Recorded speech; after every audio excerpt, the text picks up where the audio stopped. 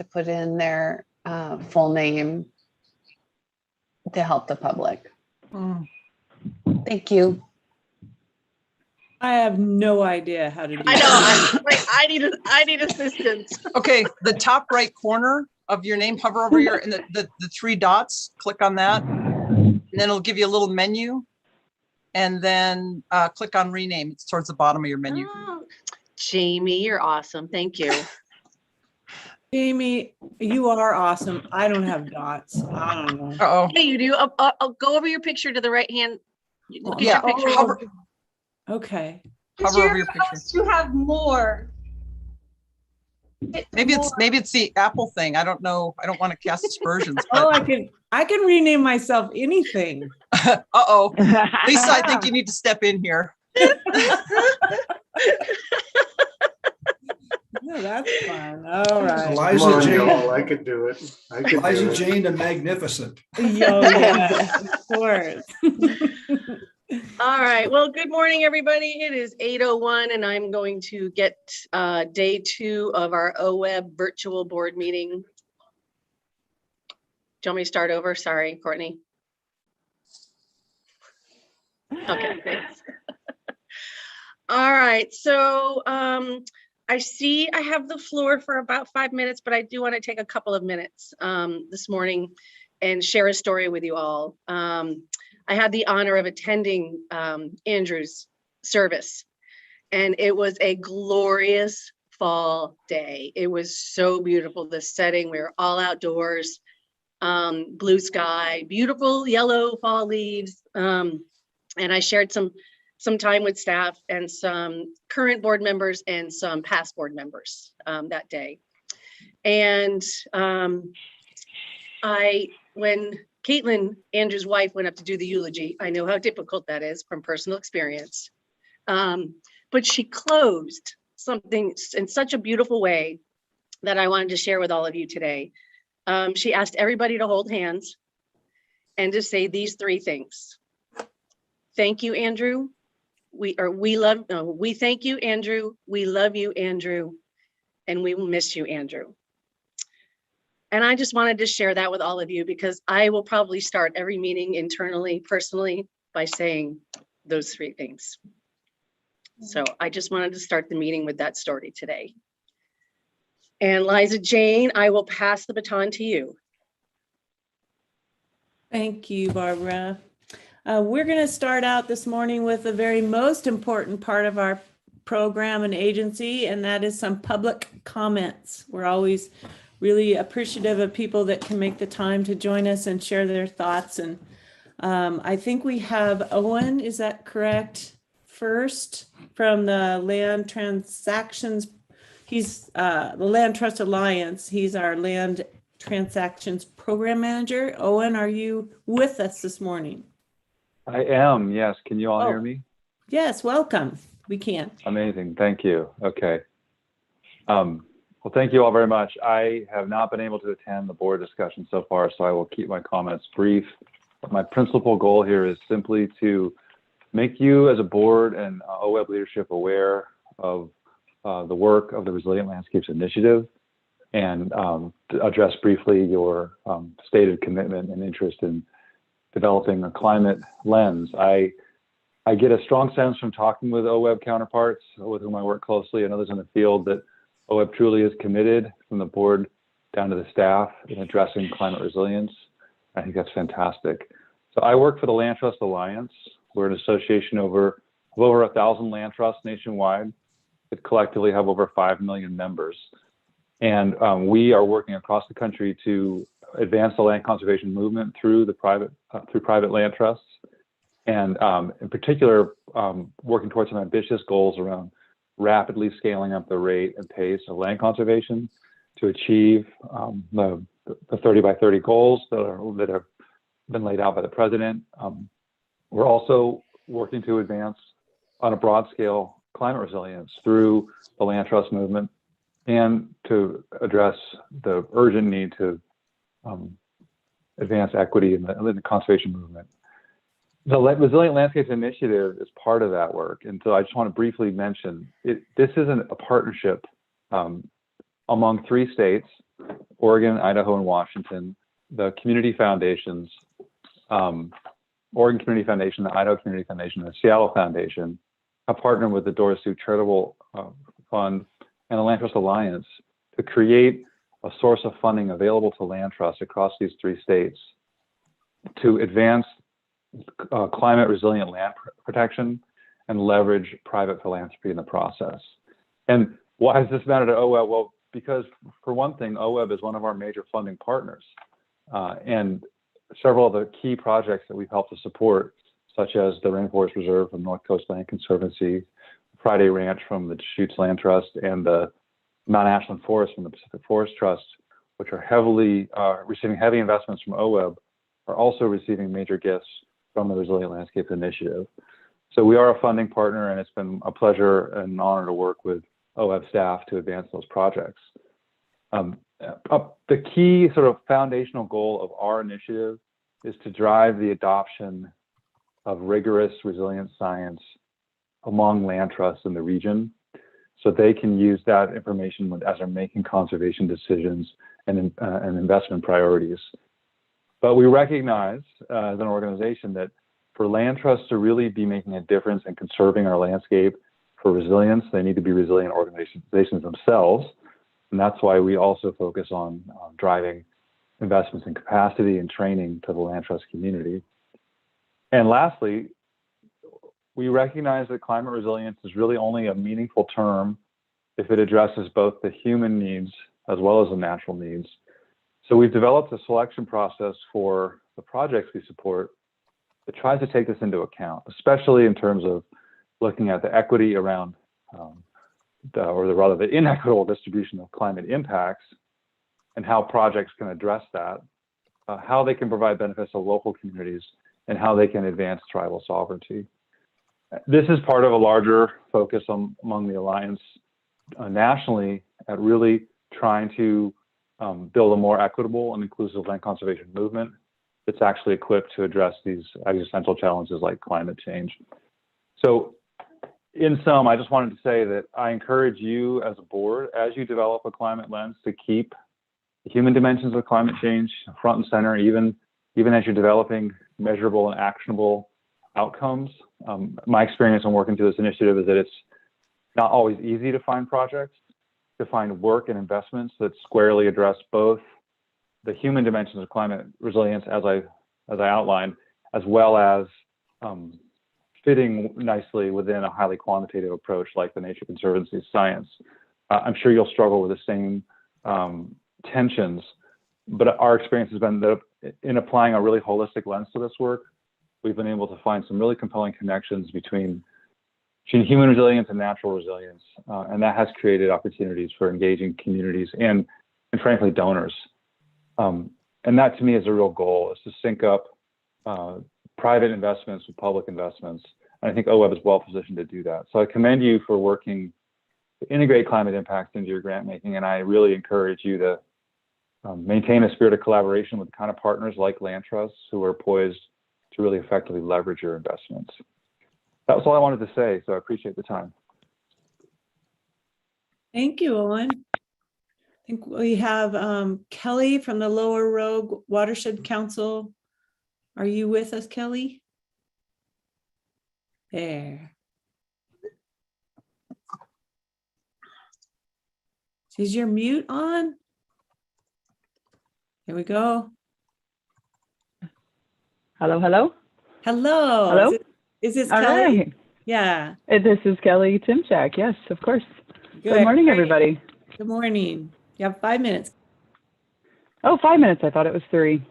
Well, I won't take all my 5 then. Again, thank you guys for having me today. I kind of came in under the gun here just after watching yesterday and thinking a little bit more about this. But for the record, my name is Kelly Timchak, and I'm the coordinator at the Lower Rogue Watershed Council. And I just wanted to make some comments about the climate work you guys are doing. So thank you for thinking broadly about that. I wanted to comment quickly on the board's direction towards adding the proposed climate lens to grant review criteria. I do commend you guys all for thinking on a larger scale for the whole state of Oregon to address climate change. but I am just a little bit concerned about the process and the timeline. It does go without saying, obviously, the timing of this is not great, but since it occurred kind of in the middle of a pandemic and many people are busy putting out fires, literally and mentally and physically and everywhere across the state. So many people were transitioning roles and organizations, and we saw a lot of board members and staff turnover and shifting, including lots of transitions at OWEB as well. So it has been a challenging few years, to say the least. And I know that doesn't really set the stage for saying we shouldn't do any work during this time, but it's just a little bit odd, I find, that the committee is working towards board approval in January of a purpose statement and the draft climate lens when we haven't really even received or reviewed any of the responses to these questions in the grant applications yet. So I do think that the climate technical resources you guys are developing have been amazing. And I think that that's probably a long time coming anyway, and those have been really useful tools. So I'd like to also say thank you to staff and board that have helped within the development of the technical resources. That's a great document. However, I am thinking about the near future of implementation as it lines up with climate actions, and it's tough. This is sort of a more implementation thing, but it's tough to ask operators to utilize this newer equipment and electric-based machinery in a short amount of time. Many operators have put their family assets into these pieces of equipment, and I know we would not be able to accomplish these types of climate reduction objectives on the South Coast quite yet. The infrastructure is simply not here. I do believe it's a solid idea and one that I can certainly get behind, but I believe there needs to be a little longer timeline for the acceptance and the implementation, as well as I think we should do a little bit more creative thinking on how to advance this transition. This is not a simple modification we're talking about. It really is a paradigm shift in the way we do restoration, and not just us, among our partners and on-the-ground implementers. So I'd like us to try and think outside the box on this one a little bit. And much like the last implement said, encouraging other funders to join in, perhaps encouraging other funders to support small businesses that are transitioning to biodiesel or battery equipment, partnering with other funders to help build the infrastructure. I don't think OWEB needs to carry this burden alone, and you guys do have a lot of really great relationships across the state. I'd like to see you support the Oregon Conservation Partnership to provide technical assistance, support to grantees to help to strategically move in this direction, while also recognizing that many of us have limited capacity under normal years, not to mention pandemic years. OWEB does have a unique opportunity to use its position as a funder and a state agency to catalyze really positive change on this sect. So I'd like to see us work together to accomplish the statewide goal of emission reductions. Lastly, I would urge OWEB to engage with us and the contractors that we actually work on the ground to put these projects on the ground in this discussion. These are the people that are going to have to take the big bite. So I feel like having their buy-in and their input is really important. Many of us are small staff organizations, and taking on big initiatives like this takes time, money, and loads of inertia. And all this equals energy that can no longer be placed into on-the-ground restoration, which is the very action that creates the uplift needed to battle climate change. So apart from focusing on updating review criteria and creating a climate lens prioritization process, I'd say perhaps we can think about supporting a climate-friendly infrastructure first, and then begin ranking on those that advance the effort most effectively. I really, really appreciate you guys for your time today, and I am so happy to see all your faces on the board, and I'm really happy to see that you guys have brought Kelly Coates on as your tribal representative as well. So thank you so much. You guys have a great day.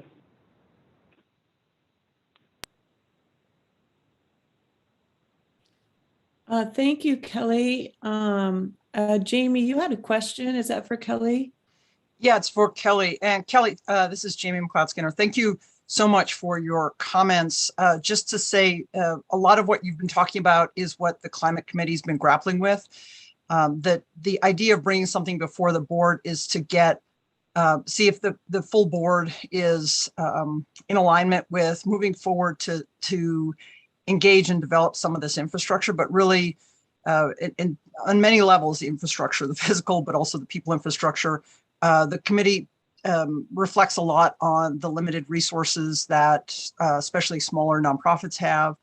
And so we really welcome your input in this process, but just to know that the idea is to both recognize the urgency of this issue and, to your point of literally and figuratively putting out fires, to make sure that we're acting as aggressively as we can, while also working with our partners to make it a doable lift. So just to provide that feedback, but also to strongly encourage you to engage with the committee and provide your feedback. It's extremely helpful in terms of our understanding how to do this well. But thank you so much. Thank you, Jamie. It's a big topic. I can't, yeah, I commend you guys for tackling it, and I appreciate it. Thank you. I will engage. Thank you. Does anyone else have comments or questions? Bruce? And then Dan. Yes, thank you, Kelly. I appreciated your comments as well, and I will echo what Jamie said regarding the Climate Committee. The statement of purpose is designed and written in a way that we recognize that it is the beginning of a continuum. You're urging for additional resources throughout the state. I think we have a fair amount of confidence that, based on the Governor Brown's executive order and the Oregon Global Warming Commission talking about climate action as a statewide enterprise, should free up resources from a variety of sources, not just the OWEB as a funder. But we wanted to get it down on paper now, and certainly the board addressing at the January meeting tends to be a big picture. We're asking for a big picture adoption.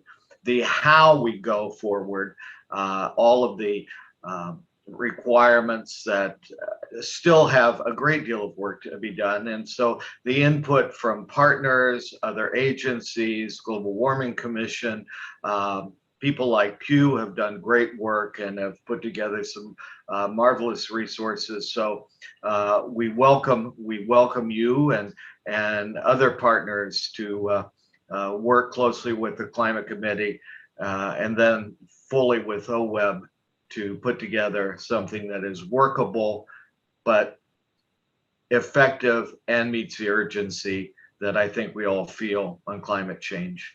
Thanks. And I do have a comment, Lisa Jane, based on the first testimony. Would you like to do that later, or do you want me to do it now? I'm sorry, Bruce and board members, I've got unstable internet. I'm stable, but my internet is not. So I'm not getting your full sentence. So I can only say yes, because I think you asked me something. Oh, okay. Okay. Thanks. So Yeah.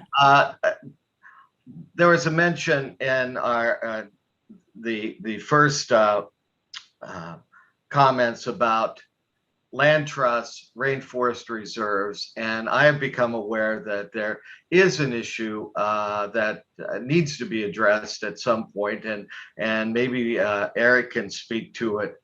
OWEB has put $2 million into the acquisition by the North Coast Land Conservancy on an $11.5 million purchase of the Rainforest Preserve.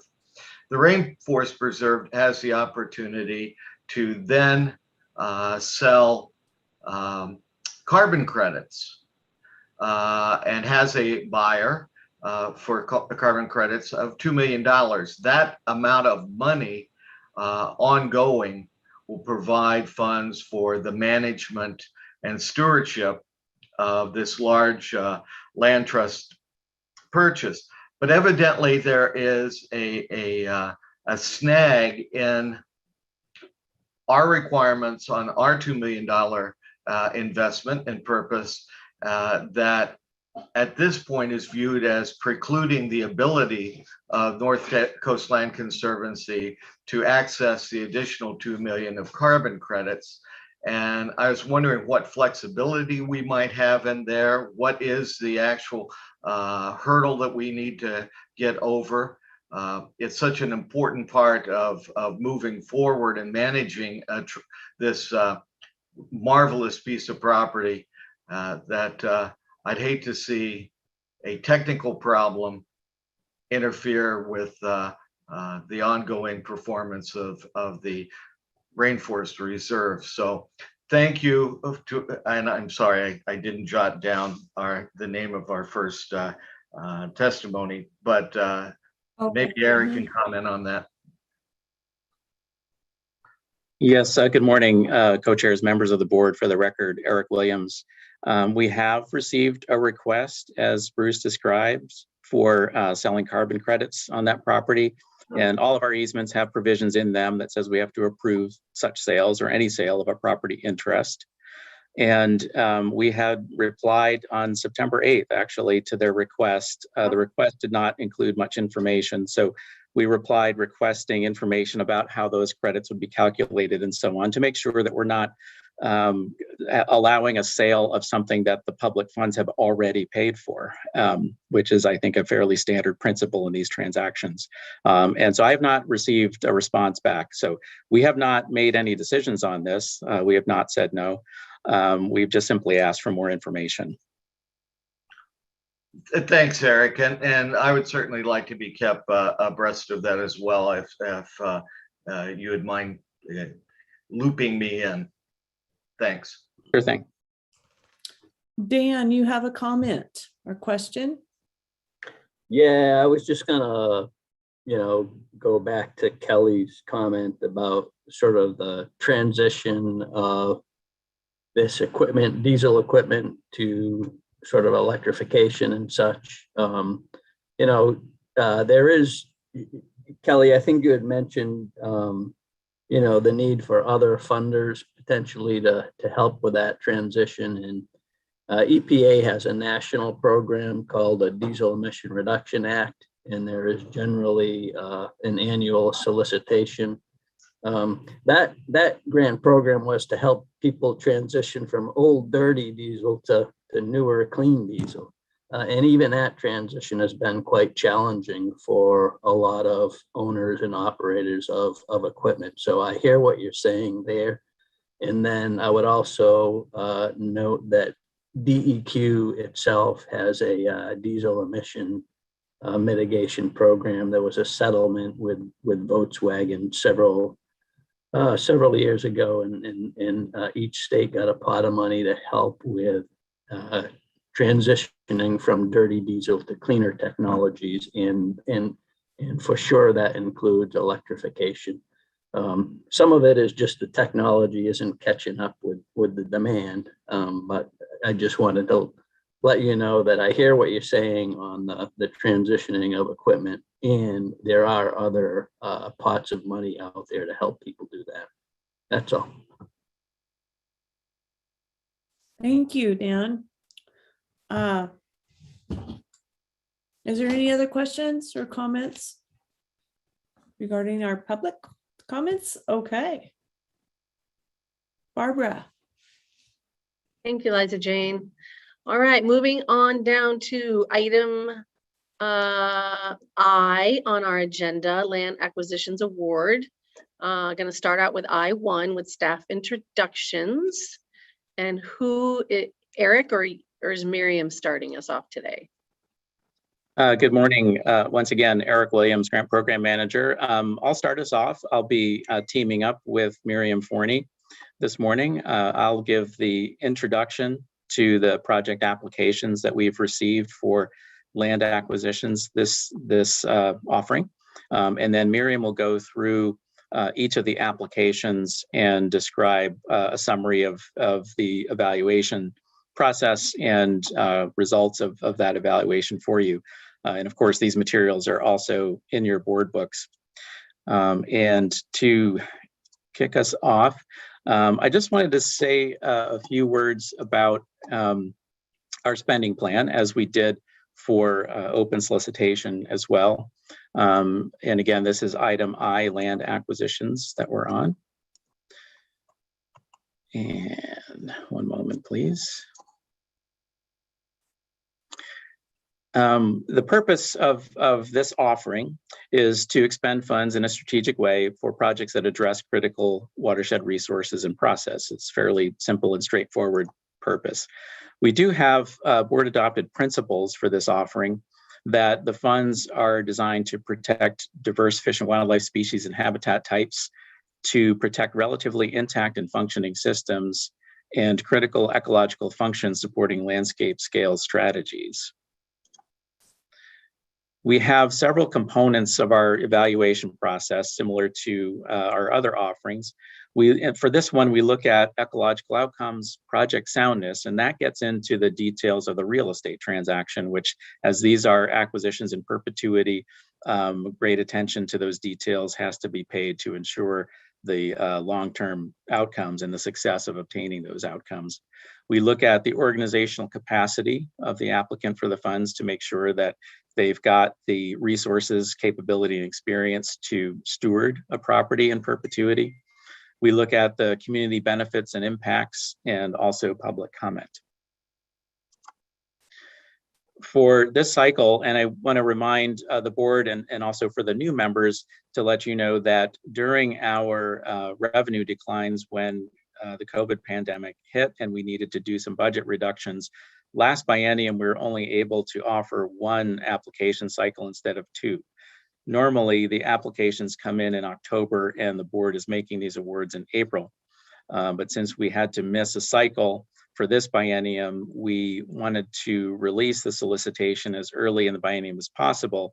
And so this has flipped our typical cycle so that we had these applications coming in April for award this October. And just looking ahead, so that you know, the next cycle will also be spaced 18 months apart rather than doing this again in October. So you will see a bit longer of a gap. And the reason for that is we wanted to equalize the gaps between offerings to 18 months in each gap rather than a 2-year gap and a 1-year gap. So after this cycle, we'll be back on our normal October application and April board award cycle. In the spending plan, we have $10 million for the acquisition line item, and note that that line item covers both land acquisition and water acquisitions. And similar to what we talked about in open solicitation yesterday, we look at the spending plan and have a funding target based on the proportion of the spending plan that's applicable to this cycle. And so that would mean for both land and water, we have about $5 million available. Given that we do not have a water acquisition cycle right now, we are viewing the $5 million as our funding target, our maximum. And so we received requests for $7.8 million in lottery funds. We also have one application requesting coastal wetlands funds. That's a federal program through the U.S. Fish and Wildlife Service for which a designated state entity must apply. And in this case, OWEB is a designated state entity. So OWEB applies on behalf of the applicant for those funds. And we'll talk a little bit more about that when we're talking about that application. And so that one requested $490,000 in coastal wetlands funds. Of the 4 applications that were submitted, 3 of them are recommended for funding. 1 is not recommended for funding. And at this point, I'll turn it over to Miriam to run through the details of the applications. Thanks, Eric. Good morning. For the record, Miriam Forney, Acquisitions Coordinator. First up is the Oak Creek Preserve application. This is number 2219900, submitted by Greenbelt Land Trust. Greenbelt requested $1,027,390 for the fee simple purchase of a 143-acre property in Benton County near Corvallis. The application states that acquisition of the proposed property will connect over 12,000 acres of land held by entities including Greenbelt and Benton County, the city of Corvallis, and OSU. Currently, the property consists mostly of an annual ryegrass field, although there is a small remnant oak woodland. The application states that the property is at risk of being converted to housing. Greenbelt proposes to protect the oak woodland and restore the property's native upland and wet prairie for the benefit of priority species, which include acorn woodpecker, chipping sparrow, Nelson's checker mallow, and Kincaid's lupin, among others. So reviewers determined that the project provides an important opportunity to restore rare ecosystems and improve the connectivity of those systems for the benefit of imperiled species. The real estate transaction appears to be relatively uncomplicated. That said, there is the potential for a major road to be built through the property under a City of Corvallis planning document. So that issue needs to be thoroughly investigated and the risk of road construction determined to be minimal in order for the project to be consistent with the purpose of OWEB's land acquisition program, which is the protection and enhancement of native fish and wildlife habitat. Reviewers also identified a long-term project soundness concern pertaining to the intended extensive public use of the property. The use needs to be managed effectively and in a manner that protects the restored ecosystems and complies with OWEB's conservation easement. Infrastructure related to public use on OWEB-funded properties is typically minimal. Infrastructure and its use must not impede the ability of the property to meet the purpose of OWEB's land acquisition program. Greenbelt indicated it doesn't intend to allow hunting on the property because hunting won't safely mix with the intended community trail and the property's proximity to rural residences. I mention this because the board previously indicated an interest in knowing whether hunting will take place on properties proposed for purchase with OWEB funds. So we don't grant our funds to ensure recreational outcomes of any kind, and we neither prohibit nor require hunting or other recreation. So hunting can occur if a grantee determines it's in line with their goals for the property and the organization has the capacity to oversee the hunting in accordance with a management plan. The application states that if Greenbelt acquires the property, it'll continue to pay property taxes, which are approximately $700 per year. In summary, the application presents an opportunity to acquire property that's important for the restoration and connection of rare ecosystems. Greenbelt's track record indicates it has the experience necessary to complete the property purchase and restoration. Funding conditions address concerns raised during review of the application, and they'll aid in sound completion of the project.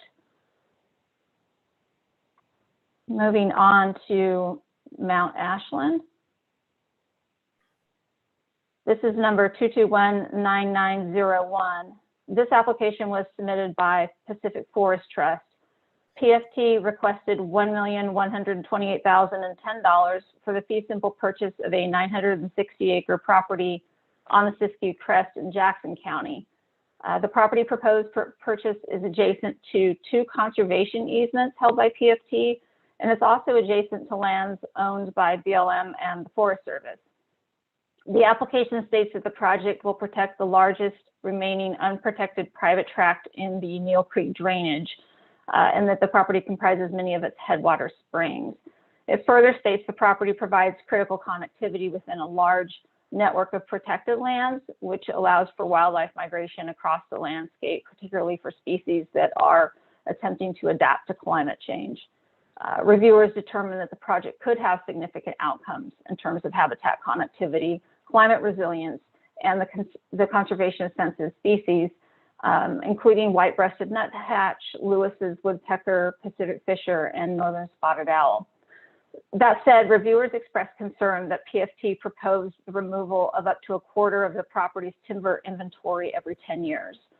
This concern is addressed with several funding conditions, and PFT has agreed that if funding is awarded, it won't consider the 25% harvest limit in preparing a management plan, and instead will develop a harvest plan that is solely based on habitat goals. PFT told OWEB staff that it does not intend to open the property to hunting in general, but will consider hunting as a tool for wildlife management issues as needed. In assessing project soundness, reviewers determined that several of the property's title encumbrances must be addressed, including a current lack of insurable access to the property. Other details of the transaction would have to be resolved as well, and those are described in the evaluation. Reviewers identified long-term soundness concerns related to PFT's plans for a stewardship fund. The proposed annual stewardship budget appears to be a general estimate of costs related to monitoring, as opposed to a calculation of costs based on planned stewardship time and activities. And the fund appears not to have been secured yet, so these issues would need to be addressed. PFT does intend to pay property taxes, which the application indicates are approximately $4,200 per year. So in wrap up on this application, it presents an opportunity to permanently protect a key property within a network of conservation properties in an important ecoregion. Although the property would be PFT's first fee simple ownership in Oregon, the organization does have long-term experience managing forests for conservation purposes. Funding conditions will address the concerns raised during review of the application and will aid in sound completion of the project. Moving on to Wall Ranch. This is number 2219904. This application was submitted by Wild Rivers Land Trust. The Land Trust requested $5,212,524 for the purchase of a 783-acre conservation easement in Curry County near Port Orford. The property is a sheep ranch located on the Elk River. The application states that the property consists of 533 acres of pastures and 250 acres of fish and wildlife habitat. The application proposes that the conservation easement protect the fish and wildlife habitat from degradation and ensure that the agricultural portions of the easement remain in agricultural use. Reviewers noted that the property showcases the compatibility of working lands and conservation, but that for long-term benefits, the current agricultural practices must be maintained. So that places high importance on a strong, flexible management plan, including a plan for the areas that are going to remain in agriculture. The review process identifies pretty significant soundness challenges which are listed in the evaluation. The challenges make it unlikely that due diligence requirements can be completed in the near term, and may affect the long-term outcomes of the proposed investment. Public comments received for the application highlighted a community concern about the stated price of the conservation easement, specifically that the easement price may drive up farmland prices. However, the amount that OWEB will pay for any property interest is determined by established appraisal standards and reflects market value. That said, in this case, a better understanding of this easement's value could have assisted in confirming the willingness of the parties to proceed, and would have aided the Land Trust in submitting a grant request only for the funds actually needed. Hunting on this property would be at the discretion of the private property that will retain ownership of the ranch, and taxes will continue to be paid by the property owner. So in summary, the grasslands that comprise the pastures on the property are not a native ecosystem for this area. So it's challenging for OWEB to invest in a conservation easement for the purpose of habitat protection and restoration, where the larger portion of the property is in pasture rather than proposed habitat conservation zones. A partnership with an agriculturally focused funder is critical, and upfront clarity in the roles of all the parties is key. If ownership structure, estimated purchase price, and other soundness issues identified in the evaluation can be addressed, the Land Trust is encouraged to more fully develop a proposal that meshes funder priorities with proposed easements, providing distinction between agricultural areas subject to a conservation easement to protect and sustain agriculture, and areas subject to a conservation easement for habitat purposes. And last up is number 2219903 for the Sayusla property. This application was submitted by the Nature Conservancy. TNC requested $433,673 in lottery funds and $490,000 from the National Coastal Wetlands Conservation Grant Program for the fee simple purchase of a 247-acre property in Lane County near Florence. So the Coastal Wetlands Grant Program is administered by the U.S. Fish and Wildlife Service. And as Eric mentioned, only states can submit applications for coastal wetlands funds. In Oregon, OWEB is the only agency that applies for coastal wetlands funds on behalf of local partners such as TNC. So OWEB submitted a grant application for this project to the Coastal Wetlands Program in June. A funding decision is expected from the service in early 2022. If the service doesn't award coastal wetlands funding for the project, then TNC will need to demonstrate that it can make up the shortage of funds with another match source. The property proposed for purchase is in a network of conserved properties on the North Fork and Main Stem Sayusla rivers. The property was the subject of an application submitted by Mackenzie River Trust several years ago, at which time funding was not awarded primarily due to uncertainties about restoration outcomes. Since then, a restoration feasibility study was completed, and reviewers this time around determined that the study addresses the issues raised in the previous evaluation and demonstrates that wetlands restoration is feasible at the site. The property is former tidal wetlands and currently diked and drained for pasturing cattle. The application states that upon purchase, the property will be restored to a variety of tidal wetland types for the benefit of priority species such as steelhead, Chinook salmon, and red-legged frog. And ecological reviewers agreed with the stated benefits. Soundness reviewers determined that the project presents complexities, including meshing OWEB and coastal wetlands requirements. In addition, TNC intends to convey the property to Mackenzie River Trust. This entails a separate set of timing and sequencing considerations. Other details of the transaction would need to be resolved as well, such as confirmation that utility lines and access rights of other parties won't hinder the restoration. These details are described in the evaluation. TNC and MRT recognize that the river is open to public access, and the application states that they will not discourage access to the open waters of the property once tidal connection is restored. The application also states that MRT will pay taxes for the property, which are approximately $1,400 per year. So to summarize this application, although the proposed project is complex, the application presents an opportunity to restore tidal wetlands at a relatively large scale. TNC has been a leader in tidal restoration on the Oregon coast, and MRT has good habitat restoration experience as well. So both of which will help in ensuring successful project outcomes. In this case, funding conditions will address concerns that were raised during the review of the application, and they'll aid in the sound completion of the project. Eric, back to you. All right, thanks, Miriam. So this table summarizes the recommended awards, and you can see the total there. That $3 million plus includes the $490,000 in coastal wetlands funds for the Siuslaw project. And so that comprises our staff recommendation for the land acquisition awards this cycle. There are project-specific conditions, of course, as there are with any land acquisition award that we make. Those funding conditions have been reviewed by each of the recommended project applicants. And some of those conditions include things like completing land use approvals, addressing title encumbrances, and certain matters regarding management planning and the details with respect to the individual properties. And so those funding conditions have been provided to board members so that you can see and understand what those entail. And as I mentioned, they have been reviewed by each applicant. And so at this point, I think we are ready to pause for public comment on this item. And then after that, Miriam and I will be back on to answer any questions that you might have. Thank you, Eric. For the record, Barbara Boyer, co-chair.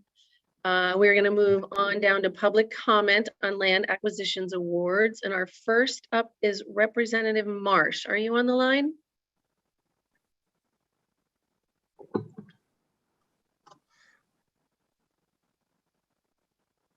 Hello, I think, can you hear me? Yes, there you are. Go ahead, you have Thank 5 you. minutes. Representative Marsh, please. Thank you. I won't need all that, but I very much appreciate the chance to offer comment. I'm Pam Marsh. I'm the House Representative for District 5, which is Southern Jackson County and incorporates the area under consideration for purchase by the support of OWEB for the Pacific Forest Trust. I wanted to speak today in support of OWEB approval of the Pacific Forest Trust grant application for funds to purchase the Mount Ashland Forest that's located on the Siskiyou Crest here in Southern Jackson County. For the past 20 years, I have been a strong advocate for the nearby Cascade-Siskiyou National Monument, and I wholeheartedly encourage efforts to preserve the extraordinary plant and animal life here. As our community seeks to implement resilience in the face of climate change, the goals of this project are both forward-thinking and imperative.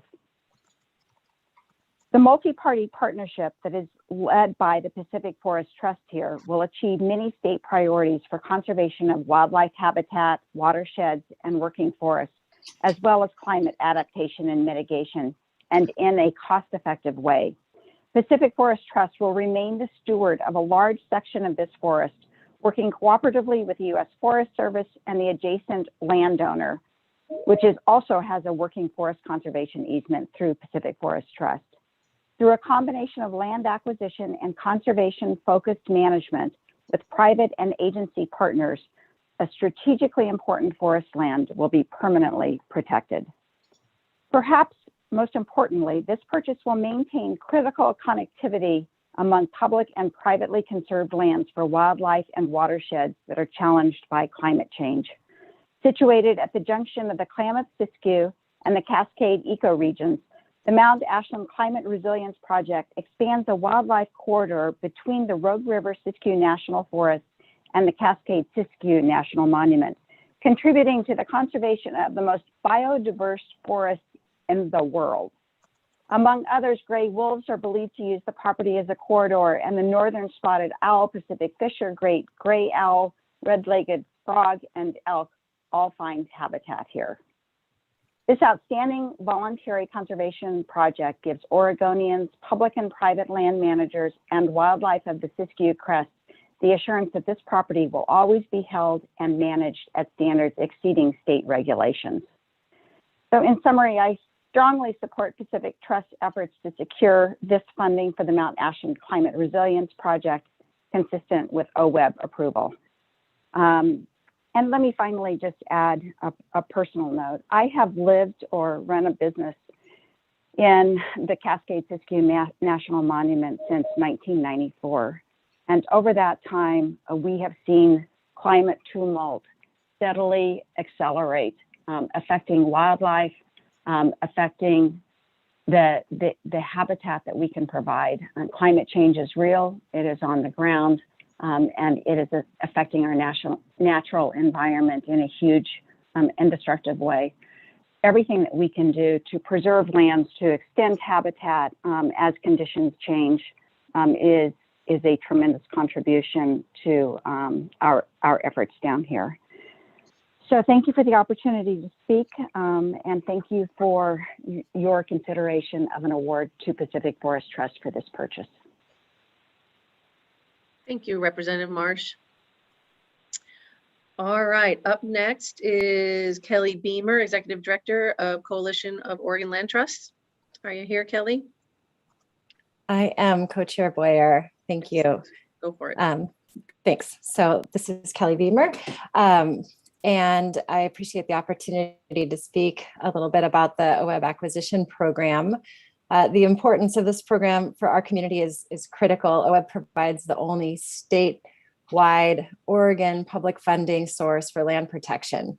And we see ourselves as important partners in fulfilling the mandate of Measure 76 to permanently protect our state's most important fish and wildlife habitat, while also providing for the long-term ability to restore and manage for ecological outcomes. So our members, as you have heard, they leverage OWEB's investments in land acquisition with federal funds, with private funds, and really stretch dollars to make big things happen. So I wanted to say that I'm pleased that the board approved a spending plan that has an increased amount of funds compared to past biennia allocated to acquisition. We're seeing large landscape opportunities come up to have real impact, and I appreciate your dedication to the program. Coalition of Oregon Land Trust supports all of the projects under consideration before you today for the importance they play in securing the long-term ecological health in regions across the state. They represent working forests, connectivity, estuary restoration, and an incredible example of sustainably managed ranch land on the South Coast. And they really represent, in my view, what we see sort of the diversity of challenges our members are tackling, from the Mount Ashland approach to manage for fire resilience, as you just heard Representative Marsh explain, and for climate resilience, Oak Creek Preserve in the Willamette Valley being able to link large blocks of thousands of acres of protected lands and really fill a critical missing piece.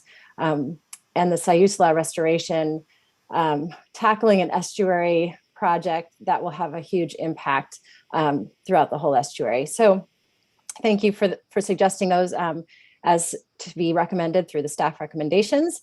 Briefly, the Wall Ranch on the South Coast was not recommended for funding.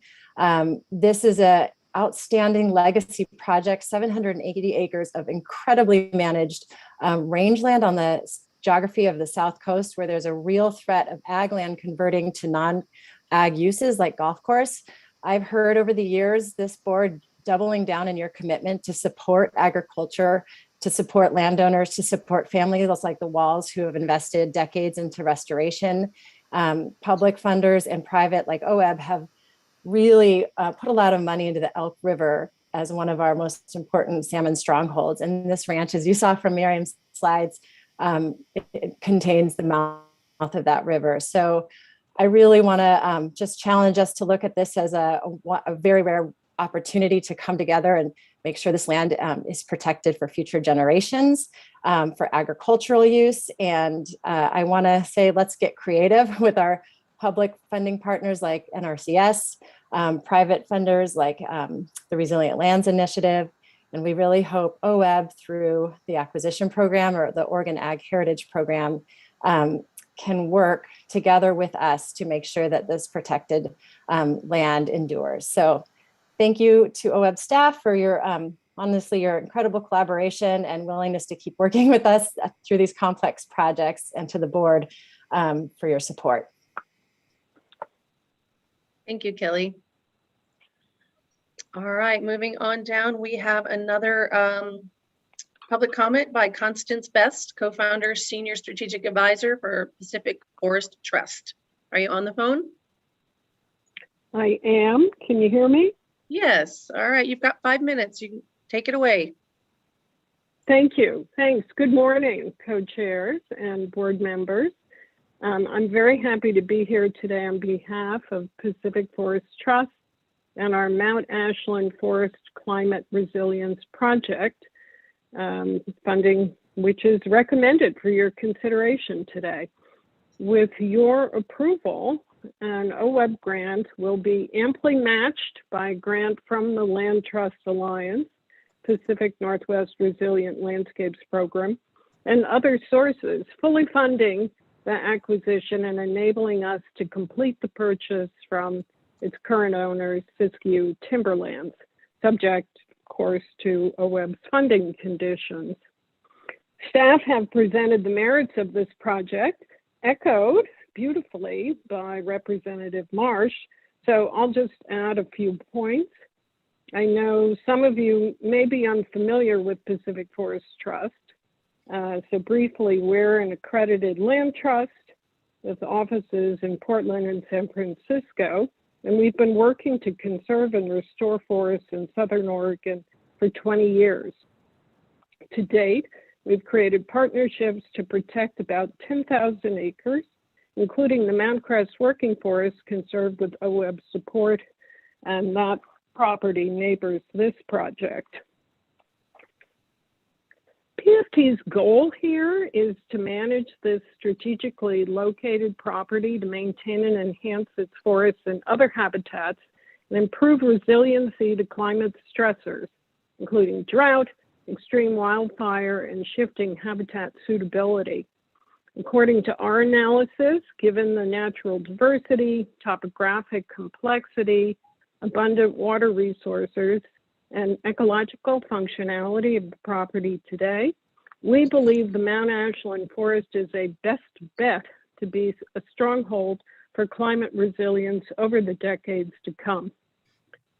Nonetheless, the property's forests, like others in the Siskiyous, are greatly challenged due to the combined impact of past management history, fire suppression, and climate change.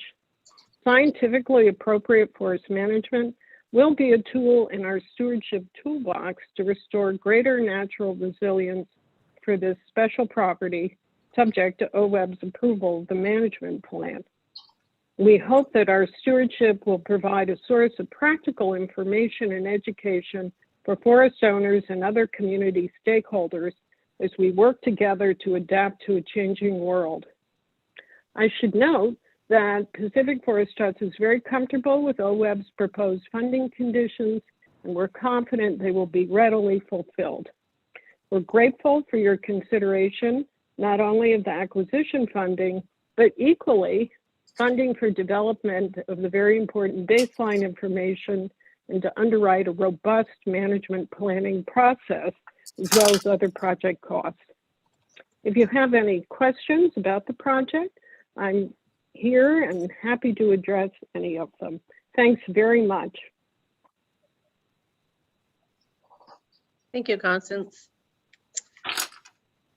All right, not seeing any comments or questions. We will move on down to board deliberations. All right, Stephen, you're up first, please.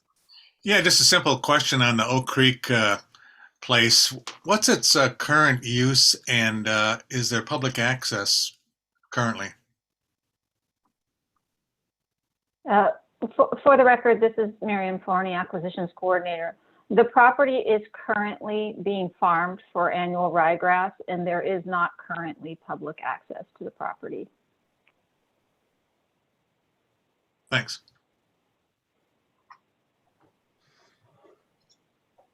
Liza Jane, you have your hand up?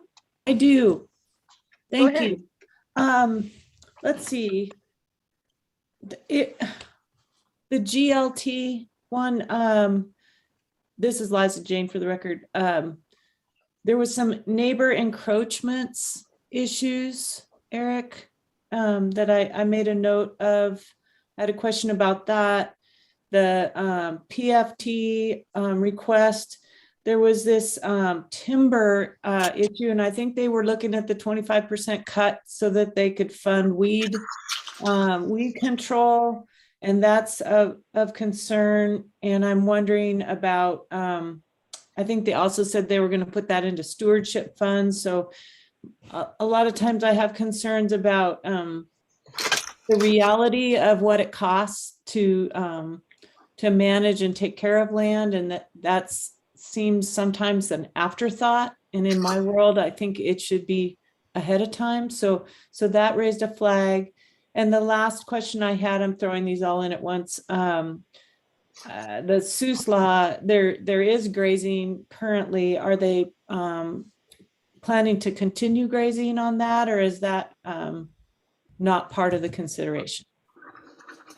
Thanks, Liza Jane. For the record, Eric Williams, Grant Program Manager.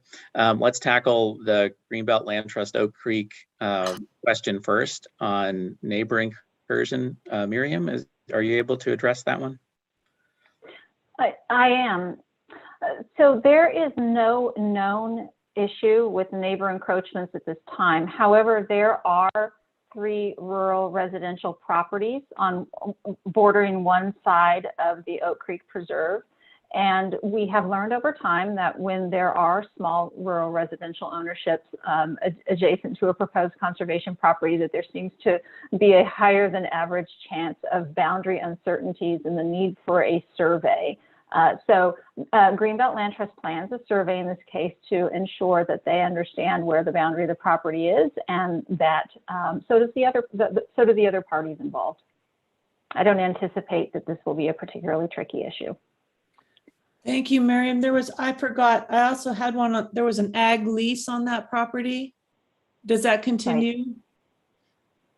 Right. Greenbelt's intention is to continue that lease on a year-by-year basis until they're ready to restore the property to essentially control weeds, is what that will help do, which is acceptable and acceptable to OWEB. That's a fine plan. Greenbelt has done that on other OWEB-funded properties, and it's worked well. Okay, thank you. All right, let's move to the PFT question regarding the planned forest management and potential for stewardship funding and the need for stewardship funding. Miriam, do you want to address that one as well? Sure, I can start, and then Eric, if you'd like to weigh in on this one, please do. Reviewers did note that Pacific Forest Trust doesn't have a fully secured stewardship fund at this time, and also noted that forested properties with their sometimes extensive road networks can be expensive to maintain. And that is the reason that there is a funding condition pertaining to the stewardship fund and the need to to document what amount they're going to secure for the stewardship fund and to secure that by date certain. One of the things that reviewers were concerned about would be that the need to raise money for stewardship would drive the harvest on the property. What reviewers want to see is that the harvest on the property is driven solely by ecological concerns and has a restoration focus rather than the need to raise funding. So Liza Jane, all of those are good points and things that we are looking to address and further explore in the funding condition pertaining to the stewardship fund. Eric, is there anything else you'd add? Yeah, thanks, Miriam. I would just add that if they do develop a management plan that's approved by OWEB and then move on to a harvest strategy that complements those habitat goals, and there are revenues to be attained from that, they could be applied to stewardship costs as well. And then addressing your third question, Liza Jane, on the Siuslaw project around agricultural use of that property. It was very interesting and compelling at the public hearing that we held for that project. The landowner, the seller, attended the public hearing and spoke pretty clearly about how he had initially purchased the property, I think about 15 years ago, with the intent of running an economically viable agricultural operation with cattle. And after that many years of trying, he came to the conclusion, and he said this at the public hearing, that the best use of this property is tidal wetland, and you're just not able to make a go of agriculture given the conditions on that property. And so he didn't see a future in it for the property, and TNC partnering with MRT has as Miriam mentioned, the feasibility work done to determine how that tidal wetland can be fully restored. Okay. It's pretty hard to make a living in agriculture anyway, but and there's lots of ways to do it. I hate to see anything come out permanently, from those efforts, because it can be such a positive tool if done well to acquire your desired results. So I don't know this landowner what was tried and in what management objective, but I wanted to ask about that. So thank you, Eric. Mm-hmm. Thank you, Liza Jane. All right, Bruce, you have your hand up. Thanks, Barbara. I have a question. These are wonderful projects. I have a question about Wall, and maybe Miriam, you can answer it, or maybe Gary or Liza Jane have some insight. I was somewhat surprised. I looked at the number of the conservation easement, the value that was placed of 10.5 million, and it seemed extraordinarily high to. Well, I shouldn't say extraordinary. It seemed high to me, and so I looked at farm ranch land available in Curry County, and there are no comparables to the Wall Ranch, obviously, but 538 acres at 5.9 million, 2.5 million for 1,000 acres, not knowing anything about those properties. Do we ever find ourselves in the position where we are paying or our partners are paying more for a conservation easement than what would be considered the fair market value for the purchase of the same piece of property? Eric, I can take that. Sure, Bruce, go ahead. Thank you for that question. So the way in which conservation easements are appraised, no, to answer your question straight away, there is not an instance in which we would end up paying more for a conservation easement than if you bought the property in fee simple, in other words, bought all of the rights outright. Reviewers noted the exceptionally high price tag on this one, and that was one of the concerns, is that it would have been helpful for the applicant to have perhaps a tighter handle on what the conservation easement might be worth. The gravel resource on the property seems to be driving a fair amount of the uncertainty. So one of the things that reviewers would really like to see is a further exploration of the potential value of that conservation easement if an application is going to be resubmitted, essentially tighter dialing down of what that conservation easement might be worth. I hope that helps. Thank you.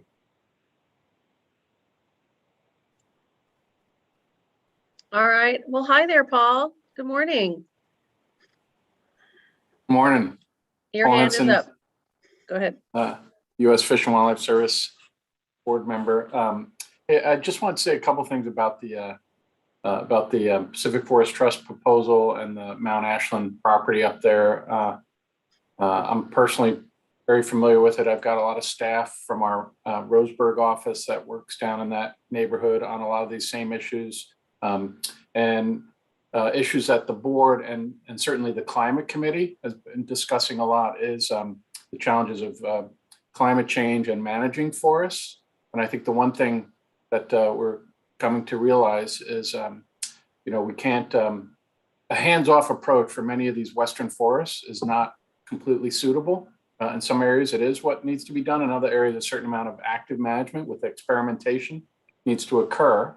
And I guess I just want to underscore that while we know a lot less than we think, and we're still experimenting and learning, I really personally support some amount of intervention and management, active management of those lands. So I think Pacific Forest Trust is one of those players that is doing that kind of work, but clearly with a conservation emphasis. And I just wanted to express my support for that project in the sense that it's providing some needed intervention in an area that is super valuable. But with a conservation emphasis. So I've been up on that in that general area multiple times and can attest to its biodiversity value for the species that the Fish and Wildlife Service has great concern about, and also the collaborative nature of the work that PFT does. So I just want to comment on that.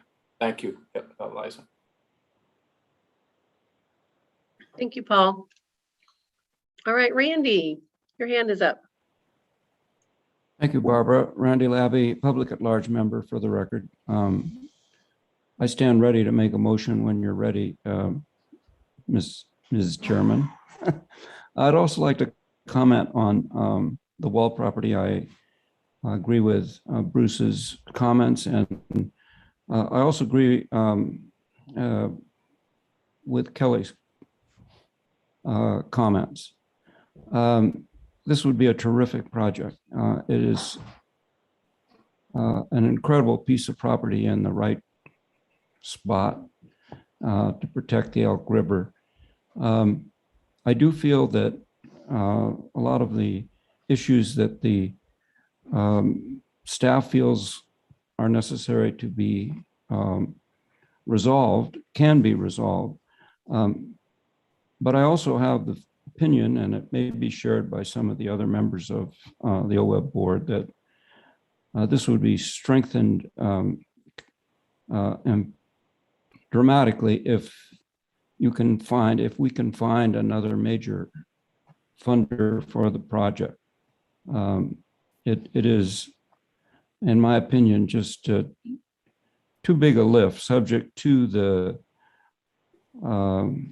ultimate appraisal for OWEB to handle that much of the conservation easement cost. Anyway, I hope that project comes back in another iteration, and it will ultimately they will ultimately find a way to do it. It's a terrific, just a terrific property. Thanks. Thank you, Randy. Jamie, got your hand up? Yes, and first of all, thanks for all the great work to staff on this. These potential investment opportunities are wonderful in filling the gap to allow preservation of some of these key areas that are just part of continuing Oregon's legacy for our natural resources. So really exciting projects. jumping first to the Wall Ranch, and I appreciate the comments that Randy and Bruce made. Would it be possible to have staff go back to this applicant and discuss some of the challenges, and then bring this back so that we can see it again at our January meeting if there's potentially changes are made or other investors that are brought in to allow this to get staff support? Would that be a possibility? For the record, Eric Williams, Grant Program Manager. Our typical process, Jamie, on this is that with projects that aren't awarded, we do work with the applicants if they desire to resubmit the application to make it more competitive. But we do that in the timeline with the next application cycle. Because if a project is not awarded here and then we're allowing that one in, we're not allowing others to have the same opportunity. And so we prefer to keep things on our regular solicitation cycle. And we have talked a little bit about options for that property because I think a lot of you are familiar with how well the property is managed for its agricultural operation. In terms of soil health, this is one of the poster children farms out there for how to effectively manage for productive soil health that is better for the animals, better for the soil, and probably less expensive to operate that way. And so there's no question about that. And there's no question about the commitment of the landowners to that kind of an operation. It has been written up and there are videos about it. It clearly is a superstar operation. Our challenge has been, and you saw on the map, the green blobs on the map, and I'm using that technical term blob again, so sorry. The green blobs on the map represented the actively managed pastures. The blue represented the riparian areas coming off tributaries to the Elk River. And as Miriam pointed out, the grassland just simply is not a natural habitat type in that area. And really, this project is the ideal type of project for an agricultural heritage program. This is what that program was designed for, is properties just like this. Unfortunately, we don't have funding in that program right now. And so we did have some preliminary conversations with NRCS about a way to structure this so that potentially an agricultural easement could apply to the pastures and OWEB's easement can apply to the portions that have the habitat value. And so if we can work towards a structure like that, that to me would be a recipe for success for Measure 76 funding.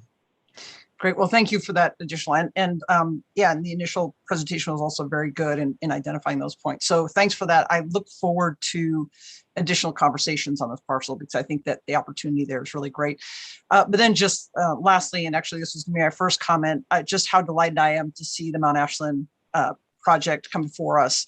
This area is tremendously critical, as mentioned by several folks today. The corridor, the fire resiliency, really appreciate Paul Henson's comments on that, and that's well known in the region. The one question I was going to have on this parcel was regarding the investment engagement of Pacific Forest Trust and in the partnerships that are the really successful partnerships that are already in place in the region.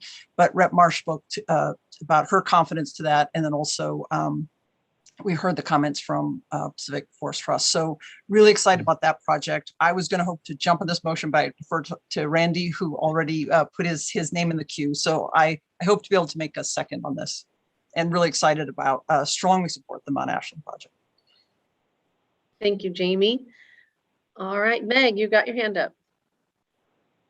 I do. Thank you, Barbara. I don't have further questions on these projects. I do really hope we'll see the Wall Ranch back in the next cycle. Eric or Miriam, I wanted to ask you before we move forward, just as an informational matter, could you run through one more time the spending plan for land and water, the cycles, when is the water cycle going to be happening, and where we are in the overall picture with acquisitions for this biennium? Sure, I'd be happy to. Thanks, Meg. Again, for the record, Eric Williams, Grant Program Manager. As I mentioned earlier, in the spending plan, land and water are in one line item for $10 million. And we had to pause our water acquisition program during our revenue reductions because we lost the staff position that was managing that. And we have not been able to get that staff position back for that program. And so we have continued to pause that. We've been doing some work behind the scenes to revamp that application to line up with the new set of rules that the board approved early in 2020. And so that work is ongoing, and what we're lining up for now is a solicitation for water acquisition sometime in 2022 that would likely result in a board award around January 2023. And so what that means is in this biennium, having only one water acquisition cycle, we took the $10 million that's in the spending plan and developed a target of $5 million for land acquisition this time. The recommended projects, of course, are under that. And so the balance would be available for one more land acquisition cycle plus a water acquisition cycle in 2023. So we'd be looking at a water cycle or water grants in January of 23 and land in April of 23? Is that correct? Okay. Yep. All right. Okay. Thanks. I just wanted to clarify that.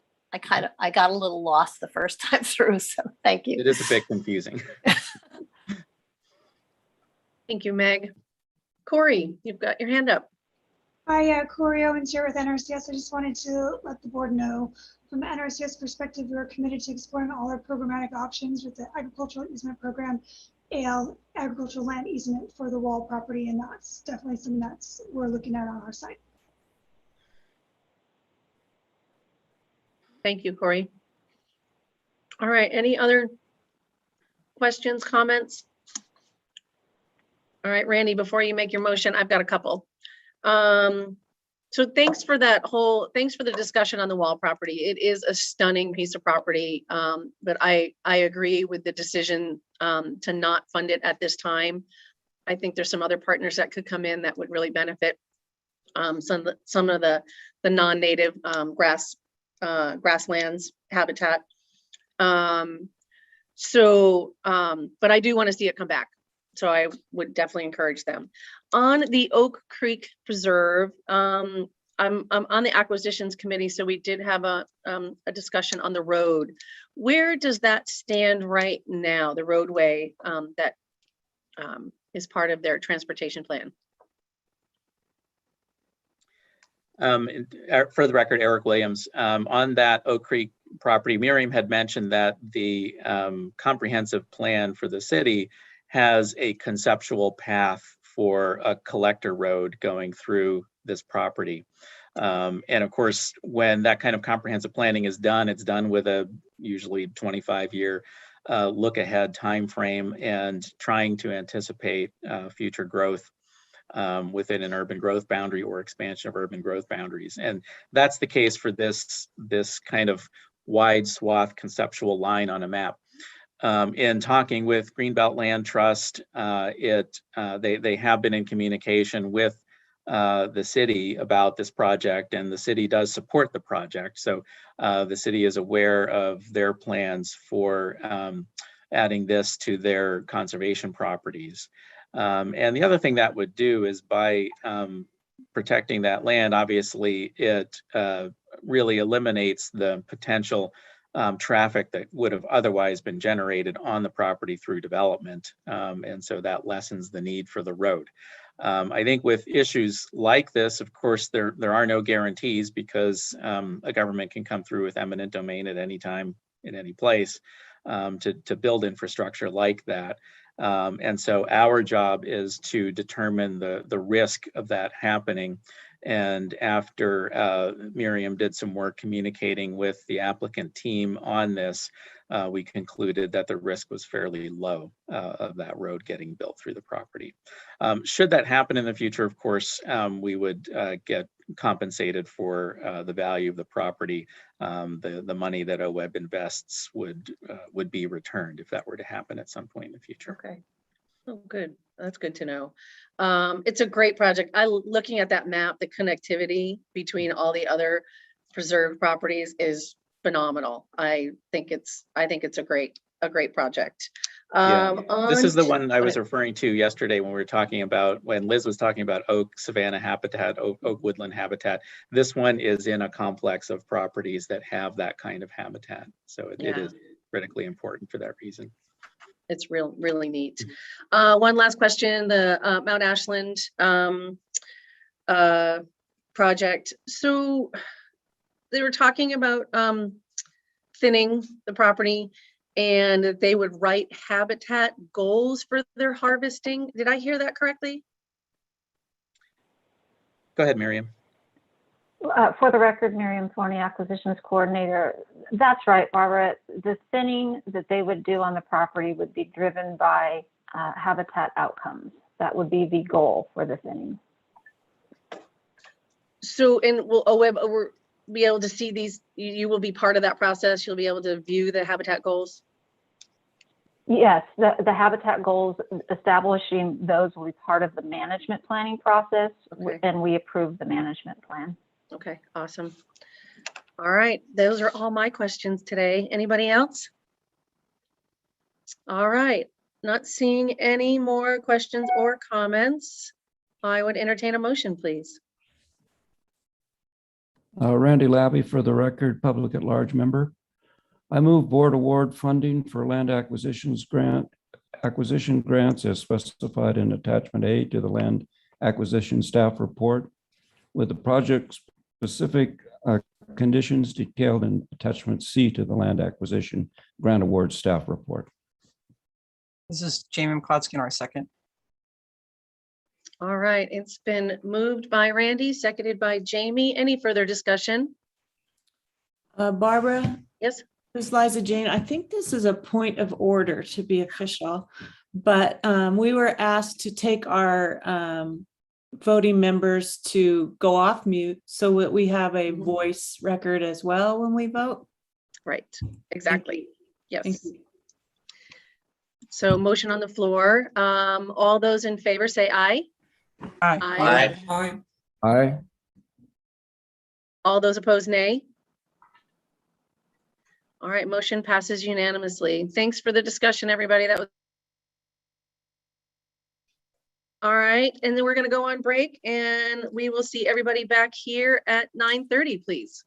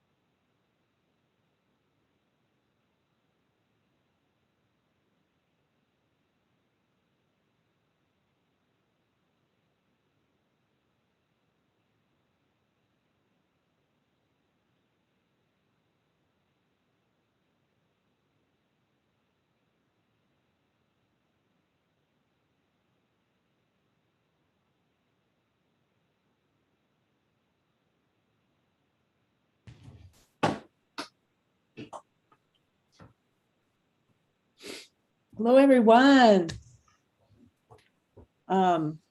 We are now at agenda item J, which is telling the restoration story. Story time. I love it. Ken, tell us the story. Morning. Yeah, I'm happy to. You guys, good morning, co-chairs, members of the board. I'm Ken Fetcho, OWEB's Effectiveness Monitoring Coordinator, and I'll be providing an update on the Telling the Restoration Story grant frame that we provide.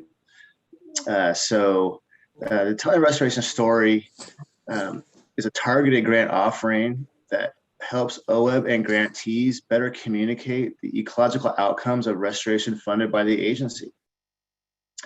These grants support compilation, analysis, and/or interpretation of existing data from a watershed restoration project or projects, and produces outreach materials that describe outcomes from that work.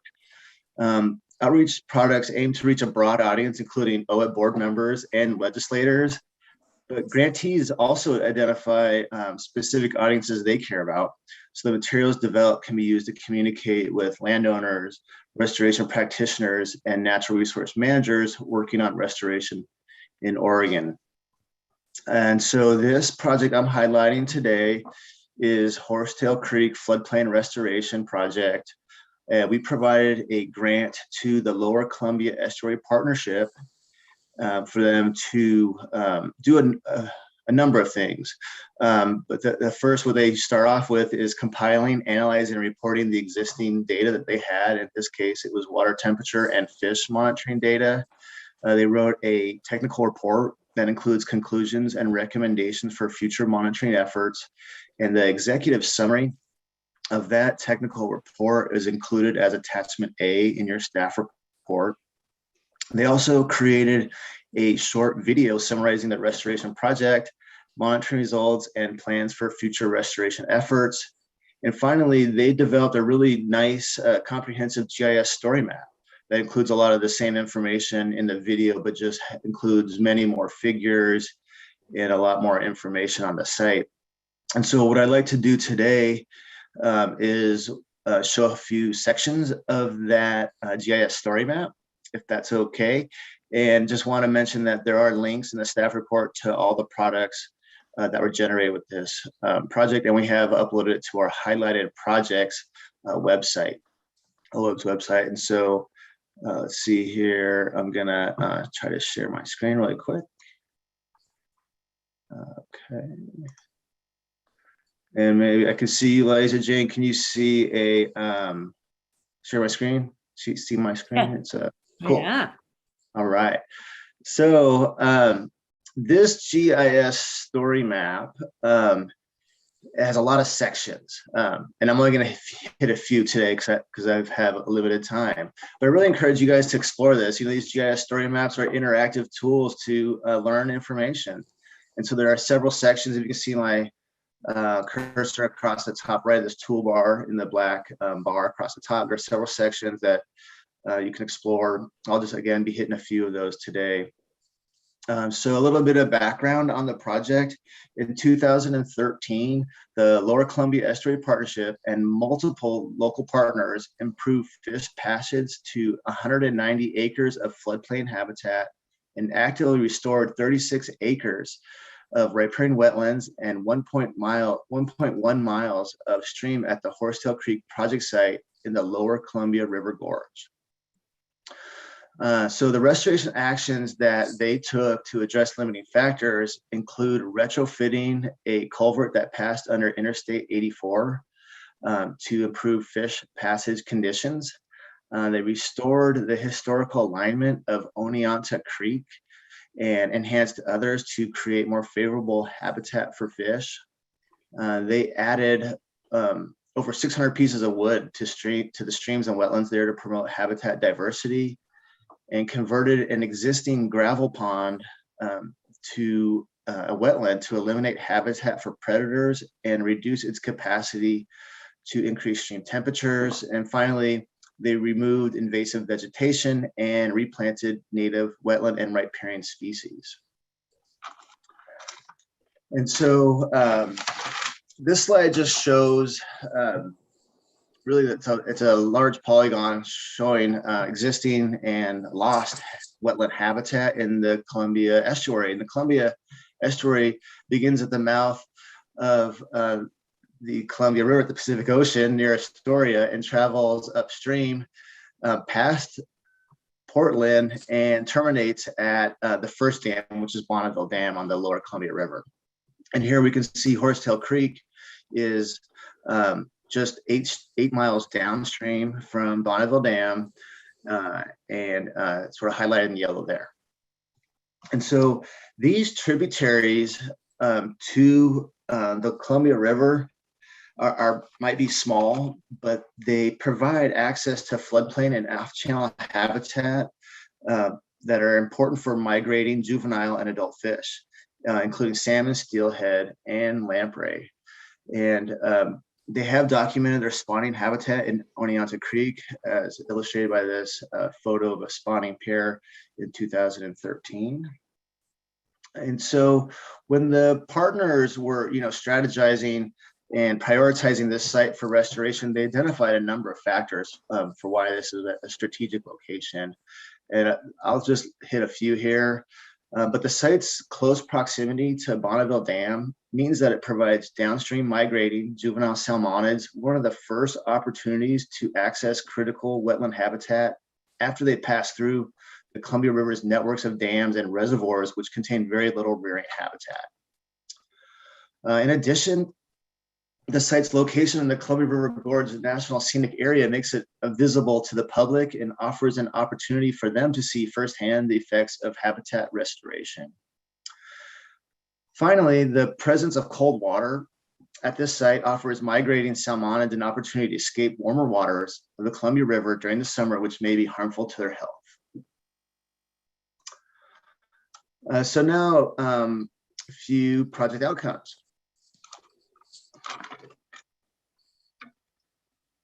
There you go. This is just a photo before and after, before on the left, after on the right, showing the work that they did just upstream of the culvert to deal with the fish passage issue, where they removed that concrete slab and installed a boulder ramp. So the Lower Columbia Estuary Partnership installed a pit tag array to help better understand if fish are accessing a site. And so these pit tag antennas or pit tag arrays are able to detect fish that have been tagged. It helps them better understand if fish are able to pass the culvert after their retrofit and access the site.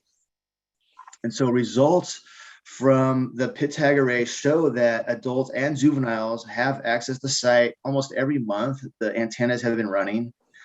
This map shows that fish accessing the site have originated from all over the Columbia Basin and are from multiple salmonid species, including Chinook, coho, sockeye, and steelhead. And the technical report that they produced, the partners produced, dives really deep into the data and also describes, how long the fish that are detected spend in the habitat. And that varies quite a bit based on the species and life stage. And so again, this map is just showing the colors are based on species, and then each sort of balloon is where those fish originated from when accessing the site here at this yellow star. So it just shows how important this habitat is, where it's benefiting fish that are coming from Idaho, Washington, and other parts of Oregon.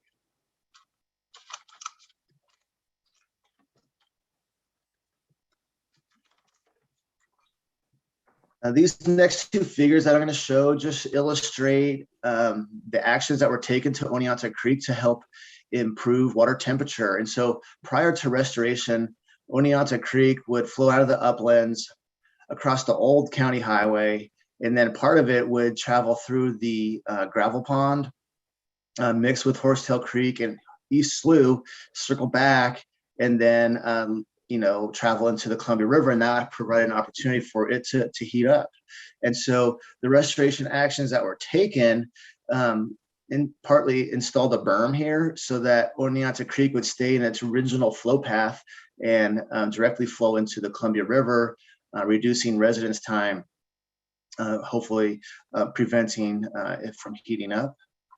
And so Oneonta's Creek's temperature has undoubtedly decreased due to restoration since it's no longer diverted through that gravel pond. Horsetail Creek appears to have gained some thermal loading, but it is considerably less than Oneonta Creek experienced prior to restoration. So with all those plantings around the wetland and its channels continuing to grow, this heating effect should continue to decrease in the future, and overall site temperature should improve. As I was mentioned earlier, over 600 logs were placed in the channels throughout the site and in the wetland, combined with regrading of various channels, invasive plant control, and native plantings. Overall habitat quality has improved significantly and continues to do so as trees continue to mature. And these same actions appear to have increased beaver activity at the site, further improving habitat quality. And so in closing, the restoration actions that were initiated in 2013 have led to measurable results that benefit fish across the Columbia Basin and has spawned additional restoration actions at this site that are currently underway. So I just encourage you guys to click on the links in the staff report to further explore the GIS story map and view the short produced video to learn more about the restoration actions at the Horsetail Creek Floodplain Restoration Project. So with that, I'll stop sharing my screen and turn it back over to co-chairs. Thank you, Ken. Really awesome project, encouraging, and I hope that we do all get a chance to go in there and look more at that. Is there, there we are. Yeah, sorry. That's all right. Comments or questions for Ken? Okay, good job. Thank you. Oh, I see Gary's Gary. got it. Yeah. Yeah, I just have a comment. What a great story. And one thought that I had listening to you was location. And this is a place that, I mean, I don't know how, I didn't hear you say how long Horsetail Creek was or the other little creek, but the fact that it's where it's at and you know, that it can be utilized by so many fish. And, you know, it's just, you know, that's my only comment. That is just, looks like to me, one of those projects we need more of to take advantage of you know, the improvement that's possible there. So thanks, Ken. That was great. Yeah, thank you. And it's one of the things that we were talking to our staff is all of us travel by there. It's, you know, I-84 is a heavily traveled thoroughfare, and this is basically, you know, upriver of Multnomah Falls and downstream of Bonneville Dam. We have lots of people travel in this. So I encourage you guys to sort of peek out the window as you're flying by safely to check it out.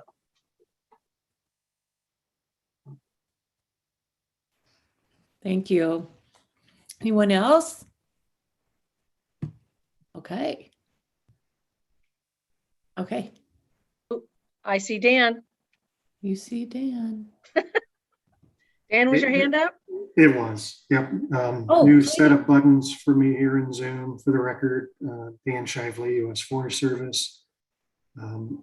So thanks for the presentation, Ken. Great story. Love telling the story. We need to always tell our story, and really curious kind of what maybe I missed parts of it, but your thoughts around the delivery system, right? You know, there are some members here that are members of the Federal Caucus in the Columbia River Basin, and I'm reminded all the time by my colleagues on the Federal Caucus.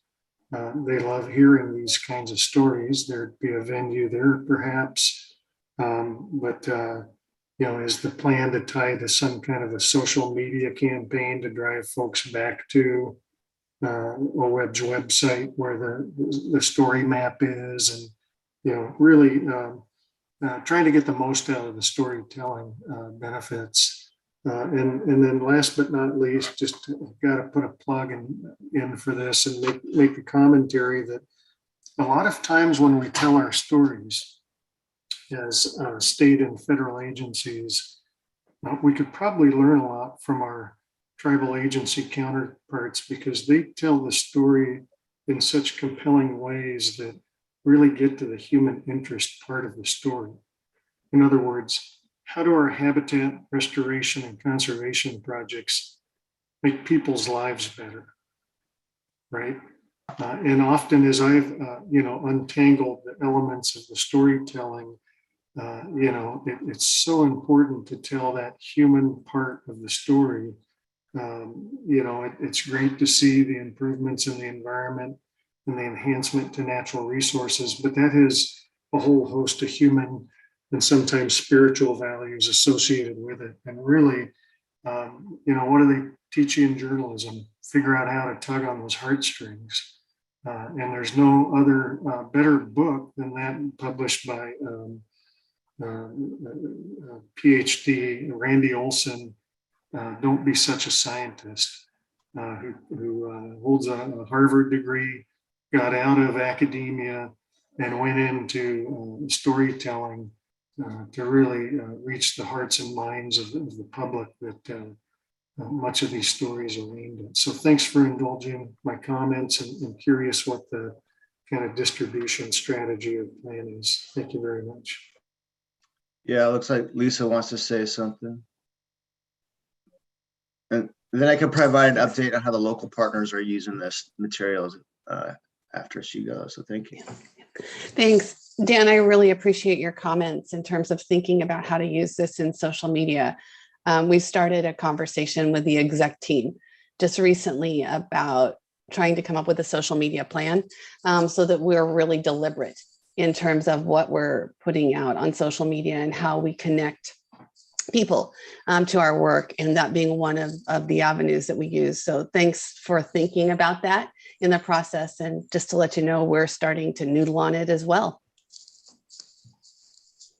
Yeah, the other thing I might add is the local partners certainly are too, Dan, and thank you for your comments. And I jotted down the title of that book. I'd be interested in looking at that. So the local partners have already used this, some of the information from this, and some of their fundraising drives, and in emails and announcements to their constituents. And I'm on their email list, so it was nice to see that sort of highlighted after we completed the project. So they are trying to get that out to their audiences as well. So I think a variety of, if OWEB can do it too through our communication pathways, and local partners are too, it brings a lot of awareness about this restoration project. Thanks, Ken. Randy, and then Renee. Thanks, Liza Jane. Randy Labby, for the record, public at large member. Whenever I go up the gorge, which is very frequently, I be sure that I sneak a peek at Horsetail Falls. And now when I do that, I'll remember this this restoration story.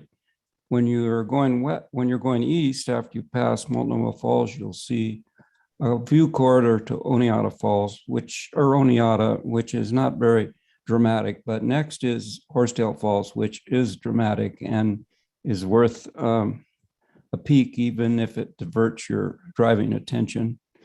Anyway, thanks. Thank you, Randy. Renee? Thanks, Liza Jane. Just briefly, Dan, in response to your question about the delegation, certainly in the past, when our executive director and at times board co-chairs have gone back to DC to talk with the delegation and federal agency partners, we've talked about the telling the restoration story products and shared those. So that's been a great opportunity. Also partnering with NOAA as part of the report to Congress for Pacific Coastal Salmon Recovery Fund. And that those storytelling opportunities also have included tribal partners, for example, Umatilla tribes on Meacham Creek.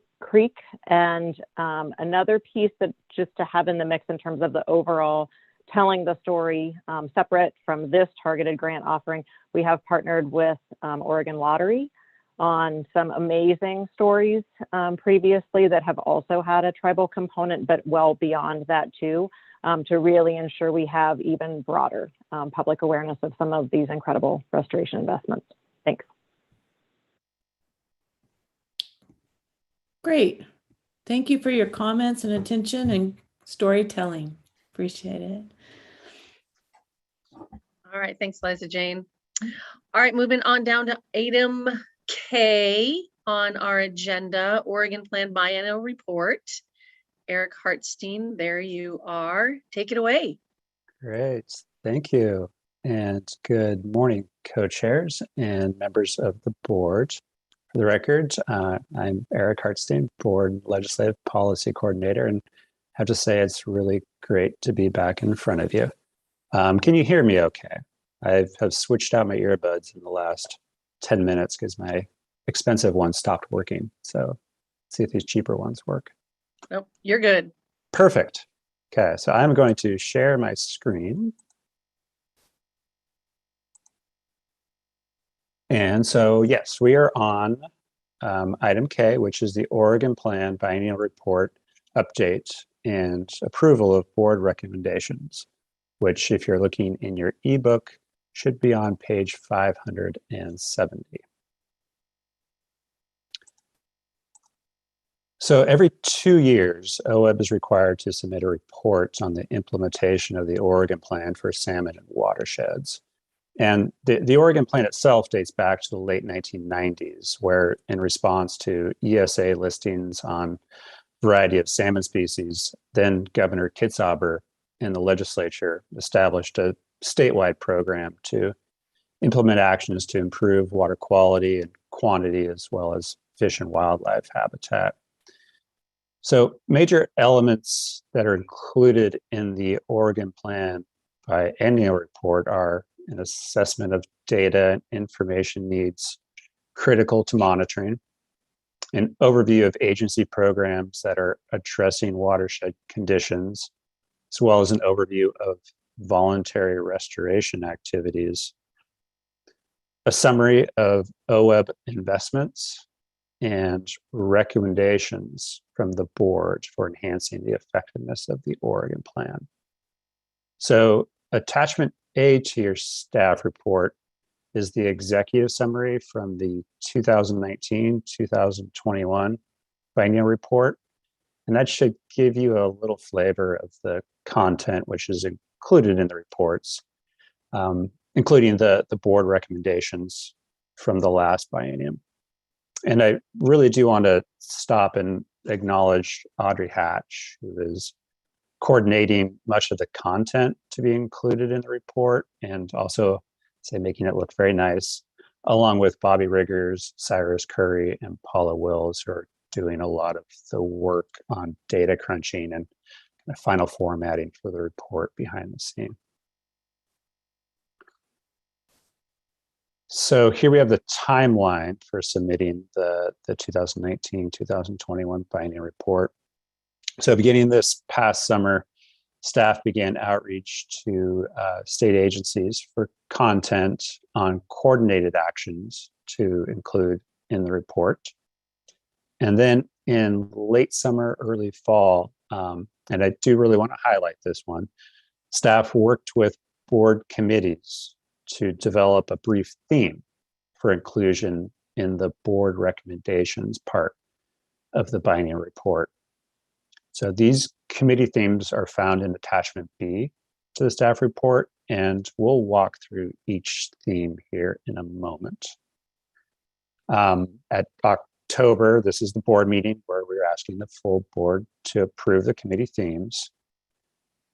And then following the meeting, staff will complete the development of the biennial report, and specific to the board recommendations portion, work with the co-chairs to weave together the language for the final approved themes.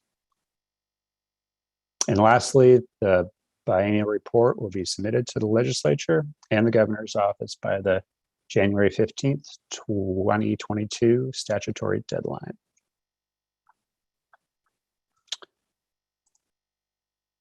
So moving on now to the committee themes. So looking to use this process today. So we'll have each committee theme on its own slide, and I'll read it out loud.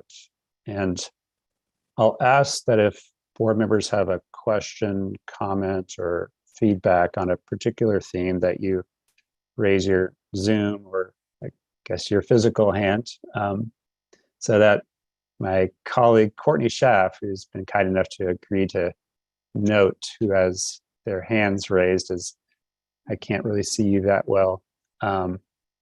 Once we go through each theme, we can then return to any of those themes where board members had feedback. So starting with the Focused Investment Committee theme, we have large-scale conservation efforts implemented by high-performing partnerships are vital to addressing the various environmental challenges impacting our watersheds. The Focused Investment Partnership Program is unique in Oregon, as it funds restoration at a landscape scale for multiple years. Long-term restoration investments in communities also may have impacts beyond environmental, and further monitoring may explore the socioeconomic benefits of landscape restoration. So I'll pause there and see if there are hands raised. And if, okay, I see at least one. So Courtney, are you noting the hands raised? Is that a physical hand or a Zoom hand? Because I don't see a Zoom hand. I see a physical hand from Chair Boyer. There we go. Great. Okay. So Got it. now I will ask for the raised hands to be lowered before going on to the next theme, which is monitoring. And it is collaborative monitoring and shared learning continue to inform watershed restoration. Climate change and wildfires pose new challenges and opportunities for those that study the science behind these issues, and for the restoration practitioners implementing projects in a changing world. It is critical for experts to share and translate knowledge in a manner that benefits all communities as they work to address both longstanding restoration needs and emerging issues that face watershed restoration.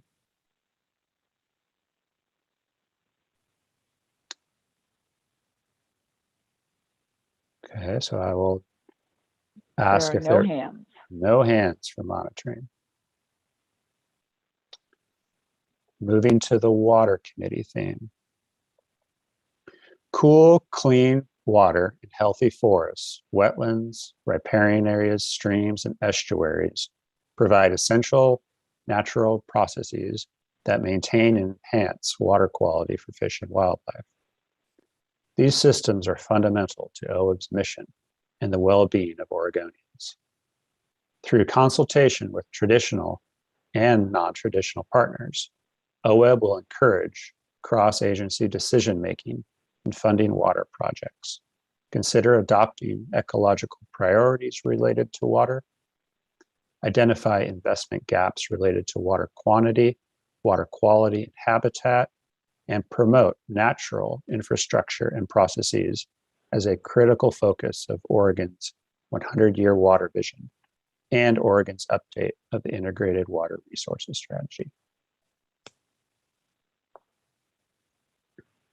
I see one hand up for Brenda, so we'll come back to this one. Okay. Okay.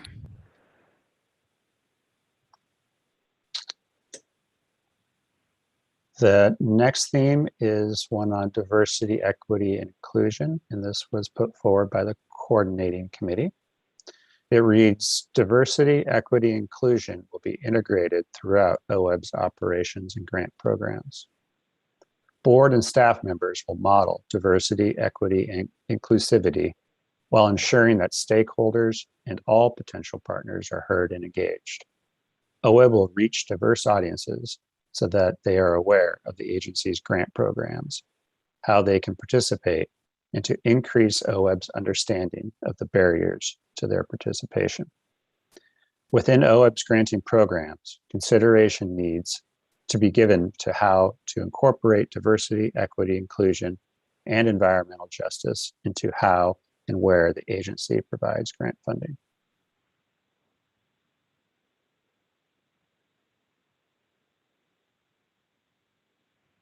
There's one hand. Brenda has her hand up, so we'll come back to this.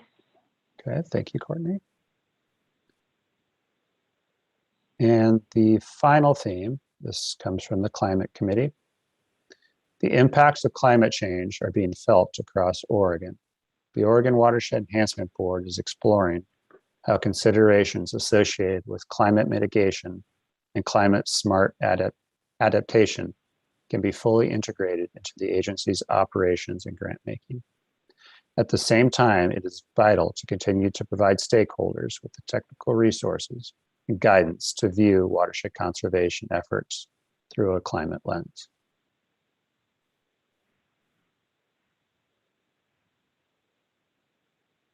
And we have one hand, Barbara.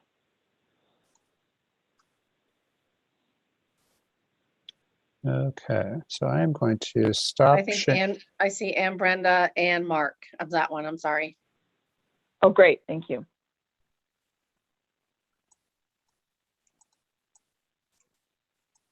Okay, so I'm going to actually switch over to the actual PowerPoint and go back to each of the committee themes. So if there are any proposed edits here, I can do it on the fly. Okay. So I believe there was at least one hand raised for the focused investment committee theme. So yes, Barbara was Barbara Boyer for the record. So I don't know why I'm stuck on the multiple years. I almost feel like I want to pull that wording out from maybe the wording from in the grant. I don't know why it just strikes it. It just doesn't seem strong enough because it has such a big impact, these focus investments. And I don't know why that just jumped out at me for some strange reason. So I don't have a suggestion, but I just had a reaction to it. Okay. I'm trying to think of a stronger term than multiple years. I'm sorry, Brenda McComb for the record. I'm just making a suggestion here. Barbara, does this fit? As it funds restoration, long-term restoration at a landscape scale? Because it's consistent with the next sentence, long-term restoration investments. Yeah, isn't it weird? I don't know why I reacted to that because I just think it's so much bigger than that, than multiple years. Yeah. So. Yeah, I mean, to me, it seems like it's setting a landscape on a new trajectory, right? So. All right, Stephen, I see your hand up. Yeah, you could just get rid of that term at multiple years. So just say, as it funds land restoration at a landscape scale, and then the next sentence talks about long-term investments. Yeah, I think it has more teeth to it with that. Multiple years seems like it's going to be an end. I don't know why. Go ahead, Gary. Let's see here. Yeah, so as you were talking about that, I was thinking that a replacement for multiple years could be for a result on a more permanent result or permanent value or something along those lines. Permanent is a pretty hard word too, though. So. Thank you, Gary. Meg? Oh, thank you. I think I might have jumped into the middle of a different conversation. I had a question that wasn't really about this subject we're talking about right now. So maybe I should wait until we kind of get to the bottom of that. Okay. All right. Thank you. Sorry. I mean, I'm all for just taking multiple years out because I think it just ending at landscape scale gets to the point that it's big. Okay. I know it's wordsmithing, but I don't know. I just, like I said, I had a reaction to just that term. Well, wordsmithing is what we're here for today. Thank you. Okay, so I believe there was not any feedback on the monitoring. Well, Meg, did committee. you want to, Meg, sorry, Eric, Hartstein, did you want to jump in on something before we move on? Yeah, I do, please. And I sort of, it wasn't until I saw all these, you know, I was a participant in the water development of the water committee theme, and I wasn't really, I didn't really see this until I saw all of these together. But and this is kind of a larger question about what we're working on here. When I was working in the water committee, I saw these as recommendations that we were working on because I was looking at the last report, and now I'm wondering if maybe are we really just identifying themes, or are we actually making recommendations? And if so, to whom are we making recommendations? So thank you, Meg. For the record, Eric Hartstein. So these are recommendations that will be put forward in the binding report in order to essentially make the implementation of the Oregon plan better. So Okay. this will be put forward to the legislature, to the governor's office, and to the stakeholders and all that are reading the binding report. So I kind of noticed that some of the themes are phrased in terms of what OWEB will do. And this one seems to be more framed as what the program does, kind of. You know, talking about the benefits of the program, which are absolutely true. It just struck me that they're kind of structurally different. The themes are kind of structurally different. And that's what got me wondering about whether, you know, are we actually recommending saying what we will do? But I think I might be overthinking this. Meg, I think your point is well stated. And this one, I think, does note what has been done in the FIP world, as well as in that last sentence. It does note a little bit around further exploration of the socioeconomic benefits of landscape restoration, which is a little bit looking into the future, I think. Yeah. Okay.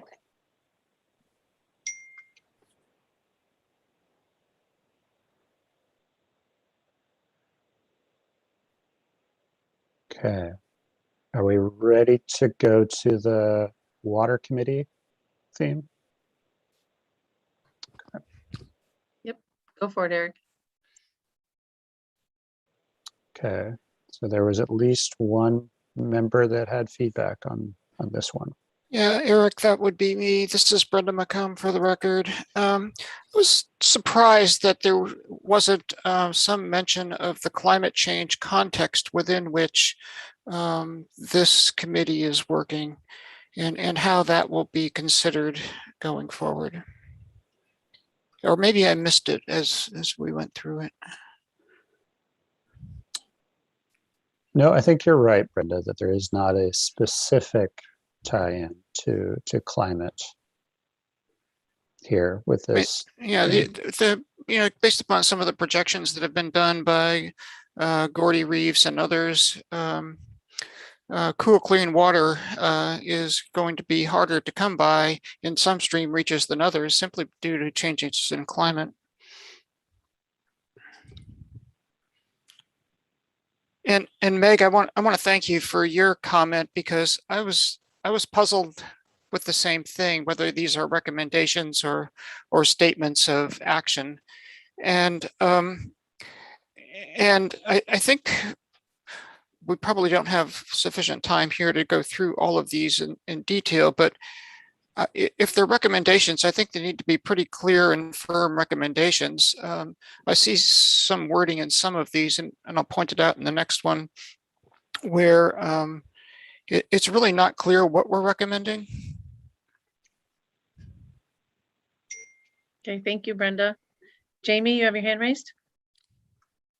Yeah, I really appreciate that comment. And the introductory statement was intended to show where we're trying to go, but to Brenda's comment, we're not calling out specific. It seemed kind of almost rhetorical in my mind, but I think it's a great point is to add it. That second sentence of these systems are fundamental to OWEB's mission, the well-being of Oregonians, was trying to hammer that home, but we may want to end that statement with and are being impacted by climate change and are currently being impacted by climate change. Because I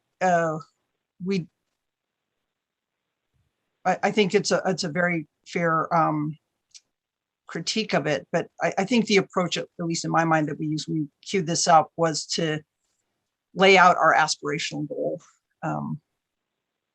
Just thoughts if that helps to address the impacts that we're seeing.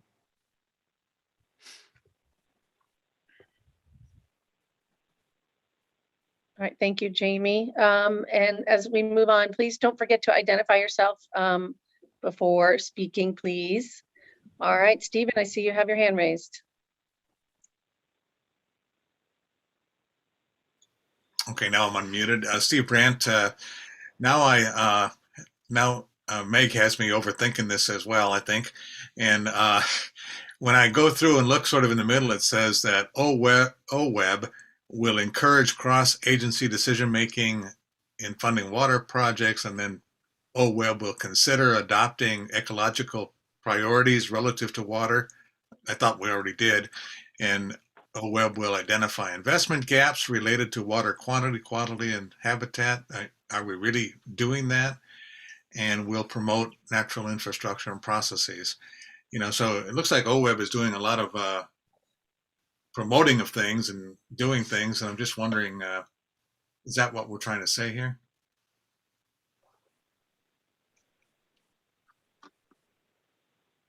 So I'm going to jump to Lisa. Meg first. I want to hear what Lisa has to say, and then you're up after her. Thanks, Barbara. Lisa Hanson for the record. I'm wondering about sort of at the end of the statement where we talk about promote natural infrastructure. To get to the point around climate, do we want to say something around resilience?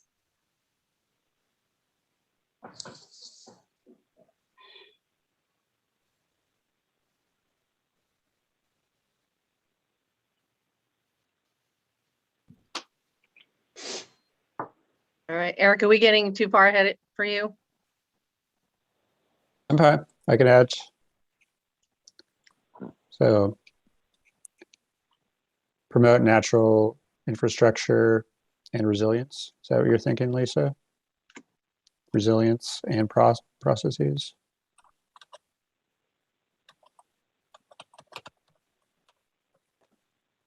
Something like that?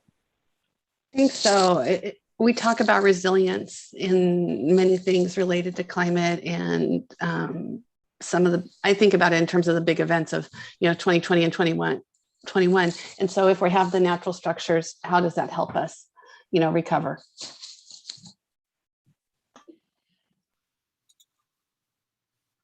Thank you, Lisa. Meg? Thank you. Going back to the points that were made about climate with respect to the water committee, I think, that's true that there is I would say that the two biggest drivers when you're looking at water supply for Oregon are climate change and population. And I guess in the context of OWEB, it would be natural to make the more direct link with climate change rather than population growth. So we could make a cross-reference here and I guess I'd have to want to think about how the climate committee theme links back as well. But so that was just my thinking about the theme for on the climate change front. And Steve, to get to your questions, these things that are identified within this theme after the bold are all objectives that we're going to be proposing for the to the full board in the next agenda item for how the water committee would do its work. And again, this is also going back to the point about whether we're making recommendations. What we're really talking about here is what OWEB will do, at least what we are proposing that OWEB would do, depending on what the board does with the next agenda item, and not necessarily a recommendation. But it's probably we might be far enough along that not all of these are going to be phrased in terms of recommendations and are going to be maybe more just forward thinking for what OWEB will be doing.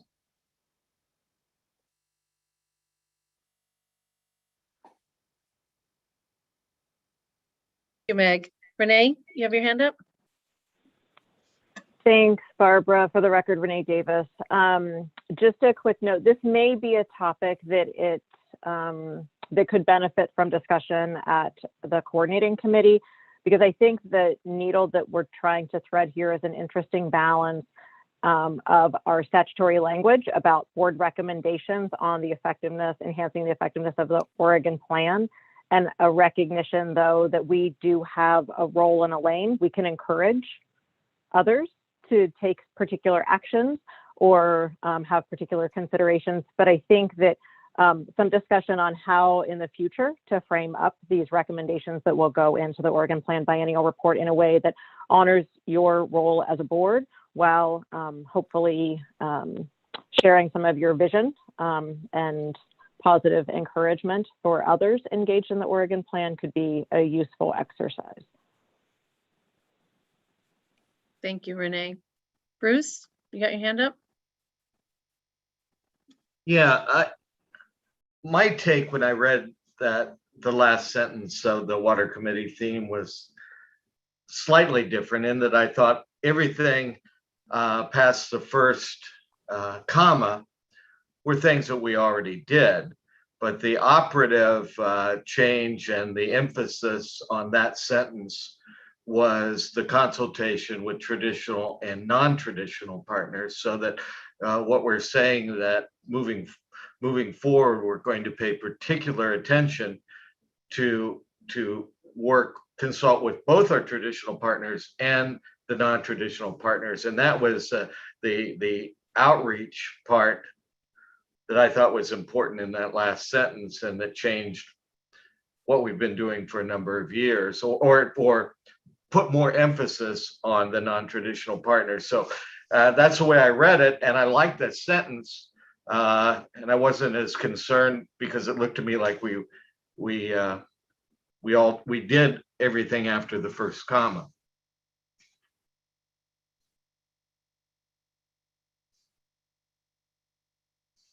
Thank you for your comment, Bruce. Liza Jane. Thank you, Barbara. This is Liza Jane. I'm wondering about Eric Harstein. Do you have, it feels like there's a lot of redundancy in each of these things. Is that appropriate? Is it valuable, or is it an opportunity to get lost and not really read it at all for an audience? Do you understand my question? I do, and that could also get at, for the record, Eric Hartstein, the final language that we pulled together with the co-chairs, and kind of we weave these together while we keep the intent of what the board has approved here with the committee themes as recommendations, that if there are some areas where you see some obvious redundancies, as we tie these together in a coherent statement, that there might be that opportunity to then strip that away. Yeah, I am definitely an advocate of less is more. And I feel like we want to make sure that we cover everything, but A lot of times the trendy words of the time and all that seem like they take away from the real meat of what we do. So that was my eye on this, and wondering if we're where we're at. So thank you. All right, looking at timing on the agenda. You guys good with the water committee for now? I mean, it's still a work in progress. But really appreciate everybody's comments on this. I think it'll make it a better theme. Okay, so moving into the DEI theme. Yeah, this is Brenda McComb for the record. I had a comment on the very last sentence in this one. Consideration needs to be given to how to incorporate DEI into how and where agency provides grant funding. That strikes me as being not very specific. And I think it could be simplified by saying OWEB will develop an approach to consider DEI in grant funding. How you do it is the work of the committee and the board, perhaps. But I think this is a recommendation or a path forward for the group, I think it needs to be more clear about exactly what it is that's being proposed here.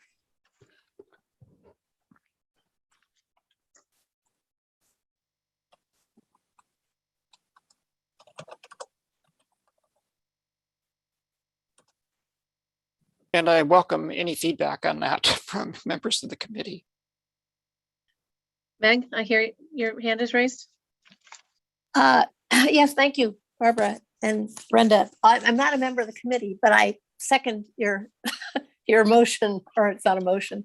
Your thinking, Brenda, on this. I think that that sentence could be strengthened quite a bit, and I like the way you propose to do it. So I'd support that.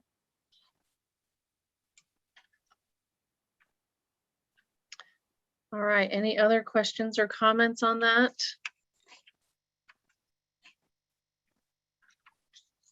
All right, not hearing any.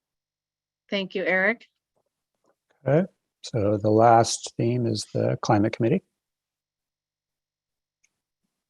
I seem to be on a roll here. Brenda McComb for the record. So this is again a statement that I think can be strengthened. The second sentence, the one that's not bolded. The Oregon Watershed Enhancement Board is exploring how considerations associated with climate mitigation and blah, blah, blah. I mean, that just is so vague.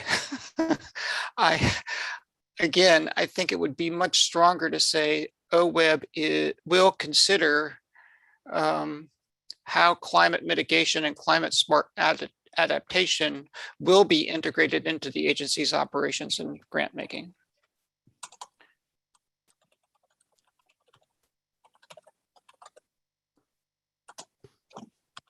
And again, I welcome feedback. I am on the climate committee, but I know others probably have other opinions. All right, Paul, you've got your hand raised? Yeah, actually, she beat me to the punch on that one, Brenda, but is exploring and even will consider, I think is even still too passive. I think you should just say is integrating or, is fully integrating or something. I mean, we are doing it. I think it needs to be active verbs rather than passive verbs in terms of the writing here, just to make it super clear that we're doing it. Now, how much and how well and to what extent and all that kind of thing is, obviously where there's still, it's still a little bit vague, but in an opening theme statement like this, you can't really get into that kind of detail anyway. So that's what I would offer, but I second what was just proposed. Thank you. Mark. Well, similar, but I just wanted to make sure that we also, it's not climate is everything and only thing. If we said something like Oregon's watershed department is integrating climate mitigation, climate adaptation into the agency's operation and grant me. Somewhere we'd say something in addition to what we currently do, climate change. So it doesn't say that, well, everything's going to pass through the climate filter only. So we have a lot of filters. Climate change is really important. It's a key component, but it's not the only component. So somehow incorporate that in there. And I don't know how somebody can wordsmith it better than I can, but it's not just climate change, but it is extremely important and it needs to be addressed, but in addition to the other things we do too. Thank you. Lisa.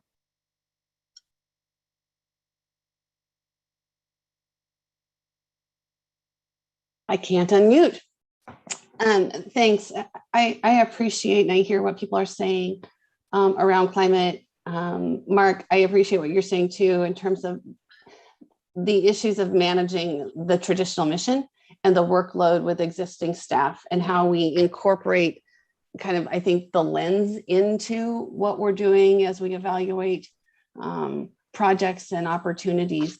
And so I'm just like putting an eye to thinking about as we put forth the recommendations,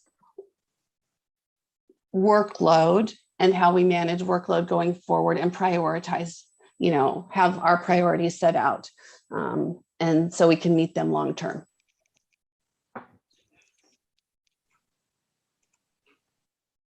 Thank you. Your hand is, okay. Nope. Jamie, your hand's up. Yeah, thanks. On both for climate, but also very much for DEI. I think there's, to Lisa's point, I think there's a discussion of what we do and how we do it. And the what I think is defined, well, I don't think it is clearly defined by statute, but that focus on some of these other committees that really focus on the what we do, that's really important. Both DEI and climate tie into the how we do it. Our outreach with partners, but the climate piece, some of it does tie into the what, quite frankly, but also the approach we use, that reference to the lens, I think is really important because we do, even in doing the work that's spelled out by statute, the approach that we take, the way we prioritize it, we're looking at funding options, how we rank different projects, potential projects and proposals is very much the how we're doing our long-term work, and it ties into that long-term vision. And so I think the point of limited staff resources is very well taken and much appreciated, because if we push too hard, we're going to lose our ability to have any impact whatsoever. But I do think we don't want to assume this is just another piece added on. It's really in how we're looking at approaching some of this work.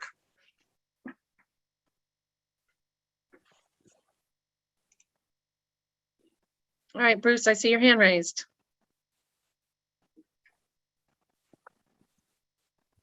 I would like to support the comments that Brenda and Paul made as far as the change. I think it was somewhat weak prior to their changes. And I think it was that way because the full board had not voted on the statement of purpose yet. And I didn't want to anticipate what that vote would be.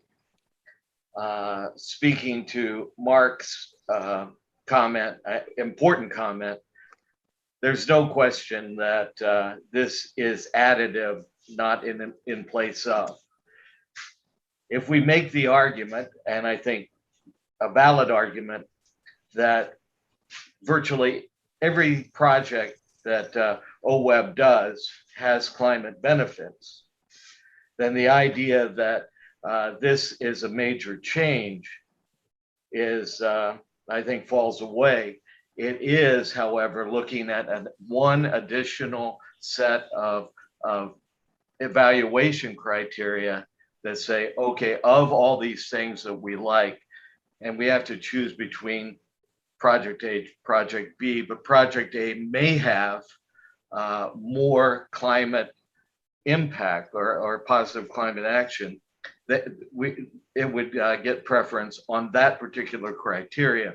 So I'm not as worried maybe as others that this is going to change everything we do, because accepting the argument that what we do is good, it's going to focus us and maybe make slight changes, but we're faced with climate. It's real, and we have a directive. So that's my comment.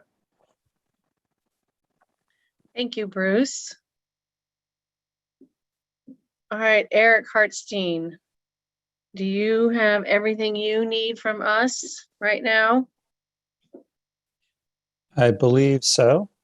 Thank you for the great conversation. I would just maybe say that whoever is reading the motion, make sure that it's reflected that there were some changes made today. So could incorporate that into the motion. All right, I would entertain a motion, please.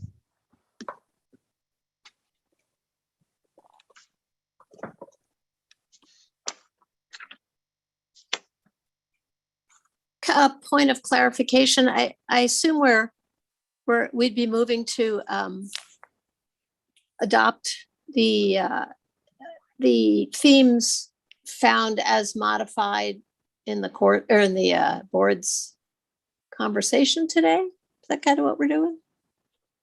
Yes. And then, okay. And Eric, you'll take that and the coordinating committee will visit this. Is that okay? Yes. Well, I'll take a stab at a motion. We'll see what happens. So I move the board approve the committees found in attachment B to the staff report as modified by the board's conversation about the agenda item for inclusion as board recommendations in the 2019-21 biennial report for the Oregon Plan for Salmon and Watersheds. This is Brenda McComb, second.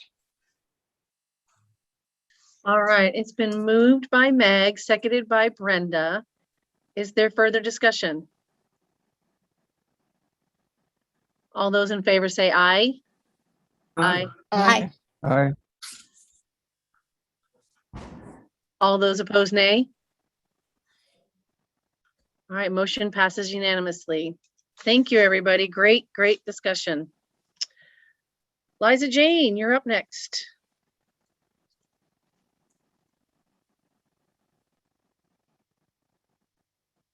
Oops. Are you there? Did we lose you? No, there you are. You're still on mute. Yeah, that's great. Thank you, Barbara. We are at agenda item L for the Water Committee, and Eric Hartstein will be presenting for us. Great, thank you, Liza Jane. And yes, this is Eric Hartstein for the record, Board and Legislative Policy Coordinator. Agenda item L, the Water Committee objectives, which are found on page 575 of the board ebook. This is a little bit of a continuation, actually, I think, of the last agenda item.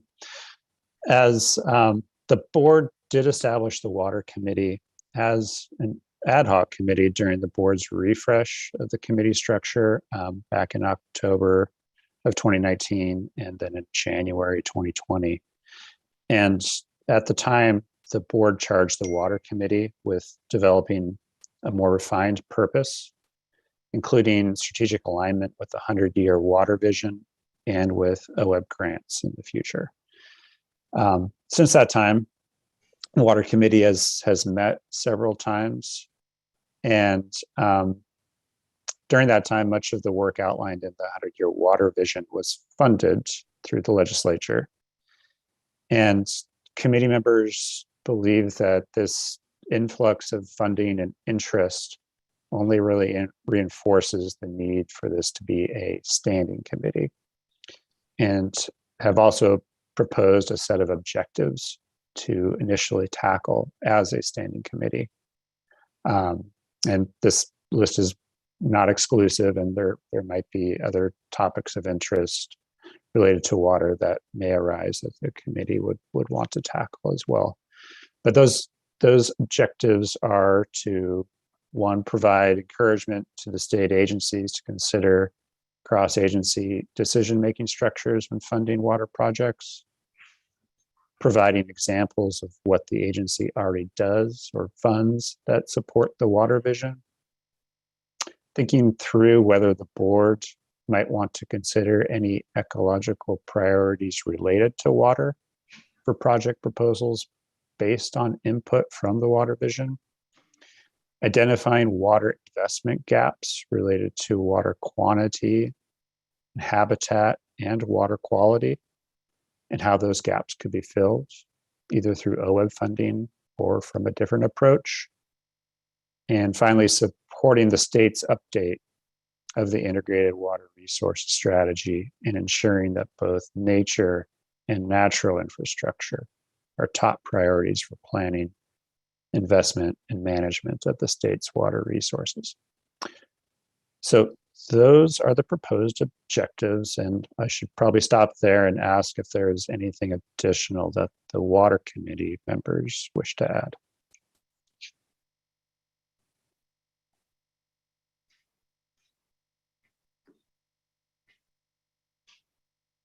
Okay. Seeing none, are there questions that the full board may have for the water committee?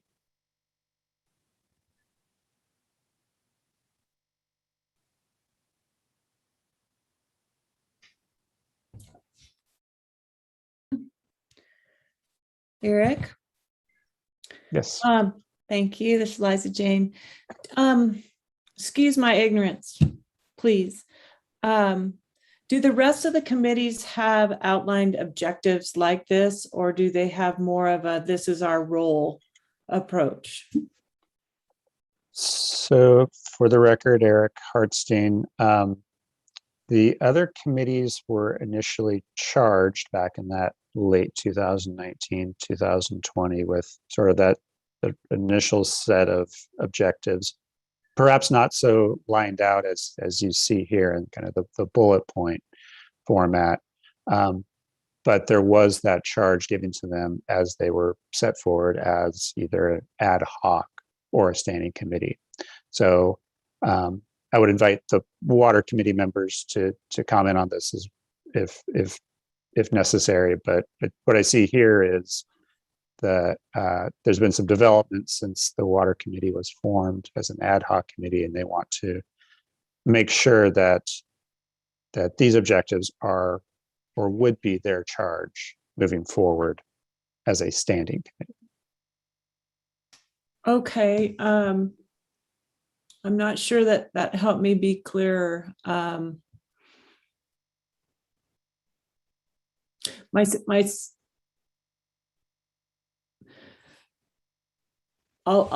make room. Maybe I'll get it figured when I get to listen to the rest of you. Meg, please. Thank you, Liza Jane. Meg Reeves for the record. With respect to that, your question, Liza Jane, in my head at least, it's a new committee. We're trying to build a bridge in the committee from OWEB to the water vision or whatever its successor might be if things change. And I think what Eric said is exactly right from my perspective, that we wanted to make sure we weren't going off on a tangent that the rest of the board didn't think was appropriate or warranted. And related to that, I was really struck by a couple comments that that OWEB is already doing all these things. And so I wanted to I've been thinking about that ever since, including in the previous discussion, and have been thinking about when I look at these 5 objectives, I think of it in terms of the water vision. And I'm not really aware that we're doing the example in the first one is considering cross-agency decision-making. There are several agencies that fund water projects in different contexts, kind of. I'm assuming the DEQ has some programs that relate to water quality. I know Water Resources has programs that relate to development of water supplies. OWEB obviously is a granting agency too. And I think the idea there was that maybe through the water core team that there would be more coordination, maybe even formalized coordination between the granting agencies on this subject. And then the examples, again, everything we do is about water to some degree, but the examples would be kind of connecting back to the water vision, which is a kind of a new effort underway. And I think overarching, the way I think about it is a fear that the natural tendency among people when they hear the word infrastructure is to think about built infrastructure. And especially when it comes to water projects, I think that's true. And I think of OWEB as being the entity that's raising its hand continually and talking about the importance of natural infrastructure in those efforts, water supply efforts even.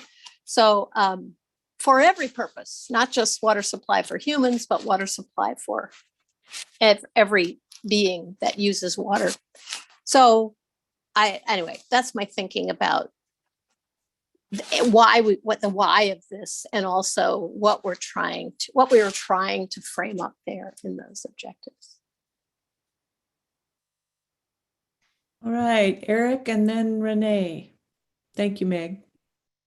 Thanks, Liza Jane. For the record, Eric Williams, Grant Program Manager. Just going back to Liza Jane's question about a little bit of lack of clarity around objectives for the standing committees. And I think maybe a couple of examples might help. And one is the Acquisitions Committee was charged with reviewing the details of applications that the board is about to act on, such as we did earlier today. And then the second charge is around any policy issues, to convene once a year to wade through any policy issues. And so it's not any more clear than that right now, but that could change in the future. For example, as we do more work on carbon credits on acquisition projects, that committee might need to have some conversations about that, and that could further refine objectives over time. Another example is the Focused Investment Committee. They have a very specific task of vetting applications that come in through an interview process with applicant partnerships and making formal recommendations to the board.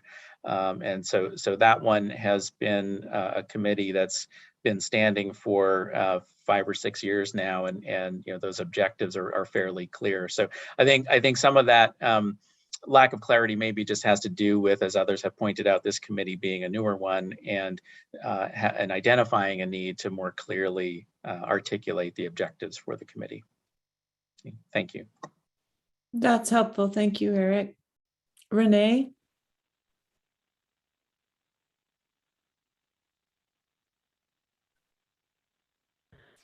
You're pulling a Liza, you're still on mute. Sorry. Thanks, Liza Jane. For the record, Renee Davis.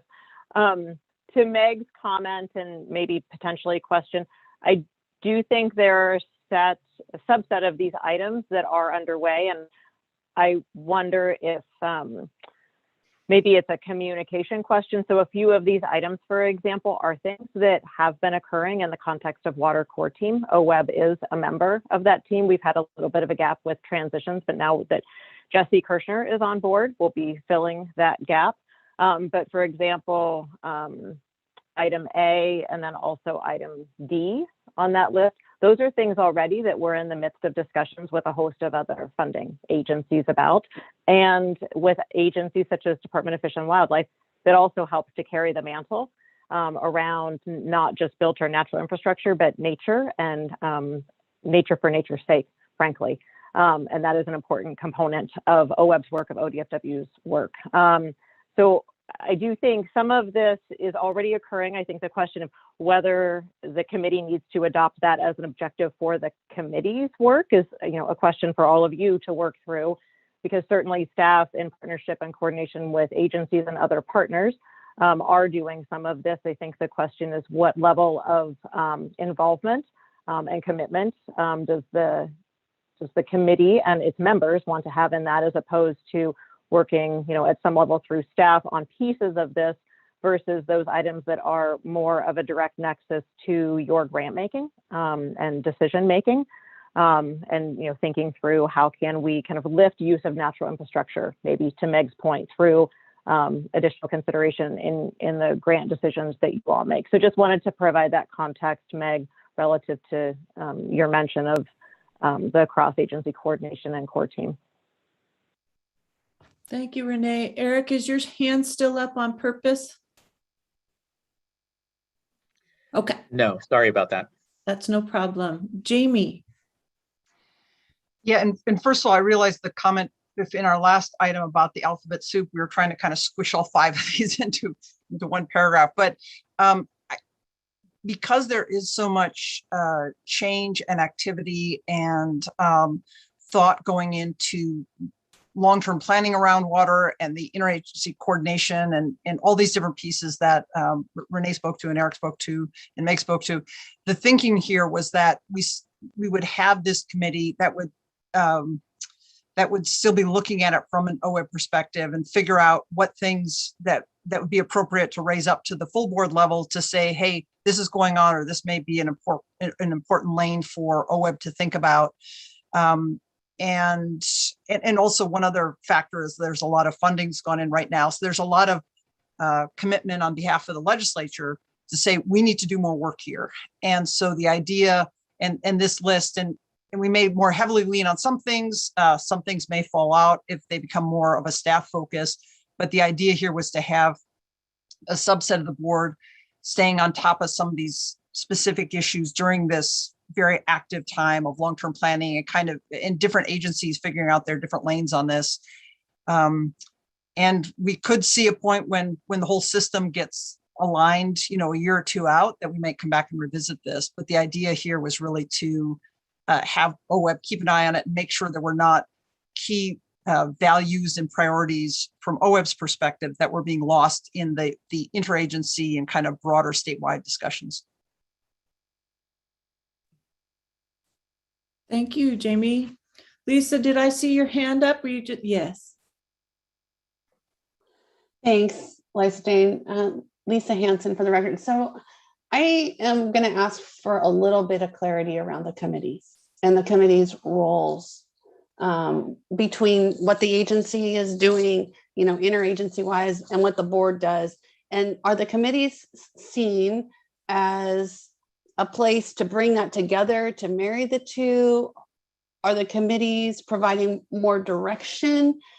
I'm a little unclear about how we have been using them. And this is probably just more process for me so that I don't step in it in the wrong place. But trying to understand that, especially where we're laying out objectives. So if somebody could give me just a little more insight into how the board has used the committee process in the past.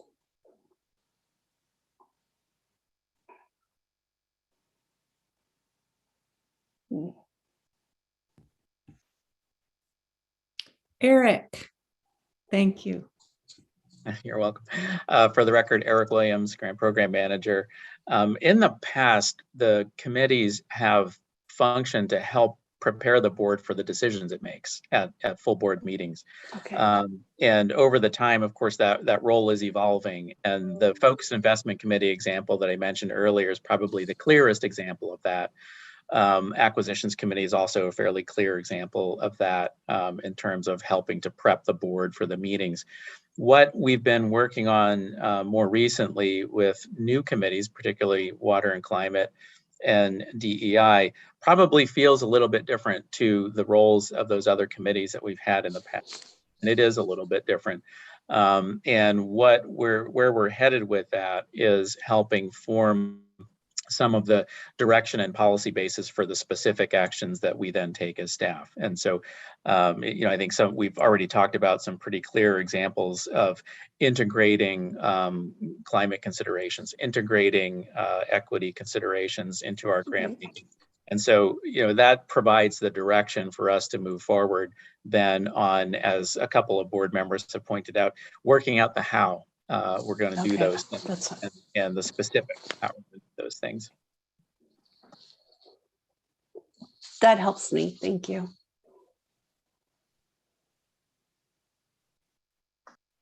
Anyone else?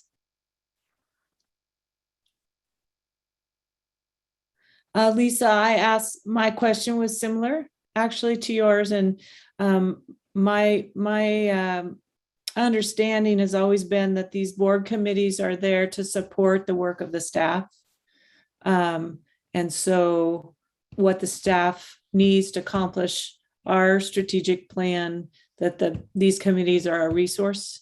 And so it is a fine line with, that's why I ask about objectives, that sounds like a job to me. So, but I think Eric, that's really helpful. Thank you everyone for your feedback. Seeing no other questions or comments, the chair would entertain a motion here.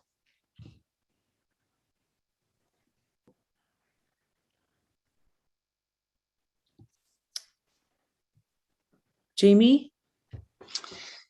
Yes, I'd be very happy to move that the board. Sorry, give me 1 second. I didn't have the draft one up. I had yeah, 1 second. Sorry about that. No problem. I move the board approve the water committee as a standing committee of the OWEB board and approve the set of objectives developed by the committee and is clarified through this discussion for future focus. I'll second. It's Meg Reeves. Okay, thank you. Motion's been made by Jamie and seconded by Meg. Is there any further discussion? Comment? You see none. All those in favor signify by saying aye. Aye. Aye. Aye. Aye. Any opposed? Motion passes. Thank you.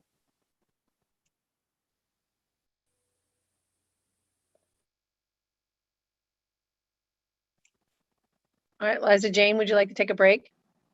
I would love to take a break. How about you? Should we make it Yes. real quick because we're a little behind? Well, 10 minutes. That's let's cool. let's do 10 minutes, please. Okay. Okay. What time is it now? Let's just go with 10 after 10. Yeah? Okay. Yeah. 10:10. 10:10. Thank Easy. you.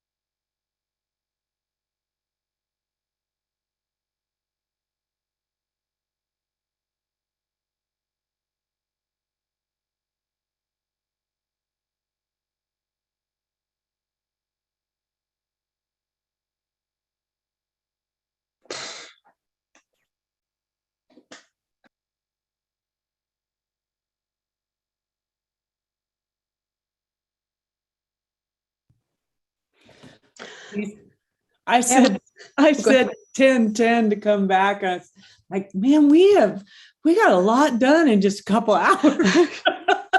It was a busy couple hours. My head is kind of full right now. I was like, wow, that was a lot of stuff and a lot to think about.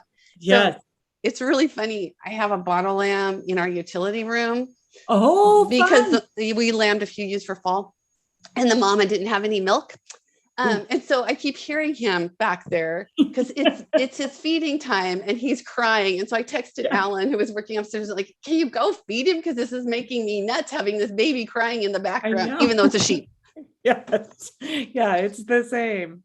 Yeah. I've had a few animals. I raised a deer fawn one time and it figured out quickly that the milk came out the front door, right? So it would go and get a hold of the doorknob and it would be like, you know, rattling the door. It didn't take long till it figured out how to open the door. So we didn't have Zoom back then. It's probably better, but yeah. Yeah.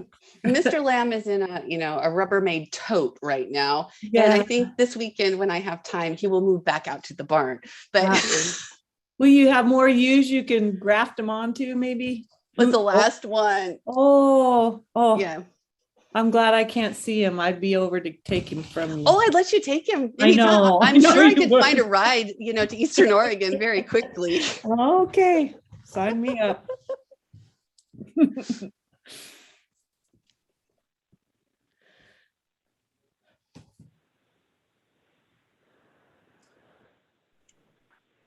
Liza Jane, we said 11:10, right? Well, actually, I was wrong and said 10:10. And then I know. And then I thought, oh my gosh, we've gotten so much done today, but we have, but okay. Yeah. Yep. 11:10.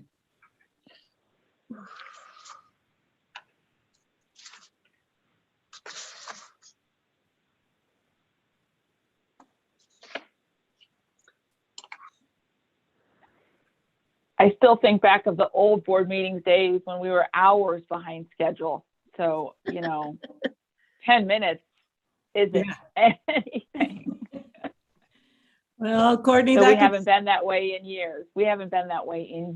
Thanks to great leadership. Yeah. It could still happen.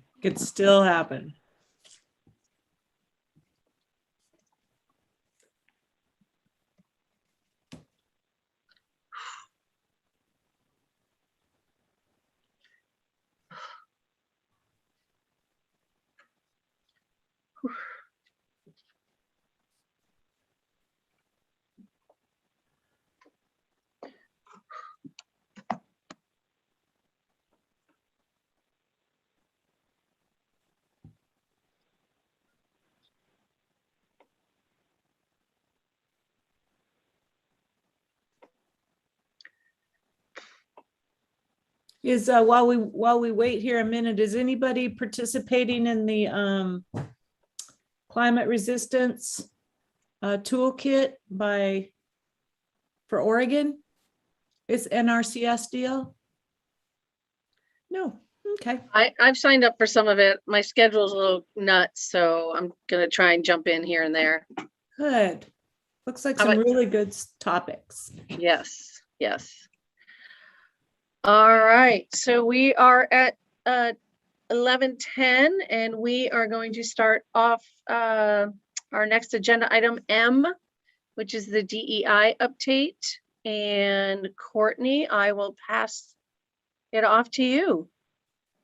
Great. For the record, Courtney Schaff, Business Operations Manager. We do not have a PowerPoint. We're just going to have a conversation with some grantees and the board members. So this is agenda item M1, which is on page 577 of your board book. Aren't you so glad we are a electronic board book versus a paper board book now? This links to priority 2 of the strategic plan, which specifically is leaders at all levels of watershed work reflect the diversity of Oregonians. And as staff and with the board, we've been listening and learning to our partners. And today's presentation and discussion is just really a great opportunity for the board to hear directly from a couple of our grantees about the opportunities, challenges, and lessons learned they've had, and for us to start thinking about where we are headed next before we begin working with our DEI consultant. I want to quickly reference the tribal presentation that Ken Fetcho and Allie Miller will be giving under agenda item O later today. One of the things I want to point out is when OWEB staff and when we are working with the board and talking about diversity, equity, and inclusion, we as staff are generally not referring to our work and our relationships with the tribes throughout Oregon. This is because we have a really specific government-to-government relationship and responsibility with the tribes, which is very different and distinct from our DEI work and outreach that we're going to be doing and thinking about to underrepresented communities. However, it's a very different relationship that our grantees have with the tribes that they're working with in their local communities because they don't have that government-to-government relationship and responsibility. So I just wanted to point that out as we hear from our partners today. So now I'm really excited to introduce Clinton Begley, who's the Executive Director of the Long Tom Watershed Council, and Kristen Larson, who's the Executive Director of the Lucky Mute Watershed Council. Both of these watershed councils are located in the Willamette Valley, and I'm really going to turn it over to them to give a quick introduction about themselves and their watershed councils. And then I have a series of questions we're going to ask them just to facilitate some dialogue between themselves as we share some of their lessons learned and the things that they're working on.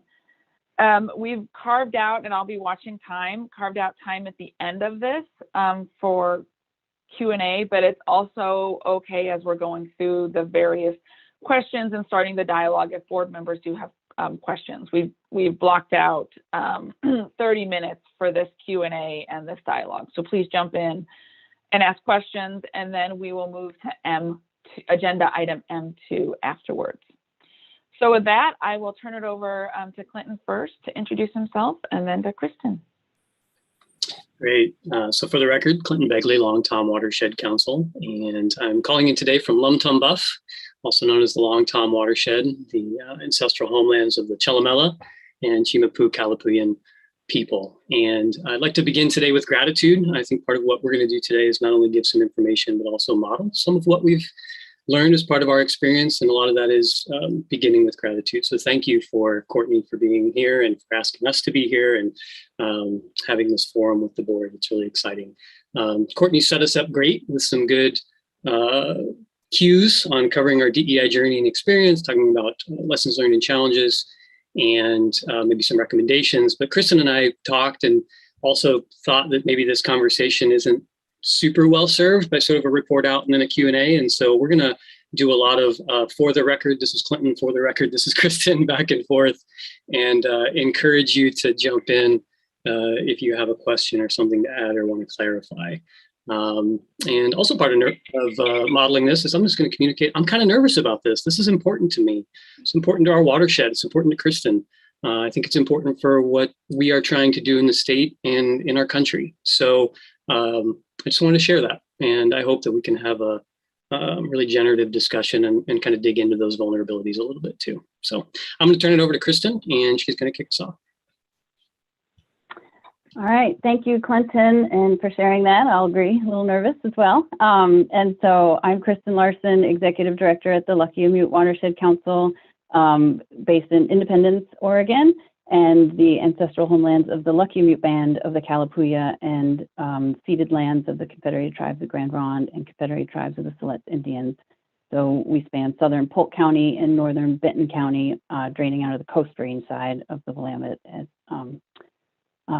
in our area here. I've been at the Lucky Mute for just a little over 9 years, and again, excited to share our path and our journey, and in no way am an expert or hope to pretend to be or perceive to be, and really consider myself a fellow traveler with my organization personally and with you all on this path. So Courtney, if it's okay, we're going to bounce back and forth, okay, and cover the things that you asked us to. So I'm going to start with a little bit of our journey and then kick it back to Clinton. So for me and the Lucky Mute, our journey really is tied to our involvement in the Meyer Memorial Trust Willamette River Initiative. So for background, for folks here or listening in, Meyer is a private foundation. They had a 10-year initiative focused on the Willamette River with sort of two parts to that, the main stem part and a tributary arm called the Model Watershed Program in partnership with Bonneville Environmental Foundation. And the Lucky Mute and Long Tom are two of the 7 watershed councils involved in that program. In 2015, I think about that time, Meyer, along with a lot of other philanthropic institutes, were really digging into their own DEI journey and what equity and an equitable Oregon means to them. And they engaged their grantees in that process and started the conversation. And in 2017, offered to the Willamette River Initiative grantees some pretty intensive trainings, two-part trainings, multi-day, facilitated by the Center for Diversity in the Environment. And they covered all the costs associated with that, the lodging, training, time, and everything around that. So really supported the grantees in engaging in this journey with them and how that was affecting their grant making and their programs. So myself, one of our staff, and one of our board members participated in that. Myself and Suzanne Teller, our outreach coordinator, are still with the organization. That board member has since left the board. But it was a really meaningful program and really, I think, enhanced by the fact that many of us as the grantees had worked together already for several years and then went through that process together. Later, as the WRI was ending, closer to 2018, 2019, some of the Mid-Willamette watershed councils decided to form a network, sort of recognizing the end of the Model Watershed Program and shared capacity needs. And Meyer offered a capacity grant to help with the formation of a network and focus on a shared need or effort. And so we, in the Mid-Willamette, formed the Mid-Valley River Connections Network, the Lucky Mute, the Marys River Watershed Council, North Santiam, South Santiam, and the Calapooya. And the Upper Willamette has a similar group with watershed councils and other entities Clinton will talk about. At first, we really were going to focus on a shared need around community engagement. We're all really nose to the grindstone groups and realize we often can't respond to volunteer inquiries or get the word out, but then realized if we did that, it would probably be business as usual and that wasn't the best, wasn't what we wanted. And so in conversations with ourselves and Meyer said, if we're going to do community engagement, we really need to talk first about DEI and what is our watershed community and how do we meaningfully engage with them. And only a subset of our organization and even folks engaged at the time with the network had been able to go through those trainings, or there'd been ED turnover or staff changes or board changes. And so how do we bring that back to our organizations and then look forward to our community engagement? So there's been a process and a pandemic in the middle, but we're really now in the middle of that dedicated trainings with our boards with a facilitator, each watershed council having 2 sessions, and then we're planning a collective session, and then really where that takes us moving forward. So it's been a while, even looking back at those 4 years. I would like to think we would have actually been further along in that time, but I'm pretty excited about where we are and really seeing us at the cusp of a new chapter in this journey. So that's kind of how we got here, and I'll pass it back to Clinton. Yeah, for the record, Clinton. Thank you, Kristen. We talked about this a little bit ahead of time, and there's parts where I might just say ditto. There's a lot of similarity with Lucky Mute's path and our own, even if the timing is a little bit different. We were also participatory in the Meyer-funded trainings with CDE, Center for Diversity in the Environment. And that was really happening concurrently with some conversations that 6 organizations in the Upper Willamette were already starting to have around, could we coordinate, could we collaborate, what is the spectrum of opportunity to understand that we're serving a shared geography and how can we better align. And so those 6 organizations are the Long Tom Watershed Council, Mackenzie Watershed Council, Middle Fork and Coast Fork Watershed Councils, Mackenzie River Trust, and Friends of Beaufort Park and Mount Pisgah. And so one of the things that we realized really early on is that there's a lot, those are very different watersheds, different organizations, but the commonality of experience is that, gosh, we didn't really know much about how to apply and begin to step into this world of diversity, equity, inclusion, and justice. And so why not do this together? And similar to what Kristen articulated, we did apply for a grant from our Memorial Trust to do a cohort-based strategic plan development. We call them Equity and Engagement Strategies Process, EESP, the alphabet soup of DEI work. But we contracted with CDE because of our trust-based relationships through those trainings. And from 2017 through 2019, worked with them to develop for 5 of our 6 organizations a 3-year strategy on how we're going to apply our equity lens to our work.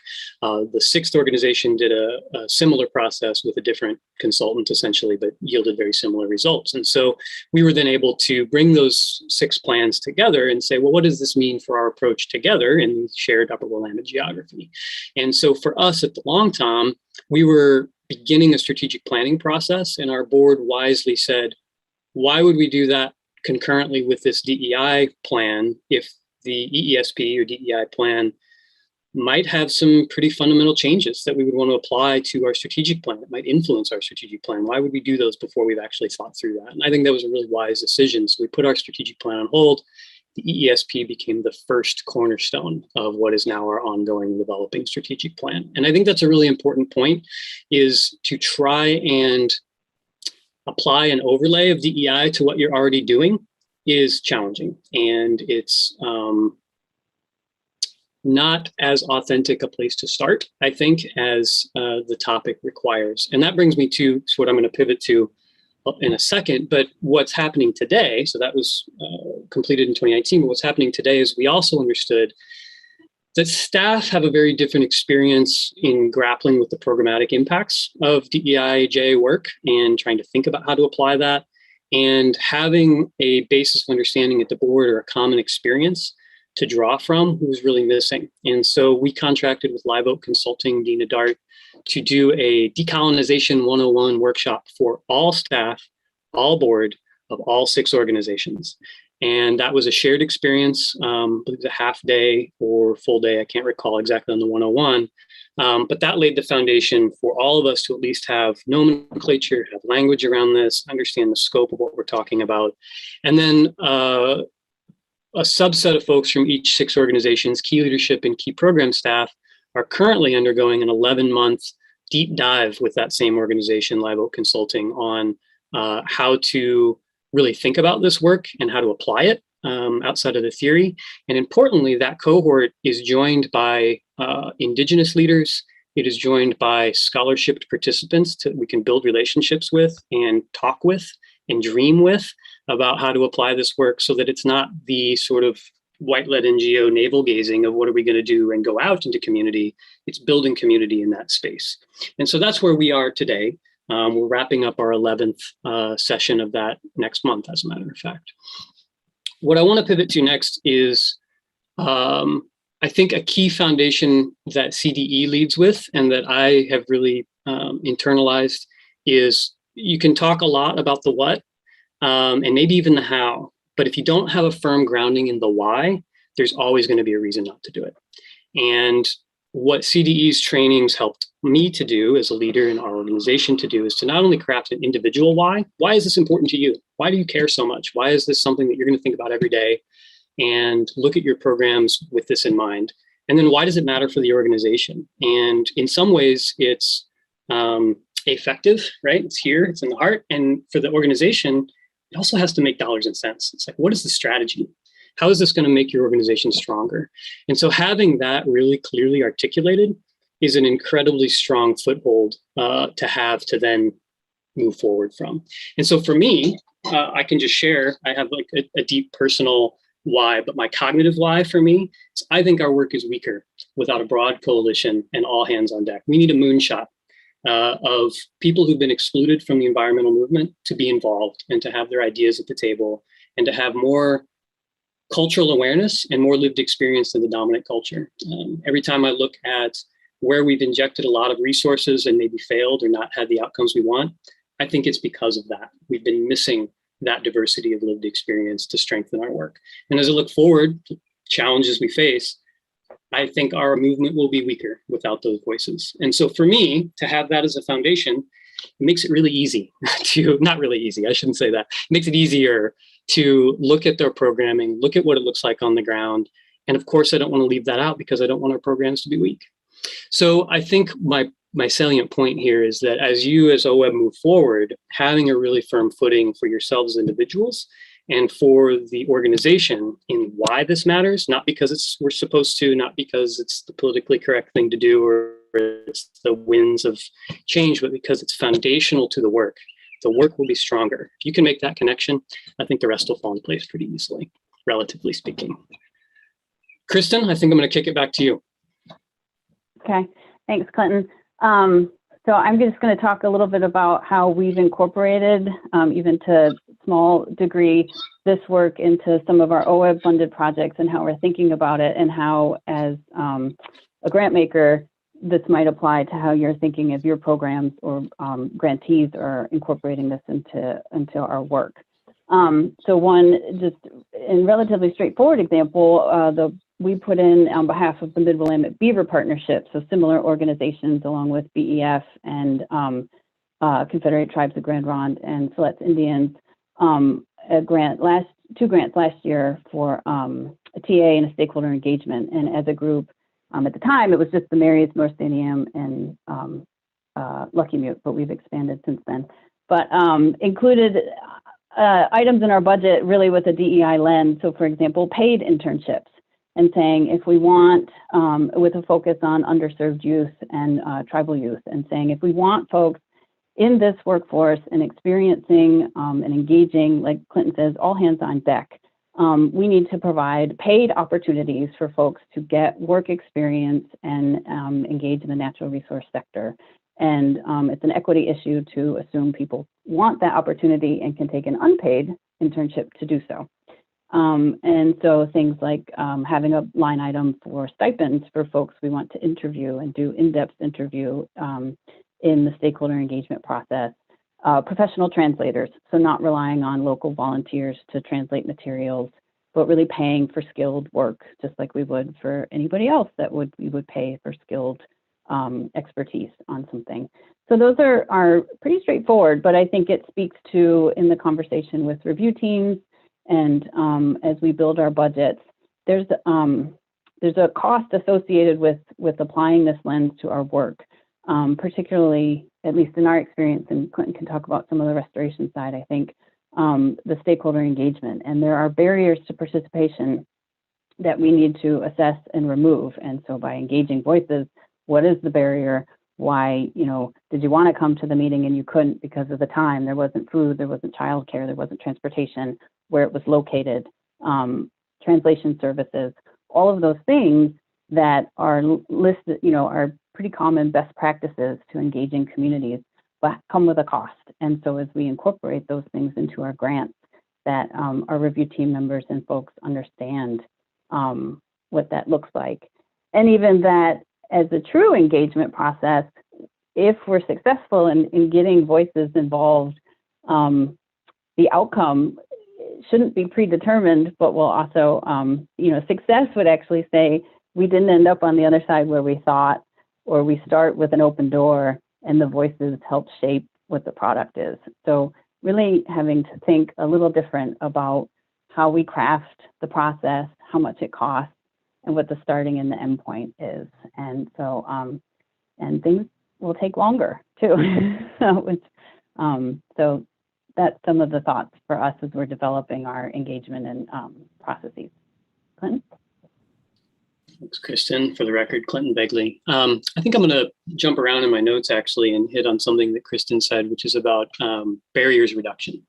I think when I started this work, I really thought that it was going to look like, gosh, we're going to wield our privilege and have something unique to deliver to communities of color and Indigenous communities. We're going to have a service offering that is going to be of value. And quickly learned and began to understand that maybe our role is to be better listeners, and to look for opportunities to wield that privilege to reduce barriers and support leadership in those communities, rather than be the lead to service the needs of those communities. And I can give some concrete examples of that, but I think that's an important conceptual shift, is to lean in with trust that what you're hearing from your new partners and from the relationships that you build, that maybe I don't understand it all perfectly because I don't share that lived experience, but I'm going to trust what I'm hearing is important to them because they're spending time to tell me about it and ask for help. And so that's where I need to show up. And some examples, I actually have one really good example of that. In 2017, one of our staff, Katie McKendrick, really brought to the table, hey, we need to be engaging with tribes better. And I don't know how to do that. I have some ideas. I've got experience in doing that in other places, but I don't know exactly what is needed or how we could be most valuable. And rather than us start with some ideas and see how it's received, let's hire an Indigenous consultant to have dialogue. And so we did exactly that. And our contractor had numerous conversations, and there were a lot of ideas generated. And one of the ideas that emerged was this idea that youth, Indigenous youth who do not live on the reservation, have a really hard time accessing lands for learning traditional ecological knowledge, connecting and building a relationship with the land. Public lands are sometimes appropriate, but there's challenges with use conflicts. And what an interesting opportunity for a watershed council, and a watershed that's primarily privately owned, 90% private ownership in the Long Tom, to wield some of our relationships and create space for Indigenous youth to connect to the land, to have an experience with Indigenous leadership, and share and reconnect on the landscape. And it didn't occur to me, and maybe it was in the back of Katie's mind, but it wasn't when we started this, to say, hey, let's start youth education for Indigenous youth. That wasn't what we set out to do. And we actually didn't have a K through 12 or any sort of youth education program in our organization. But what we did was lean into that guidance and did some fundraising, did some grant writing, and started what is now called the Traditional Ecological Inquiry Program. And I say started because it's not ours. It's not a program that the Long Tom owns. It's something we support. We have a great leader of that program, Joe Scott, who is a Siletz tribal member, and he convenes Indigenous youth from throughout our area and beyond now within the time of COVID. And it's been going on since 2017. And it's been growing in depth since that time. And so that's a perfect example of not an idea we had. We're listening to our community and trying to respond to those needs.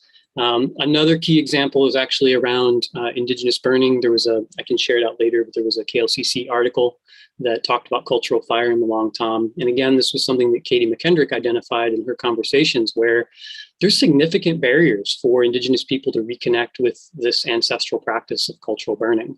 There's certifications, there's trainings, there's insurance, there's access, there's just the economics of trying to make that a career that's seasonal. And so we really took up the role of a facilitation and a coordination role to try and reduce those barriers. And just a couple of weekends ago, conducted a Indigenous fire practitioners training in the Long Tom, specifically to support Indigenous leadership in bringing cultural fire capacity back to the landscape, understanding that there's a deep cultural context to that. And if we're going to put more good fire on the land, it can't happen without that Indigenous leadership, and shouldn't happen. And so the parallel that I'd like to draw is that that's how us as a grantee has moved forward with trust and listening in our community, and taken an orientation of barriers reduction. And I think there's a similar opportunity for OWEB.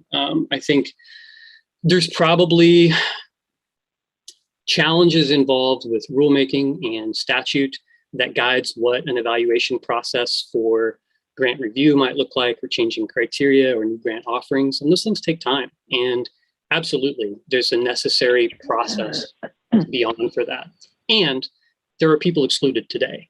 There are people who are not part of this conversation today.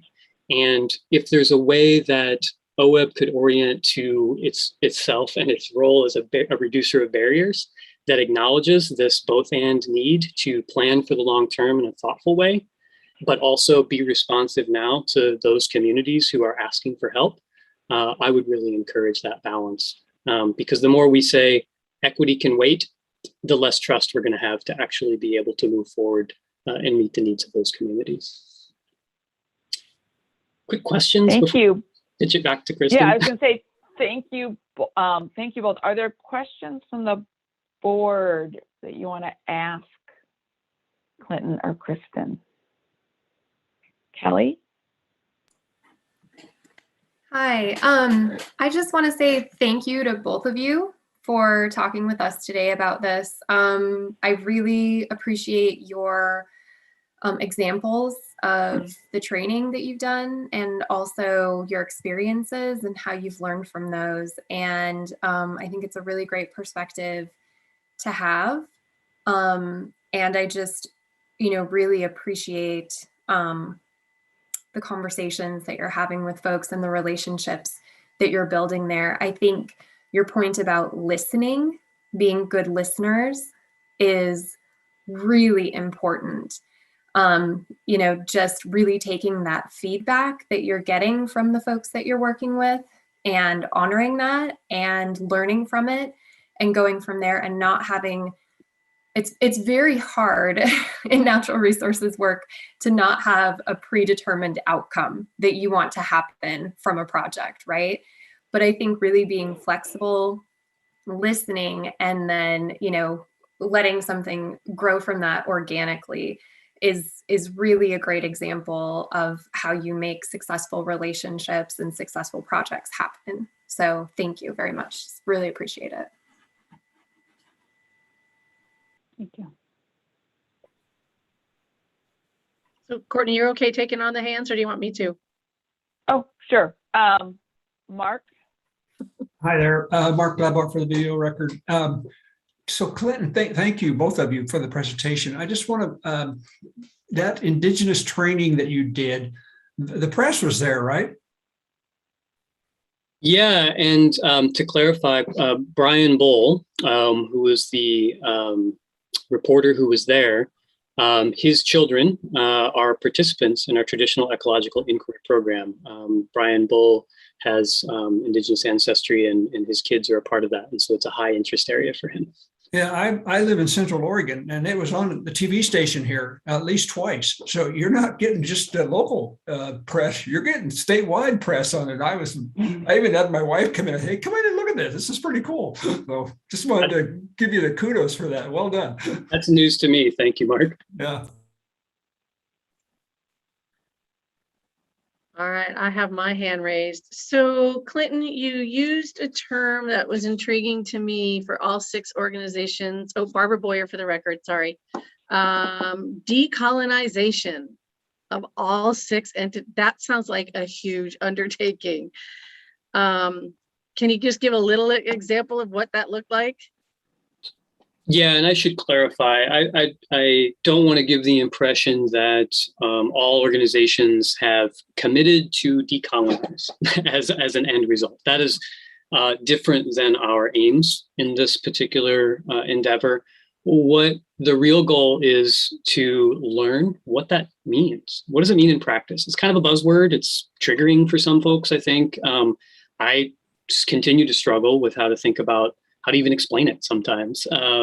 But I can give attributes of it. And I think that that's an improvement, is being able to give attributes of what it means to decolonize our work. I can actually give you an example of what it could look like. And it's something that we run into. As we've had conversations with Indigenous folks, and we've looked at what stewardship of terrestrial habitats, oak and prairie habitats, could look like long-term. Traditional gathering for food and fiber is a value on the landscape. It's a stewardship practice. There's Western science that supports that certain species benefit from these types of practices, camas bulb digging, sweetgrass collection, et cetera.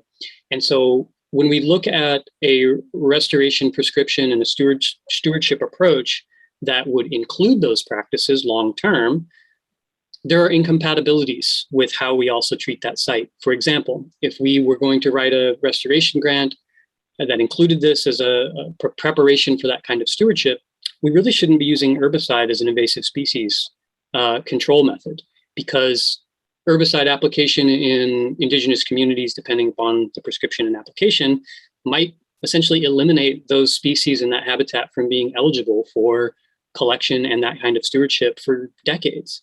And that's for the preferences of those communities. And so that is what we mean when we say decolonize, is that the mechanized or the chemical stewardship, the contemporary practices may be incompatible with traditional use and traditional values. And so as an organization, how can we be more open to and accommodating of those other values on the landscape? So that's a very tangible example that can sort of bring it down from the theoretical or academic, what does it mean to decolonize? And those are the kinds of things that we're exploring in this space. Does that answer your question? Yes, thank you. That's very helpful. Gary. Gary. Gary Marsh for the record. Thank you, Clinton and Kristen, for this. And I was just thinking, as you've been touching on this, but I sensed on a personal level that you've had some real discovery here for help in your life. But I guess my question is what changes, what maybe call it tangible progress within your organization can you show us? What has happened? What is different now than it was when you started on this journey? Kristen, you want to take that one? I'll give a little bit and then kick it back. So I would say for us, like I said, I say early in our journey, but I was reflecting on this and coming out of the training. So again, it was myself, another staff, and a board member, and then coming back to our organization and trying to share, like you say, this very personal experience and thinking and why this is important. And let's have a conversation as an organization. What does this mean for us and our mission and our work and our role in our watershed community? And so having an existing organization and an existing board and like you guys and sort of starting that conversation can be challenging, and people are in different places with different perspectives on the topic and the work. And so we've been navigating that and incorporating this in our strategic plan and committing to the trainings. And now we've had trainings, and as we bring on new board members, we orient the board and say, these are the things we do. This is our strategic plan. These are the commitments we made, the values we have, and DEI is a part of that conversation. And they're joining an organization that is already committed and rolling with this and adding their voice to the conversation. And so now I've got board members asking me when I bring something to them saying, well, how do we look at this with a DEI lens? And so 4 years ago, that was not how the conversation was going.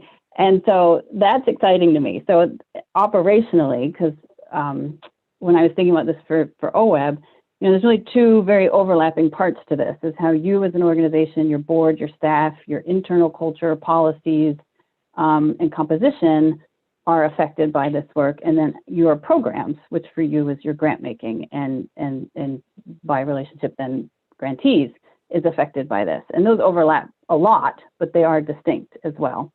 And so the external part of that for us, I feel like is where we are on the cusp of really going. But I'll give an example. We're supposed to start my next project to get rolling is an urban waters project, stormwater, where I had a predetermined low impact development, green infrastructure, of course. And now Kristen, you're starting with a conversation with the community to see what they think the problems are and the solution is, and don't bring your predetermined answer. So, sorry, that's a couple examples for us. Yeah, that's a great lead. I like to hear that. Clinton? For the record, Clinton Begley. Gary, I think it's a great question, and something that I carry with me from my time working with CDE is there's a lot of reasons to do this work, but if you can't tie it again to how is your work different or better for it, it's really easy to lose steam, or when there's a cut, it's the first thing to get de-emphasized or deprioritized. So I can give you 3 examples that all have an OWEB nexus of how our work is different. The first is that we were funded by OWEB to develop a project prioritization matrix for our urban program. And that essentially was, we had green infrastructure, stormwater program, and had too much interest. And so how do we prioritize who we work with? And these, in a second iteration of this matrix, we began to incorporate principles of diversity, equity, inclusion into project selection. So it's as concrete as, where does a project happen? How is it affecting in or adjacent to DEIJ communities according to certain layers from the EPA? What is the ethnic makeup of the ownership of the building? Who's most impacted? Are communities of color? Do they have access? Is it a meeting space? There's these kinds of socioeconomic layers that are included on top of the sort of spatial and habitat and water quality layers. And so it's affecting directly who we work with and where we work, and at least influencing our calculus on that. Another example is, I believe Liz may have mentioned it yesterday, but we were recently approved for funding for a grant in cooperation with Confederated Tribes of Siletz and Confederated Tribes of Grand Ronde on doing restoration on both a Grand Ronde site, a Siletz site, and a private property, using it as a vehicle for training, for learning, for habitat uplift, to explore some of these alternatives to stewardship. And that would not have happened without this being a priority for our organization to explore.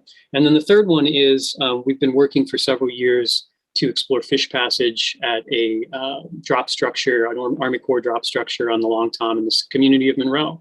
And it wasn't until we engaged in this process that we went, hey, wait a minute, why aren't we engaging the tribes in this conversation? And having the Siletz, having a relationship with the Confederated Tribes of Siletz such that they were interested enough in our project and to be a co-sponsor with the community of Monroe, Oregon, and approach this 1135 authority process with the Army Corps of Engineers in lockstep with us, with the community of Monroe and the Siletz tribe, would not have happened had we not been on this journey. And so all 3 projects are either here today or stronger because of that work. That's great. Thank you so much. You just get a long-term better outcome with it. That's I applaud that. Thank you. All right. Any other questions for Kristen or Clinton? All right. Not hearing any. Courtney, you want to move forward, please? Great. Well, yes, for the record, Courtney Schaff, Business Operations Manager. Thank you both, Kristen and Clinton, for sharing your stories today. This was really a powerful place for the board to start listening and learning from our grantees about the amazing work you guys are doing. So thank you very much. And we'll see and talk with you guys soon. Thank you. Thank you for the opportunity. Thanks for having us. Thank you. The next agenda item, the next part of this agenda item is M2. So just some quick agency and board DEI updates. So I want to let you guys know that we have been working through a selection process to select a DEI contractor to work with board and staff. And we have finally entered into a contract with Econ Northwest, and they are going to be our DEI consultant for the next year plus.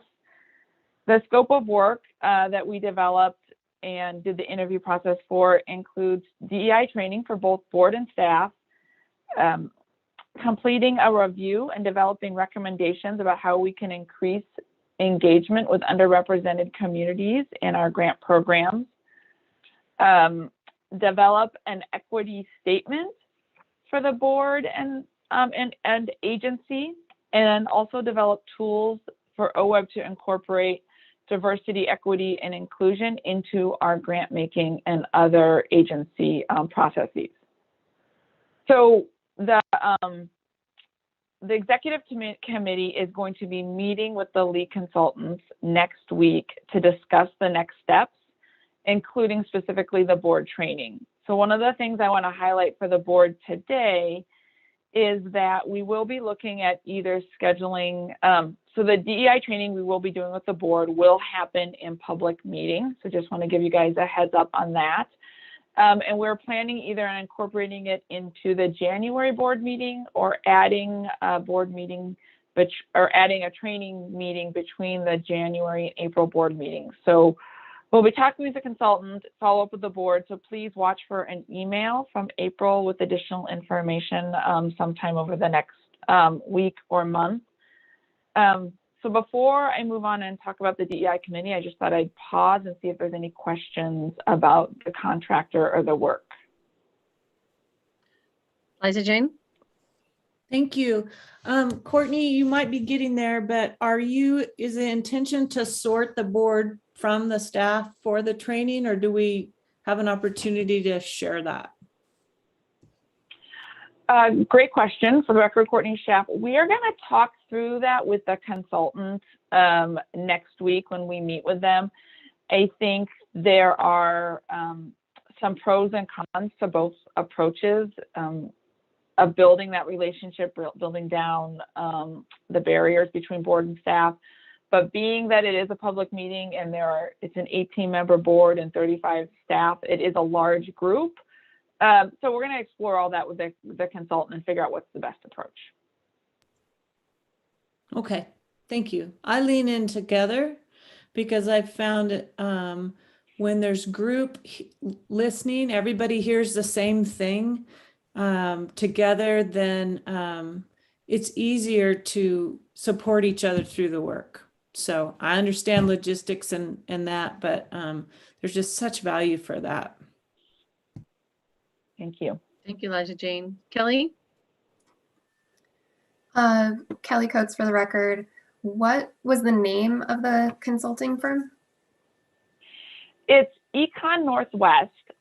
Jade Aguilera will be the primary consultant that we'll be working with, and she does have a team, and then they are subcontracting with Willamette Partnership to bring in some of the natural resources perspective, as well as bring in some local groups that'll be participating in the training to bring in different perspectives to our training. Thank you.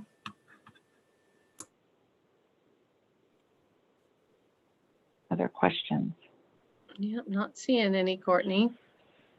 Okay, so the last piece of being cognizant of time and where we are today.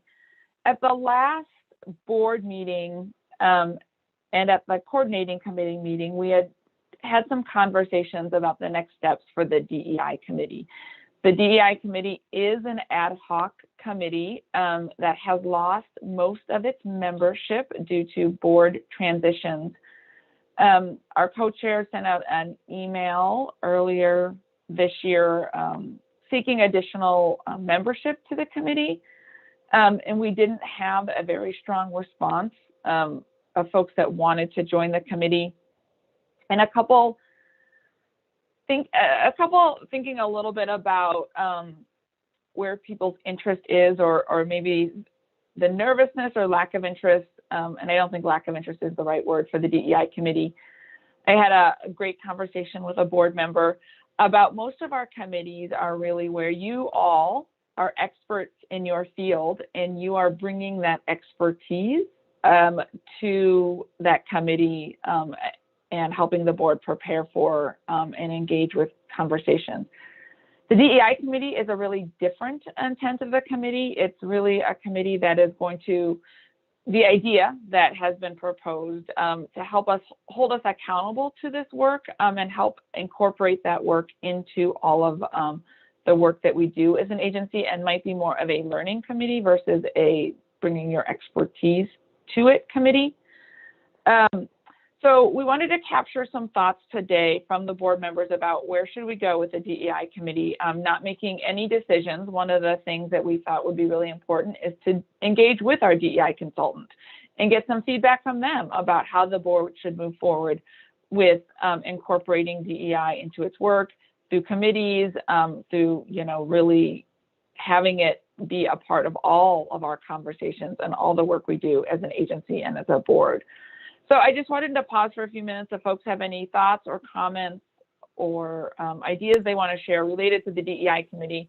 We'll keep that. We'll bring that into our future conversations with the consultant and bring it back to discuss at future board meetings. All right. Does anybody have questions or comments on this? Brenda, go ahead. Yeah, I think that there should be a DEI committee. I think it's unfortunate that we don't have the that people simply may be too busy to participate on that committee. You know, I know I expressed interest initially, but I'm on the monitoring committee and the climate committee, and there's only so many committees that I want to be on, and I'd love to be on a DEI committee, but you know, they're just I can't do it. So I really do think we should try to reinvigorate the committee to try to keep the issue in front of all of us all the time. Not that the staff won't do that, but I think having a group of the board members keep it in front of the other board members all the time is helpful. So just my perspective. Thank you, Brenda. Paul? Yeah, thanks. I'd second what Brenda suggested, and also wanted to let folks know and actually maybe solicit some help. My office is developing it's an idea called a tribal fellowship program. We have multiple different programs for recruiting diverse talent and new folks and people from underrepresented demographics into the Fish and Wildlife Service. I can't say any of them are, radically successful, but it's a work in progress. And so my office was developing a tribal fellowship program based on what we call our Directors Fellowship Program, where we're trying to get younger folks into, and in this case, it would target tribal members, into natural resource careers. And part of that would be if they finish kind of an internship that's probably 12 weeks long, they would, and they successfully finish their academic career, undergraduate or graduate, they get automatic hiring authority into the federal service, into Fish and Wildlife Service. If they don't want to do that, another benefit is it can help them, the internship can help them get a natural resource related career opportunity with other entities. Part of the goal for this in Oregon is, and it sort of feeds on some of what the previous presenters were saying, is in my conversations in collaboration with a lot of our tribal partners, there's, folks want to stay close to home, close to their native land, close to, their families and communities. In some ways, more than, some of the, other folks that we recruit who are more able to move around the country to different positions. So anyway, I wanted to first alert the committee and Courtney to, what we're doing there and trying to do. It's not a finished program yet. We've got to get all kinds of approvals through our various OPM and OMB and DOI kind of leads. But if it is successful, I'd like to actually solicit help I've talked to several folks in different tribes around the state with this idea. I've given a draft proposal. In fact, I've been talking to our former great colleague, Jason, about it, and he's excited to help on that as well. But I wanted to put that on the radar screen, and then maybe at another time have conversations either with the staff or with folks like Brenda recommended that might join the committee to see how we could push that. And or if there's other models in other federal or state agencies that folks think I should look at as well. So I just want to flag that. Thank you. Thank you, Paul. Thanks. Molly. Hi, thank you. This is Molly Kyle for the record. I was just going to propose, rather than, or step back a second, in the sense that the DEI committee is super important, and it's taken us this far, and it's exciting to hear that there's a consultant coming on board to kind of look at some of the structural aspects. I think that's a really positive move for the agency. Rather than having a specific DEI committee, though, I wonder if the agency has evolved to the point where DEI becomes incorporated into each of the other standing committees as a line item. So rather than keep it as a separate unit, it now becomes kind of a little more of a horizontal component to all of the other committees, because that's also where some of those barriers that were discussed by the panelists are most obvious. So that might be an alternative approach to integrating DEI rather than try to reestablish and maintain a viable committee. So just another thought, and might be something interesting to talk to the consultants about. Thank you, Molly. Eric Murray? Yes, thank you. Eric Murray for the record. Responding to Paul's request, we have a similar program within NOAA called the Halling Scholarship Program, and I will just drop a link to the program in the chat. Thank you. Jamie, you got your hand raised? Yeah, I've spoken to this before, but I know we've got a lot of newer members. And it's funny, it's a very personal thing for me. So I try to both be very cerebral and very serious, but it also, there's sometimes it comes almost from this place of rage of wanting to say, but I'm keeping a very calm face, that this is so important. And I really appreciate Molly's comments of integrating this into our how. So often DEI is looked at as a subset of our work. And so I both think having a DEI committee is incredibly important. And I really worry that it allows us to set it aside and check that box. So sometimes two things can be true at the same time. And we both have a remarkable organization with remarkable people. I'm so proud to be associated with this organization. And I marvel, when I talk to staff and committees, and the state of Oregon is so well served by the OWEB team. I'm profoundly proud of the work being done and that intention to, if there's ever anything identified, to really lean in. And there's such a, I mean, I just looking around the screen, every from Courtney to Eric to, well, both Erics to really every OWEB staff member I work with, there is such a, that classic for athlete, how high, coach. It's like, if there's something that's missing, it's like leaning in and working all the harder, which we also have to worry about. And this is what Lisa's stepping into. We don't want to burn our folks out, but there is that passion to really serve our community well. That is absolutely true. And this is not a fault of our organization or staff, but we also, this past year has been a challenging year in many ways, but it's really opened up eyes and experiences and understanding to experiences that have just been normal for so many other people, that now those who've been a place of privilege are now starting to see. This is a profoundly important conversation. And when you've heard me say a lot about to serve all Oregonians, I say that purposely because we're not currently serving all Oregonians. The fact that we have people who are not showing up meetings and leaning into this, yeah, a lot of people don't have the time and energy and resources, but this should be, the work we're doing is so fundamentally important to the entire state, to the water we drink, the air we breathe, the food we eat, that there's not a lack of interest in this. There's lack of barriers and the challenges. We don't, we're used to seeing in shades of gray, and we have to learn how to see color.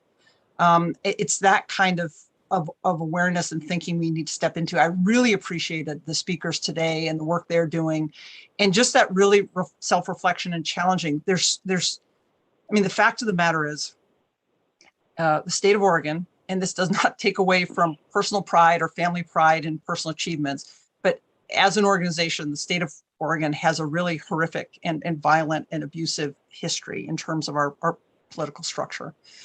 And so how do we not get defensive about that and just say that's just where we're at, and it's just the facts. History shows it. It's just what it is. How do we learn from that and decide the why? I love that. Develop our why, and then figure out how we move forward and do this work. And it's not a poor reflection on the work being done down in the good intention. It's really about how can we do this better. And I think for a board, we need to find a way to lean into this so strongly. I really appreciate Courtney's comments before about, well, maybe there's a sense of, it's not my expertise, so I'm not leaning into it. If we are not able to lean into this and do it well, I mean, it really is the equivalent of climate in my mind, where we're seeing our air and water disintegrate, but also our ability to really move forward as an entire state, an entire community, it is really tied into this. So I don't know, I've spoken a lot. I don't know if I've said much, but I can't underscore how important this work is. And I know we're all busy, and I know there's so much, and I'm speaking now to my board colleagues, I know there's so much in that, but to really say, okay, I don't know, quite sure how to get there, but I'm committed to this work. And I think that's so fundamentally important. So thanks to all the work that staff has been doing to really lean into this, just in private conversations. I have so much respect for all that's been brought forward. There's a lot of work to be done. And the question for all of us as board members is, how can I move? Well, first of all, do I think this is important or not? And I think that's an honest self-reflection. And if it is, then what can we do to support staff and to support this work, how we see the work, how we value the work, how we allocate our resources? How can we integrate this and make it a normal part of how we do business?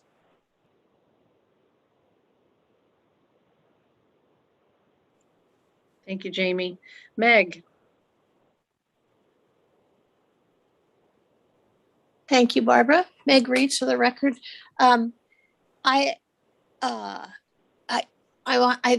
want to echo what Jamie just said, and because I feel strongly that we should have a committee, a DEI committee, partly because I think organizations' committees are a reflection of their highest priorities generally. Although the earlier conversation about committees that we have, and it sounds like we have a little bit of uncertainty about what we're doing in the committees and what are they doing exactly, which is another subject. But every other committee we have, to Courtney's point, we have significant expertise on the board with respect to that subject matter. I think on the DEI front, we probably have a lot of the interest and maybe not as much of the expertise that we perceive ourselves to need to do this work. Because I have expressed this thought to the co-chairs when the call went out for committee members. I'm very committed to the work, but nervous, afraid of it, because I don't feel like I know enough about how to go about this. And this conversation today has made me think, well, okay, fine, I don't know enough about it, but I have the commitment and I have a brain in my head and a heart. And I think, that makes me a good candidate for this committee.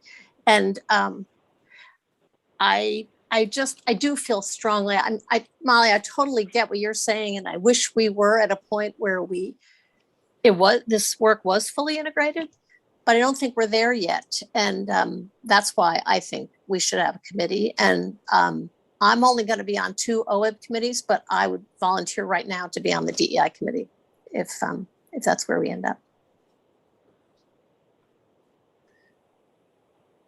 Liza Jane. Yes, thank you, Barbara. When we put out the call for interest and willingness, I forgot to say that I wanted to be on the committee. So there's actually 2, and I'm willing to chair that committee. I agree with everyone. Molly, I hear you, and that would be a good objective for this committee to help ensure that the DEI is present. And, another goal would be that in the future, we wouldn't need this committee. But I also suggested to Courtney that maybe once we all participated in the training, we'd have a better idea of how to integrate this and how do we create a valuable working committee. But we don't really, second thought, Courtney, I apologize, I'm stepping back. We don't really need to wait, at least to get started. And maybe through this consultant would have value to know that there's a committee to work with to then move forward to the board. And maybe that would be helpful to the staff as well. So I would like to volunteer for that. And Meg, you can make your decision as well, and anyone else, but I'd like to see that happening now, and we'll just get better at it as we go. Thank you. So I'll, did somebody want to jump in there? Okay. I will. I'll go next since my hand's raised. So Jamie, I'm going to push back a little bit on you. I don't see us setting this aside with the training we're going to get in the next year. So I feel like I'm just beginning my learning journey, and I'm very excited for this. And you know, we don't know what we want yet. And I feel like this training is going to help us figure out what we want, and almost wait to do the full-on committee until after the training, because it may change a lot of our minds. Maybe everybody was going to want to jump on the committee after the training. With, you know, I mean, I learned a lot today from our two speakers from the watershed councils. That lens was so helpful for me today. And you know, I think the trainers will help us figure out our best approach to incorporate this into our everyday business. And if you remember the theme of the DEI, it's, you know, the first line is integrated throughout OWEB's operations and grants. So it's forefront for us right now. I don't see us setting it aside. And I'm all for waiting until after our training, because it will look completely different today as it will, I feel, a year from now after our training. All right, Brenda. Yeah, thank you, Barbara. So I'm going to respectfully disagree. I think we need to keep the committee intact. I think there are several people on this board who do have a background and significant training in DEI issues, and I certainly share Jamie's passion for this issue as well. And it will keep the issue in front of the board on a regular basis. So my offer is to remove myself from the monitoring committee if I can be placed on the DEI committee.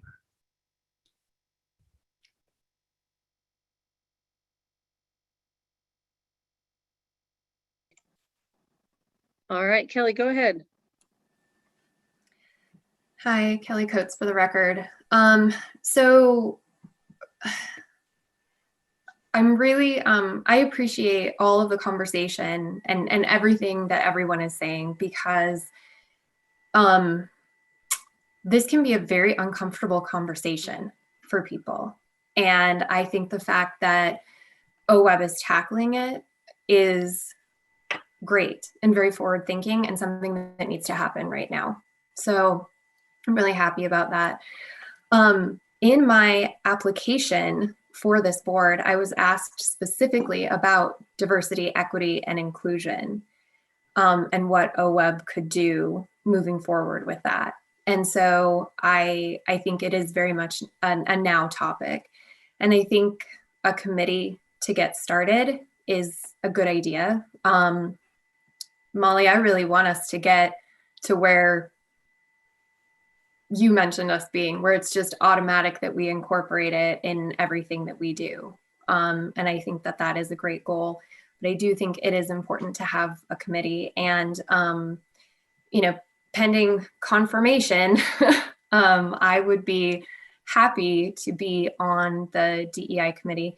Sorry, Eric, I know I already put in my other committee requests, but we'll put DEI up there as my number one, because I do have some experience with this. Being a female Native American in a STEM field, I've been there a lot of the times, and I think that it's an important conversation to have, and we just need to move forward with it, and we just need to develop some goals and some objectives and just learn and think of this as an education and a learning process for all of this and how we can make OWEB better moving forward. I also think it's really important with this, and I had a great conversation with Courtney before I even submitted my OWEB application about diversity, equity, and inclusion, and what OWEB was doing in regards to that. And I think it is important to remember that while tribes are a part of the DEI conversation, tribes are also unique in that OWEB has a government to government relationship with the tribes, right? So that is a unique thing with tribes. And so when we talk about DEI, tribes oftentimes get lumped in there, but there is also this unique government to government relationship that we need to think about when we're working with tribes as well. So I just wanted to point that out because that seems to be something that we're talking about, with tribal interests, all day today and even into this afternoon with the presentation that Ken's going to give as well. So did just want to kind of put that out there for folks to think about, but really appreciate this conversation and thank you all for putting yourselves in this uncomfortable place right now so we can get comfortable with it in the future. Thank you, Kelly. All right, Bruce. And then Randy, you're up after that. Late this summer, I was monitoring the Oregon Global Warming Commission meeting, and they were reviewing a draft of the paper that was released recently. And prior to that, they talked a lot about DEI and many aspects of the Global Warming Commission work. On that draft, towards the end of it, as they were presenting it, one of the board members or one of the commission members made note that all of the DEI work was in a footnote. And they commented that it was the very definition of marginalizing. Now, there's a stunned silence, and I think it had been remedied, but it was a reminder to those members of that commission. We had a similar situation on the coordinating committee a couple meetings ago, where at the end of that, we had said coordinating committee was going to serve as the DEI committee, and Jamie made note that we simply hadn't addressed anything at that particular meeting. So I'm agreeing with all of the previous speakers who said it's important to have a committee. I think OWEB is very good at coming up with some questions to ask of our grantees and our partners that have you checked this, have you checked this? With the work that Courtney's doing, I think we could come up with the same sort of very brief check-in for every committee with a series of our important questions. What have we done? What have we done lately? What have we done at this meeting on DEI? But I join with the fellow members who say let's get started now and have a full board DEI committee. Thanks.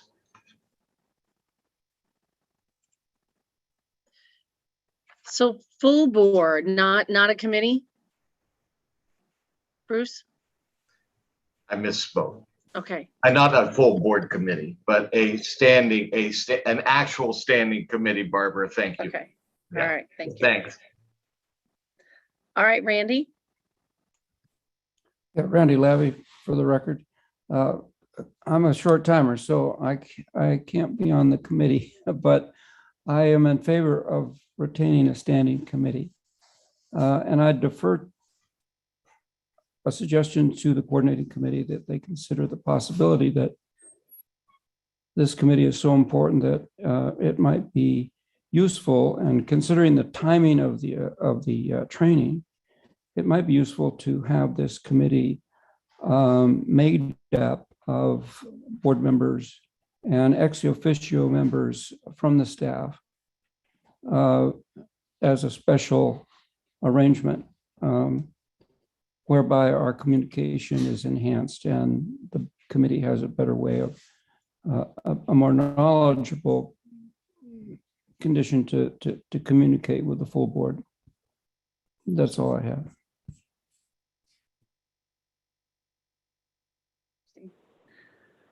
All right. Oh, Bruce, you got your hand up again. Go ahead. Well, that was simply a great idea.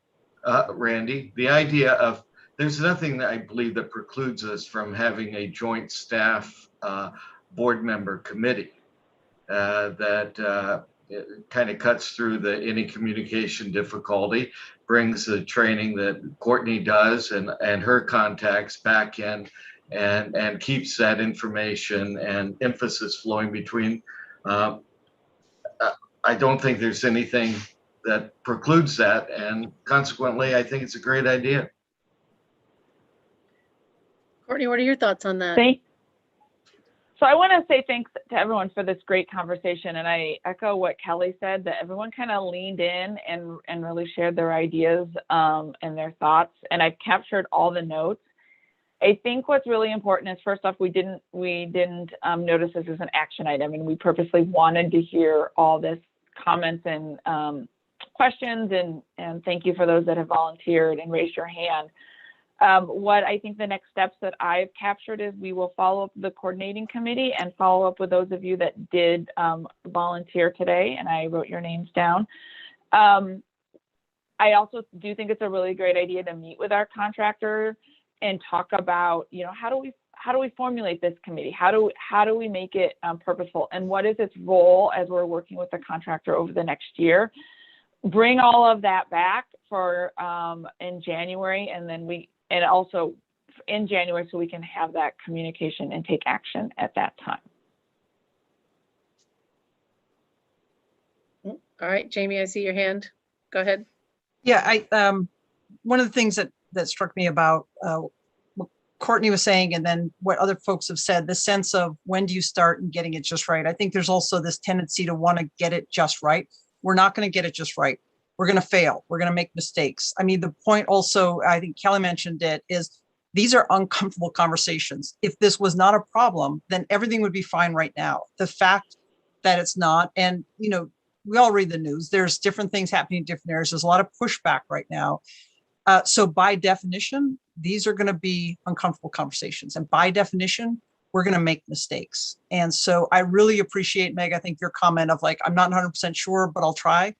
I think that's where we need to get to, and to try to be gracious with ourselves and each other. But also, I really appreciate folks saying, let's try now, even if it means starting to fail, because then when we get to that point, you know, shortly down the line, we learn more, we'll figure out what we didn't do as well, and we'll bring in more input, and we'll get that perspective.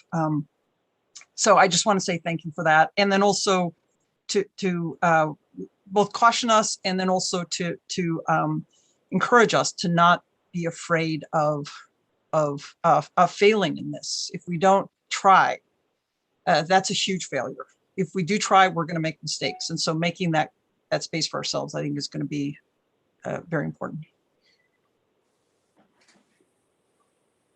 Thank you, Jamie. All right, Gary. And then I think we're going to wrap this up so we can move on down. Go ahead, Gary. Okay, Gary Marshall for the record. Just thought I had that an observation, I guess. Just the depth and the quality of this whole conversation. I think we need to recognize that as an organization, that we're doing quite well at the diversity, equity, and inclusivity. And I think we need to recognize that. Can do better, probably, but you know, people are really putting their hearts and thoughts into this, and you know, that demonstrates to me that it's important, and it's they're thinking about it all the time, and what they're doing. So, thank you, Gary. All right, so Courtney, do you need anything else from us?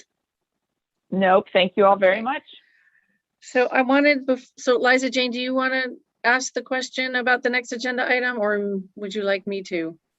I think I'm just going to be Miss Bossy and say that we've decided to move agenda item N to after lunch. So that's okay if that's okay with Audrey. I did check with Audrey. I don't know if I heard back, but I checked with everybody behind the scenes. I think we're good. We're good. So all right. let's go ahead and break for lunch. Awesome. See you guys back here at 12:55. Thank you.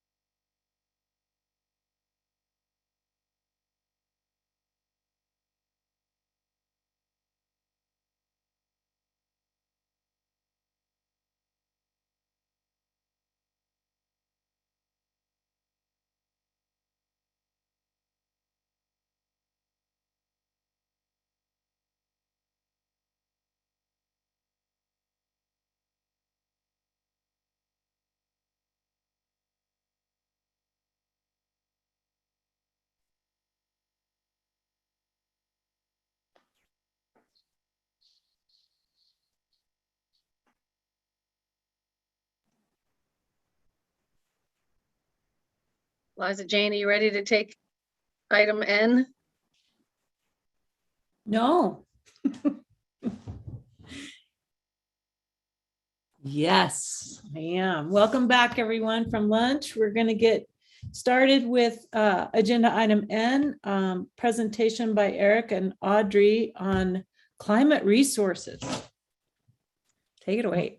Okay, thanks very much, Liza Jane, co-chairs, members of the board, Eric Williams, grant program manager, along with Audrey Hatch here today. And I do want to start following Clinton's lead and express gratitude for the conversation that we had earlier today, and really for all of the conversations we've had over these 2 days with board and staff. It's been really fulfilling, and I appreciate all the hard work and thought that goes into your participation in these pretty meaty topics. And so we've got another pretty meaty topic to discuss, and it was referenced earlier when board members referenced the toolkit that Audrey put together on climate resources for our grantees. And we've talked with you a little bit in the past about the new application questions and so forth. Audrey is going to give us an update, and since she's the brains of the operation, I'm turning it over to her.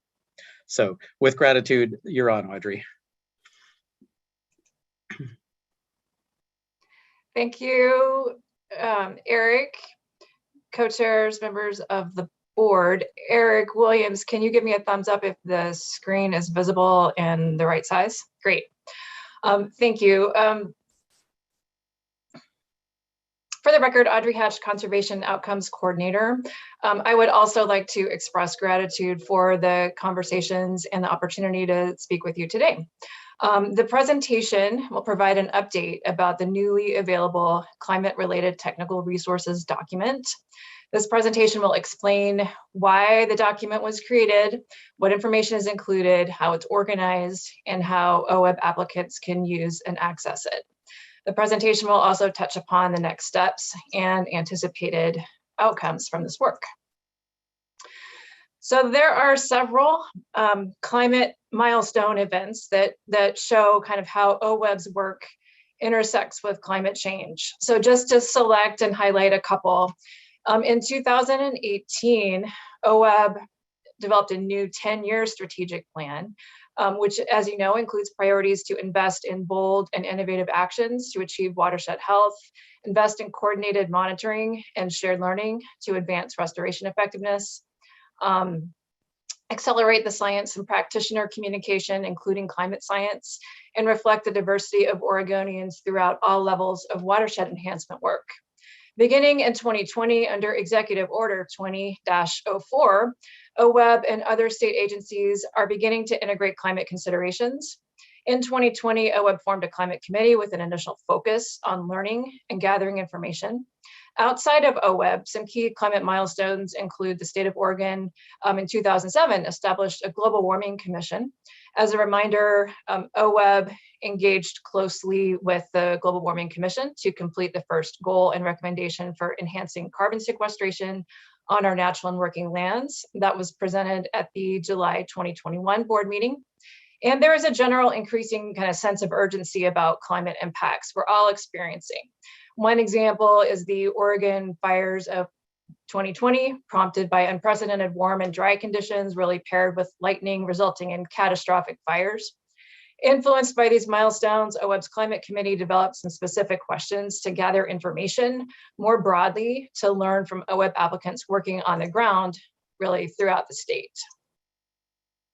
In this fall, OWEB's Climate Committee recommended the addition of some new informational questions to a subset of OWEB grant application types and oversaw the development of those questions. The process included some consultation with grant program managers at OWEB and other agencies, and some selected external reviewers to get a grantee perspective as the questions were developed. The questions were added to a subset of OWEB grant application types listed here, recognizing the timing for opening applications varies for each grant type, and therefore the timing for reviewing the responses will also vary. The purpose of the questions is to gauge the extent to which OWEB applicants are already considering climate impacts in their project planning, identify barriers to incorporating climate considerations, and be able to more directly account for climate benefits through OWEB's existing grant-making processes.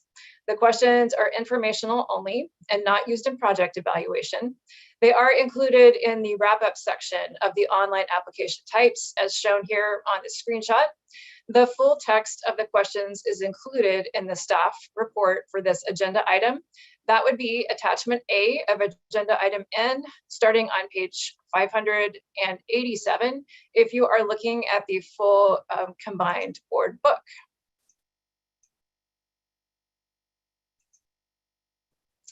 OWEB staff have taken several steps to help support applicants to respond to these new questions. Information was provided online and via email ahead of the fall 2021 open solicitation application process to alert potential applicants. OWEB grant program staff were prepared to follow up and work with applicants as they began to consider what was being asked of them. Information was also added to OWEB's existing guidance document for the full online grant application process. And finally, staff compiled climate-related technical resources, a document to provide more specific information that is available online along with other field and technical guides that OWEB has provided, along with the goal of helping grantees and applicants with their project planning.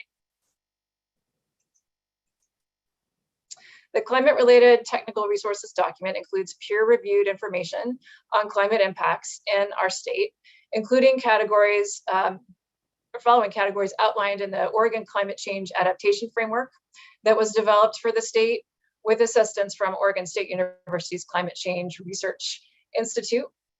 For example, just to list a couple, changes in temperature regime, precipitation, storms, fire, and habitat distribution for our native species are all anticipated to happen as the climate shifts. The document provides information about several online planning tools. Many of these are specifically searchable by location and by landscape type. The landscape tools were selected from well-regarded trusted sources, including universities and government institutions with access to long-term data sets. The resources provide ways to learn more about climate change predictions and how they may affect restoration planning and practice, including the potential future climate impacts in a proposed project area. Several of the climate tools provide information based on the specific greenhouse gas projections as modeled by the Intergovernmental Panel on Climate Change. The resources document is only a jumping off point, offering some information that applicants and partners can refer to as needed. Each planning tool and reference can be consulted for additional, more detailed instructions, and many will provide their own online examples and videos. Applicants and partners may have additional information relevant to their project objectives that is not included in the resources document.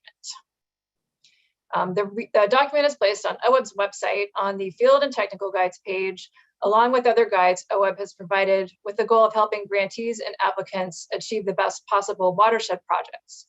This is an example of connecting watershed practitioners with science information, now including climate science. And thanks to great work and assistance by Astria Strawn, OSU's Sea Grant Fellow who served with OWEB since January of this year and is now beginning a new position with Department of Forestry's Reforestation Program, a short tutorial video will soon be available on the OWEB website videos page to help applicants become aware of the resources document and help them begin to use it.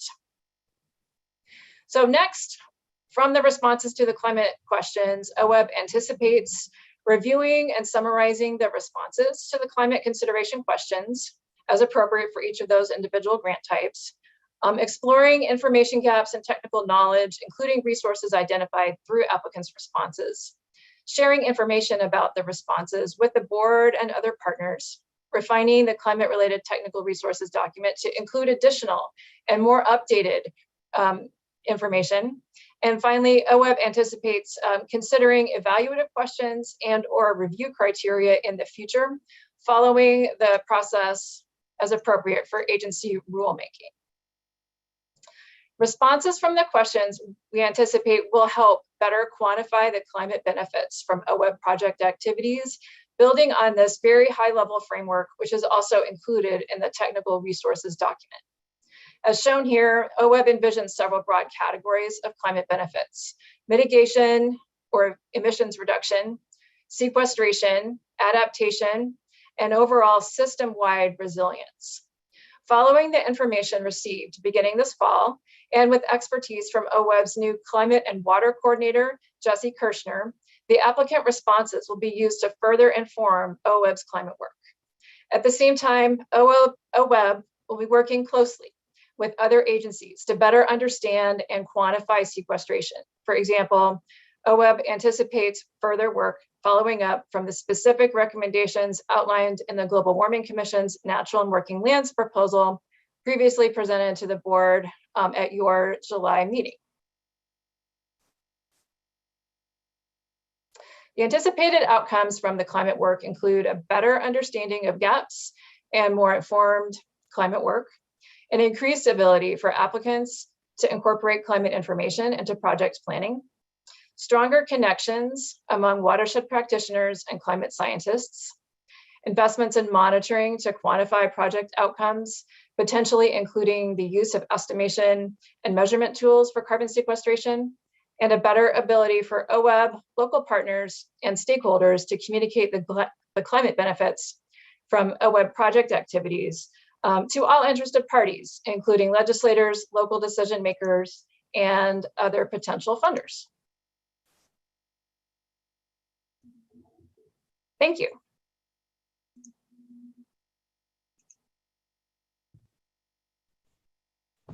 Very good. Any questions, comments from the board for Audrey or Eric? I will have Brenda first, followed by Randy. I thank you, Audrey, for that. Much appreciated. A couple of things in that last table you had. I think it was you had sequestration and mitigation. I would suggest that you include a couple of other factors, and maybe you will. Maybe that was just an example, but I would include storage as separate from sequestration. They're certainly related, but they're not the same. And also attention to greenhouse gas emissions and how we as an agency, as individuals, as potential projects in the future will address reduction in greenhouse gas emissions. Thank you for that. Randy? Yes, Liza Jane, Randy Labby for the record.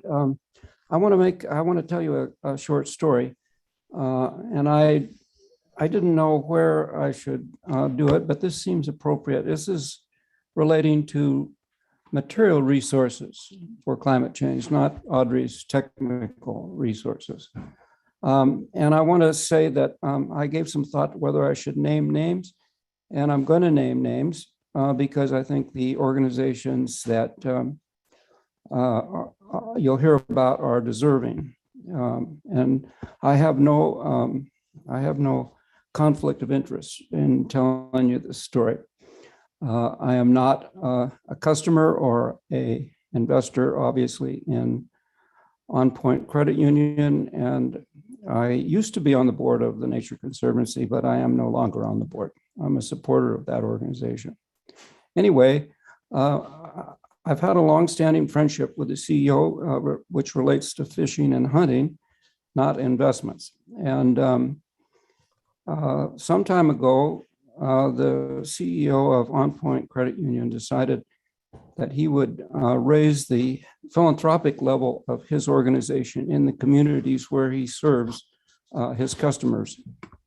And the first thing he did was survey the employees of the union, credit union, to determine who they felt was deserving in their mind. And they had feedback that the Nature Conservancy was above the line of those that could be considered. So initially, contributions went to a number of social services organizations and also the Nature Conservancy. That relationship led to further dialogue, and ultimately the CEO went on the board of the Nature Conservancy. And On Point Credit Union is the largest credit union in the state, and they do more automobile lending loans than any other financial organization in the state. And in those discussions, they determined what if, whenever a automobile loan is made, that there is a contribution to the Nature Conservancy to support climate change projects and initiatives at that organization. And I won't go into the details. There's, more goes for electric vehicles, et cetera. And I won't go into the details of the arrangement.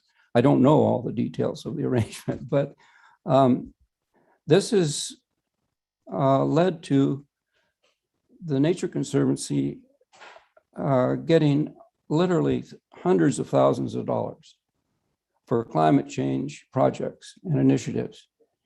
And one of the reasons I gave it, besides I think it's interesting, I think it's this type of creative thinking at the Watershed Council level that is an opportunity for them to access the private sector in ways that they haven't before because of climate change issues. And I would hope in the future, at some point in time, the staff allows the board to better understand how the staff helps individual watershed councils raise money locally in their community, and have the board enabled to brainstorm ways that might help them enhance that part of their fundraising. Anyway, that's my story. That's all I have. Thanks. Thank you, Randy. Dan, followed by Molly. Hello. Yeah, I was just going to make a comment that what a great way to get information from the most important to get information, the most important people to get information from. I just commend you guys for thinking about putting these kind of inquiry questions into the grant applications and asking people for input in a non-judgmental way. That's just great. So great idea. And then I guess I had one little question. It looked like there were different sets of questions for the different applicants, and they were sort of a tick list of questions that looks like it went to the restoration and water acquisition grant applicants. And I was just kind of curious about why that was sort of limited. For example, why it didn't go to the land acquisition grant recipients. That's all. Thank you. Yeah, thanks, Liza, Jane, and co-chairs, members of the board, for the record, Audrey Hatch, and thanks for the question. And yes, I think that so you are correct. You are correct. The kind of longer list of questions that have several multi-part checkboxes are included with restoration and water acquisitions. They do seem appropriate also for land acquisitions. But there was a discussion around the timing of opening the application types, and a kind of a decision that since that was going to happen in the future, it could wait until edits could be made to the system. And by that point, considering the timing of that cycle, there could even be an opportunity to kind of go through those responses that we get from the other application types and potentially either refine or add more technical information to the guidance document. So it's simply a matter of timing. And Eric Williams, if you want to add on anything, that'd be great. Thanks. Yeah, thanks, Audrey. I think you hit it. The timing didn't quite line up for the solicitation for the awards that the board just made. Those applications came in back last April, and so we weren't ready at that point in time to include them. But as Audrey mentioned, we will incorporate the appropriate questions for the next solicitation, which, as we talked about earlier, we do have a bit of time before that one goes out. The applications will come in about a year from now. And so when we put that application out, roughly next July, August timeframe, we may have done some learning from this first round of questions, and so potentially could do some refinement, but do intend to include them in the land acquisition application. Thanks. And then given that there's some tweaking and potentially another round of questioning, I would just maybe suggest you consider a question about, again, these people, boots on the ground, know what the heck is going on. They may have ideas for how to monitor some of these sort of climate benefit outcomes. And it might be good to hear a little input from them about, not just the staff, but what ideas they might have for monitoring any progress on achieving goals in the future. That's all. Thanks. Thank you, Dan. Eric, Audrey, Molly, you have a question or comment? Yeah, no, I appreciate this topic quite a bit. And I guess my comments are kind of twofold. One, I appreciate that this is kind of an initial attempt, correct? Because I assume that by giving your applicants the opportunity to identify gaps, then there's the opportunity to come back at a later day and provide resources to fill those gaps. Is that a correct assumption? For the record, Audrey Hatch, Conservation Outcomes Coordinator. Yes, Molly, that is correct. These initial questions are also, we're kind of saying this a number of times, they're informational only. And what we get back from them, we anticipate will help inform that climate resources document and help inform the next steps and any potential future refinements on the questions. Yes, you're correct. Okay. And how long do you think you're going to use this kind of information gathering phase before you start to fill in the gaps or take it to the next phase, which might become either a more quantitative or a more assertive a statement around how they will either mitigate or help to offset? Yeah, thanks, Molly. For the record, Audrey Hatch, Conservation Outcomes Coordinator. I think that would be something that would be discussed surrounding the Climate Committee work plan. And I don't know if Eric or others want to add on anything more specific on timeline. Yeah, thanks, Audrey. Eric Williams, Grant Program Manager. We certainly need to look at what comes in, not knowing what that's going to look like. It's kind of hard to say what the timeline looks like following digesting that data. It'll be both qualitative and quantitative data, but certainly it's the kind of information that will help us as we're moving forward to do things like incorporate climate criteria into our evaluation criteria. We really will, I think, have a much better footing underneath us, and at least in terms of understanding better where the grantee community is based on their answers to these questions, that will help inform that process. And I think that was part of the intent all along. We needed this baseline level of information to help us be most effective at incorporating these considerations into our grant making criteria. And as we move forward down the line with rulemaking processes, this will also help our Rule Advisory Committee in better understanding where the grantees are in this regard, but things that they've already done, things they're already doing, things that they're thinking about, and kind of that overall assessment of not only identifying gaps and what resources are needed out there, but how far can we go in putting criteria in that applicants will be well positioned to address in their project applications. Yeah, I appreciate that. And I understand that the Climate Committee is going to be emphasizing and focusing on this, but given just the importance of this topic and trying to identify better ways of moving forward. It'd be nice to know that that's going to be kind of as short of a timeline as possible, so that the gaps in the criteria can be developed in a very timely manner.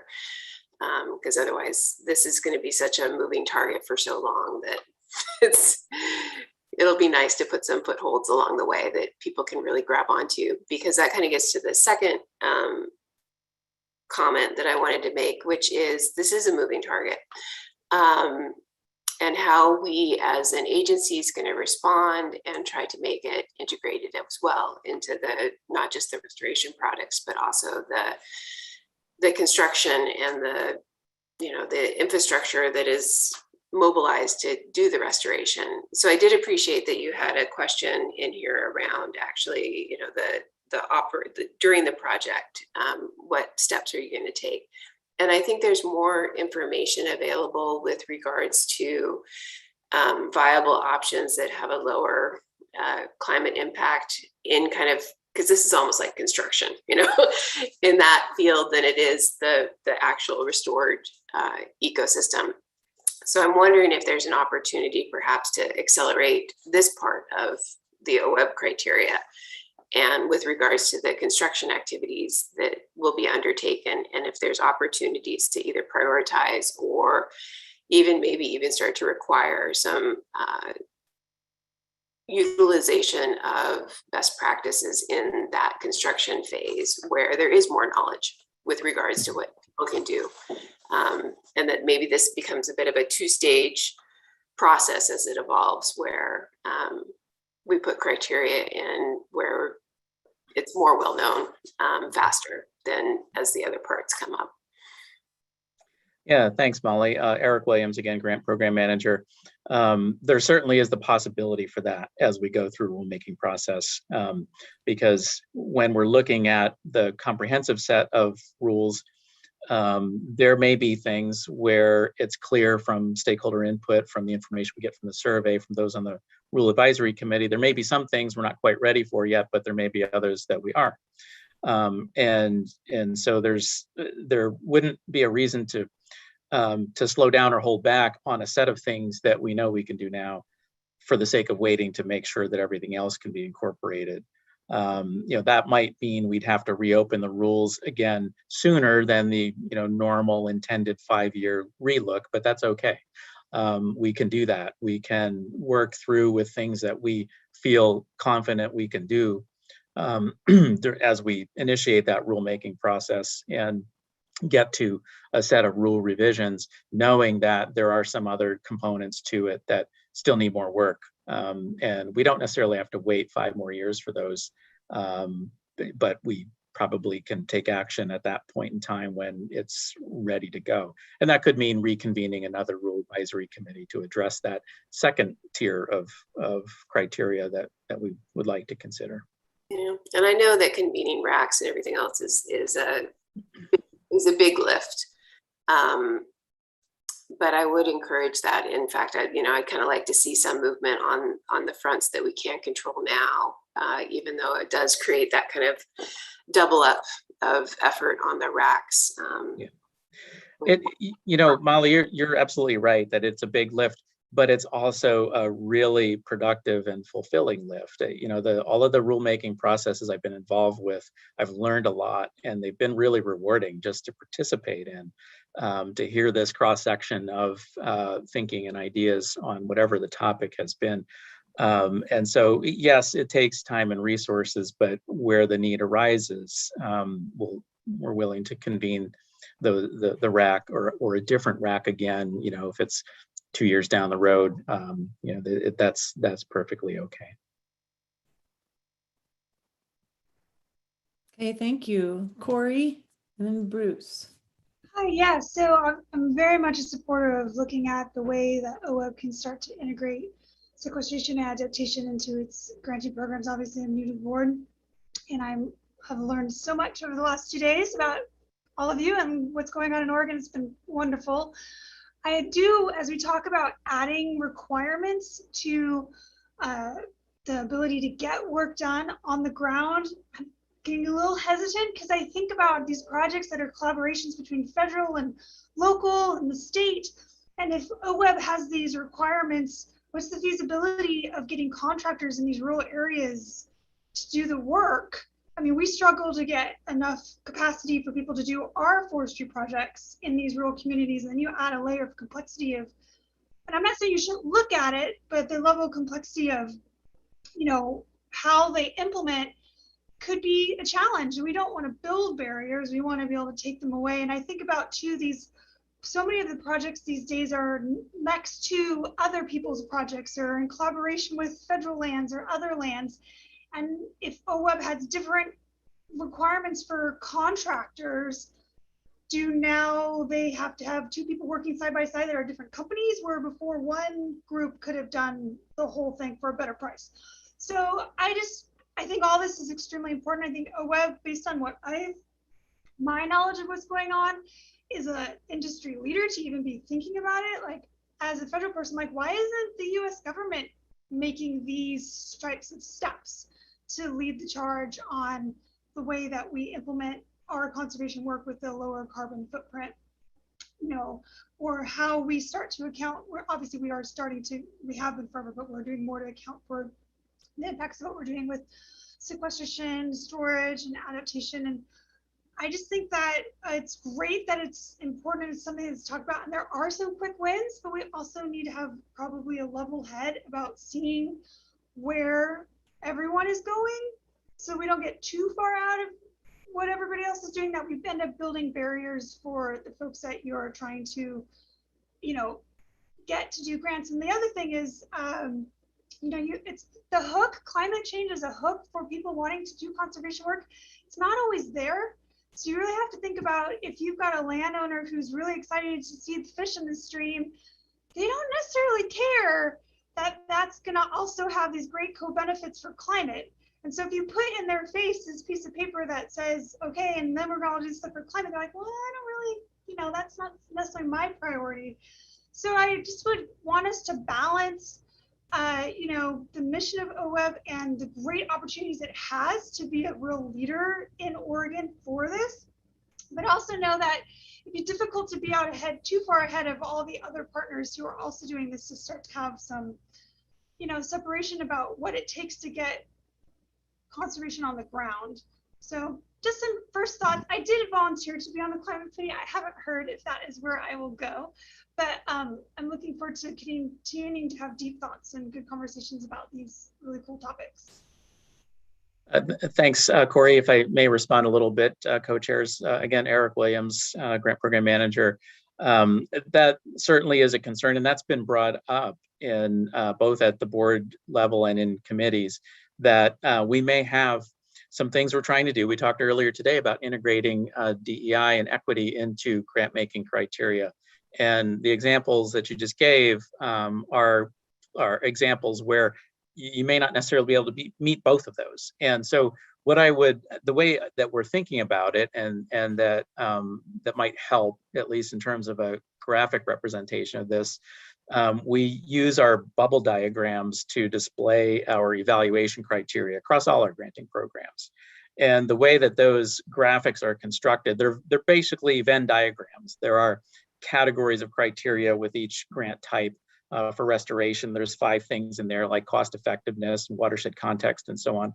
And what the Venn diagram says, and this is a reflection of what's in the rules, that sweet spot in the middle of the Venn diagram is where we're getting the most value for the investment dollar.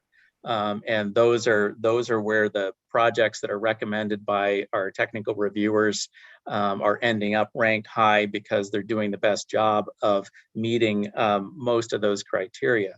None of the criteria are threshold criteria. We have eligibility criteria that are our threshold criteria. But in terms of the evaluation, there aren't any that are weighted higher than others. It truly is an effort to get the best intersection of meeting all of those criteria. At least that's how we've constructed our rules and our evaluation criteria to date. And I think thinking about it in that way will help avoid some of those unintended consequences that you're talking about. Thank you. Brenda, and then Bruce. Yeah, just a comment and then a suggestion. First of all, recall that all federal agencies are going down the same road that we are right now. The Biden administration has asked for all agencies to incorporate climate mitigation, climate adaptation into what it is that they do. And I think Jamie posted a link to that yesterday, so that's available. So I do think that you know, certainly other agency partners will be doing much of the same thing that we're proposing here. The other is it seems that it's pretty clear that there's going to be some technical assistance needed to allow people who are writing proposals to get the information they need. And I think that it might be useful to think about how OWEB can contract that out or somehow otherwise pay for an FTE, either through reallocation of someone or some other technique, or partnering with another organization to really do one-on-one consulting with people writing the proposals to be sure that they get the information they need and that it's consistent from proposal to proposal. That's a pretty big lift, but I think if we're going to be effective and efficient, and I really do second Molly's push for some urgency here, we need to be thinking ahead in terms of how we're going to help folks out get the information that they need. Thank you. Bruce. Thanks, Liza Jane. I understand the concern on losing opportunities to do great work, but I thought what you were talking about on the Venn diagram, finding the highest value, and basically, I don't envision us getting projects, requests for funding on projects that are, they say this is all climate. They're going to be OWEB type projects. And as we start talking about putting the climate lens in, it just changes one element of valuing that project. It'll change the Venn, it has a potential to change the Venn diagram. There may be projects that don't have a high climate benefit, but have such high other benefits that we value as OWEB grantors that they just continue to be granted. But the valuation of climate in all its various iterations that we've talked about, that Audrey talked about, is I think what the Climate Committee is working on. And Eric, one request I'd have is that hopefully soon at one of our early, maybe our next Climate Committee meeting, I don't have a clear understanding on what rules need to be changed in the evaluation process, where rulemaking is required to add that valuation of climate as an element of. So maybe you could explain that. Maybe the other committee members understand it fully, but I'm a little fuzzy on it. So thanks. Sure, thanks, Bruce. Eric Williams, Grant Program Manager. The way that our administrative rules are structured, each division is numbered. There's a division called Division 5, which has overarching grant rules that apply to all grant programs, unless they're modified by grant type specific rules. So Division 10, for example, is restoration, and that has a full set of its own criteria that are in addition to what's in Division 5. And so we would need to look at potentially the Division 5 rules for those overarching requirements, and then for each individual program, we would have to look at that program's set of rules. And so it's really too much to bite off at once, but that Division 5 set of rules does have broader applicability. And so I think that's where we would likely start. And our Division 10 restoration rules are also due soon for a look. So that might be another good place to tackle, in this first effort at looking at our rules. Great conversation. Thank you. I would just like to add before we move on, in support of what I think Corey was saying, is to just be careful about, and I think we are, but access and ability to in a project maybe to reduce the negative climate impacts in a project and take into consideration the options that maybe a rural community has if they only have one set of contractors and they all have massive excavators that are not electric. We still have to keep getting the work done. That's always really important. So, and difficult to compare sometimes, as we've talked a lot about, hopefully all of our work is having a positive impact on the climate, but we just don't always know how to measure that. So just being cognizant of the opportunities throughout the state to meet these kind of requirements that we may have. So, I hope that didn't start something, but maybe it did. Mark, go ahead. Well, I'll just pile on. So I agree, Liza Jade. We need to go slow to go fast here. And so we need to be cautious. I used to be what they called a service forester. And the very first question I'd ask a property owner that wants to do some projects on their property is, what are your objectives for your property? And then we'd start the conversation. Well, we have a program that can help you here or help you there. And then when we deal with contractors, particularly in rural areas, you have to be really careful about how you proceed. And, we got to be really careful, that we don't say, oh, well, you got to use an electric chainsaw, or you can't use a diesel truck to haul stuff, or, we just need to be very careful. Yes, we want the ultimate goal to be there, but we want to have participation from those landowners. And if we go too far, we'll get landowners that balk, particularly private property owners that balk. And so need to be really careful about how we go slow to go fast to make sure that we don't leave people in the dust that are very interested in restoration projects or, all the stuff that OWEB helps fund. We just need to be really careful. Just be careful. Yeah, thank you, Mark. And it's the balk is the ability. It's not an independent stubbornness. It's, don't have the options. So thank you, Bruce, and then Brenda. I'd just like to reassure both of you and all of the board that the conversations at the climate committee have not talked about if you want to use it, you only have a D6, you need to get an electric D6 to do this project. Nobody's talked about that. We're talking, I sense the sense of urgency on the committee, coupled with a pragmatic approach to getting work done on the projects that come forward to us.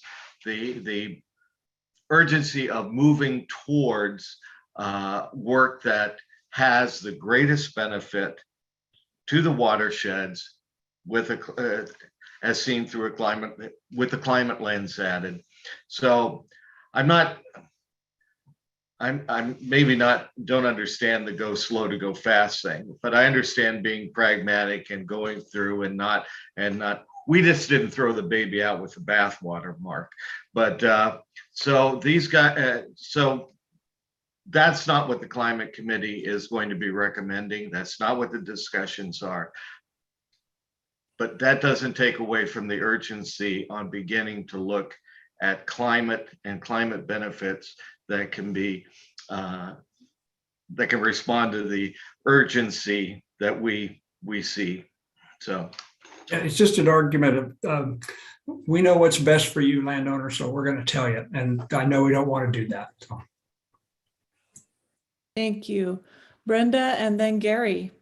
Yeah, just to support Bruce's comment, Brenda McComb for the record. I don't know how we move from evaluation criteria that are some of many to begin to address this to suddenly mandates that you shall use certain pieces of equipment, because that is not where we were with the climate committee. And I'm not quite sure how we jumped to that so quickly. So I just want to support Bruce and just say that it is not our intention to mandate what projects will do. It is our intention to have climate be an effective and meaningful component of the evaluation criteria, which are one of many, or several of many. So there is urgency, and there are things we can do. And we're certainly not telling people what they have to do. But I think we need to somehow address this. Thank you, Brenda. Gary, Lisa, and then unless you guys don't have plans later, we should probably move on. Thank you, Gary. Okay. Gary Marshall for the record. So I'm reflecting back to a conversation that I had with Bruce, I think it was in Jackson, and I think at that time I brought up to him, I said, we need to look at these projects from a net carbon benefit.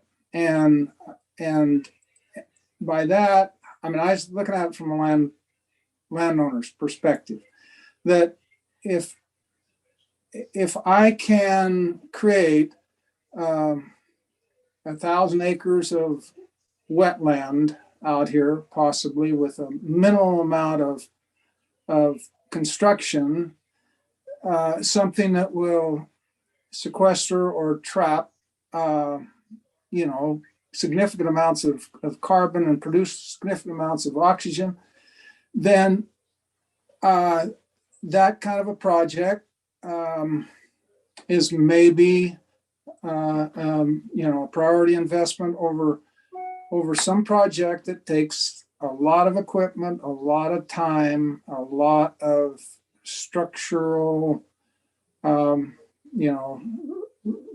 construction and rebuilding. So, I mean, that's the reason I actually brought up this thought to Bruce, is that as somebody was using these funds, that we need to look at these projects in a net carbon way. So that's all. I agreed with you then, Gary, and I agree with you now. Lisa, you had your hand up? I will pass for now. Okay. Thanks. I hope my pushy didn't shut you down there. No. It is great conversation. Thank you, everyone, for listening and contributing to that. Is there any further before we move on? Great. Thank you, Audrey and Eric. Thank you. All right.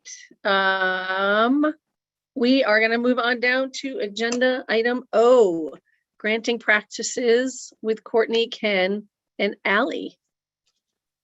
Take it away, you guys. Is it Ken, are you the lead on this? Or is Courtney the lead? I don't know. This is Ken's Dog and Pony Show. Okay. I'm just here as a supporting audience. Yeah. All right. Courtney, you can pull up the slides now, if you don't mind. Oh yeah, thanks, co-chairs, members of the board. For the record, I am OWEB's, Ken Fetcho, OWEB's Effectiveness Monitoring Coordinator and Tribal Liaison. And so before we get started, you can go ahead and advance to the next slide.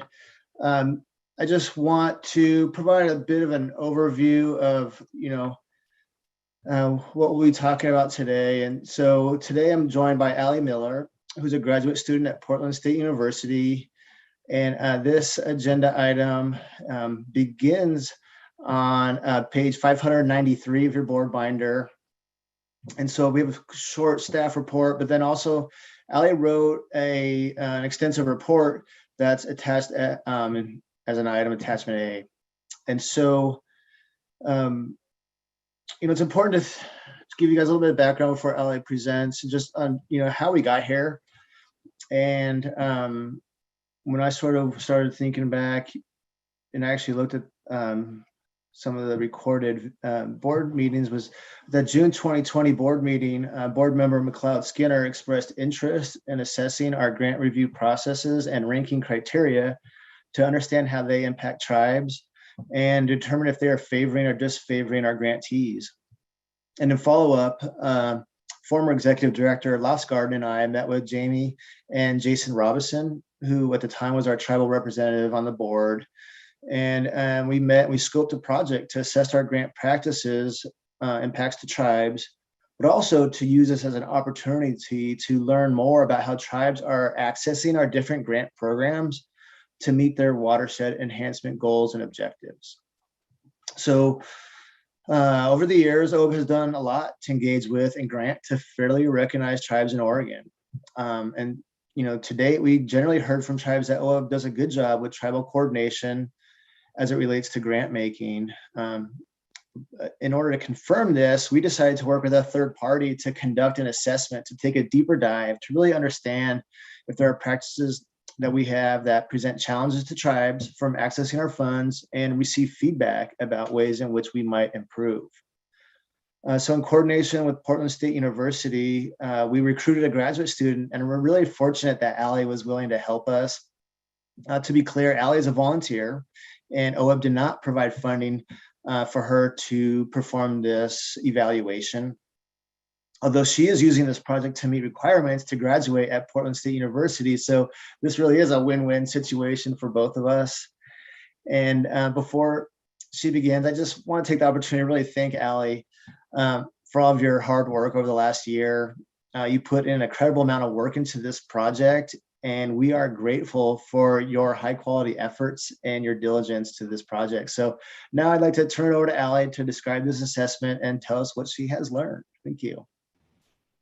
Yeah, thanks, Ken. For the record, as Ken said, I'm Allie Miller. I'm a graduate student in the Masters of Public Policy program and Sustainable Food Systems Certificate program at Portland State University. And a little bit about me. Prior to grad school, I worked at the David and Lucille Packard Foundation on their organizational effectiveness team. And I reviewed grants over capacity building and diversity, equity, and justice. So when this opportunity to be involved with OWEB and on this assessment presented itself, I felt it was a really great fit to work on.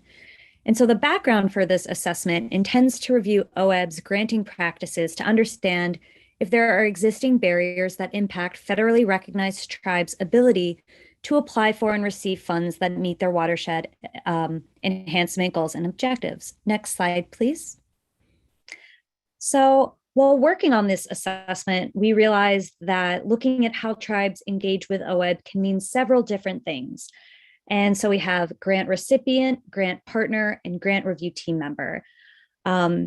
Being the lead applicant or recipient of a grant is only one way to engage with OWEB's grants. Natural resource management by nature is collaborative. So another way to look at tribal engagement was to look through partnerships that are done intentionally in each region to allow each party to contribute their strengths to a project without necessarily doing the work of applying and being the lead.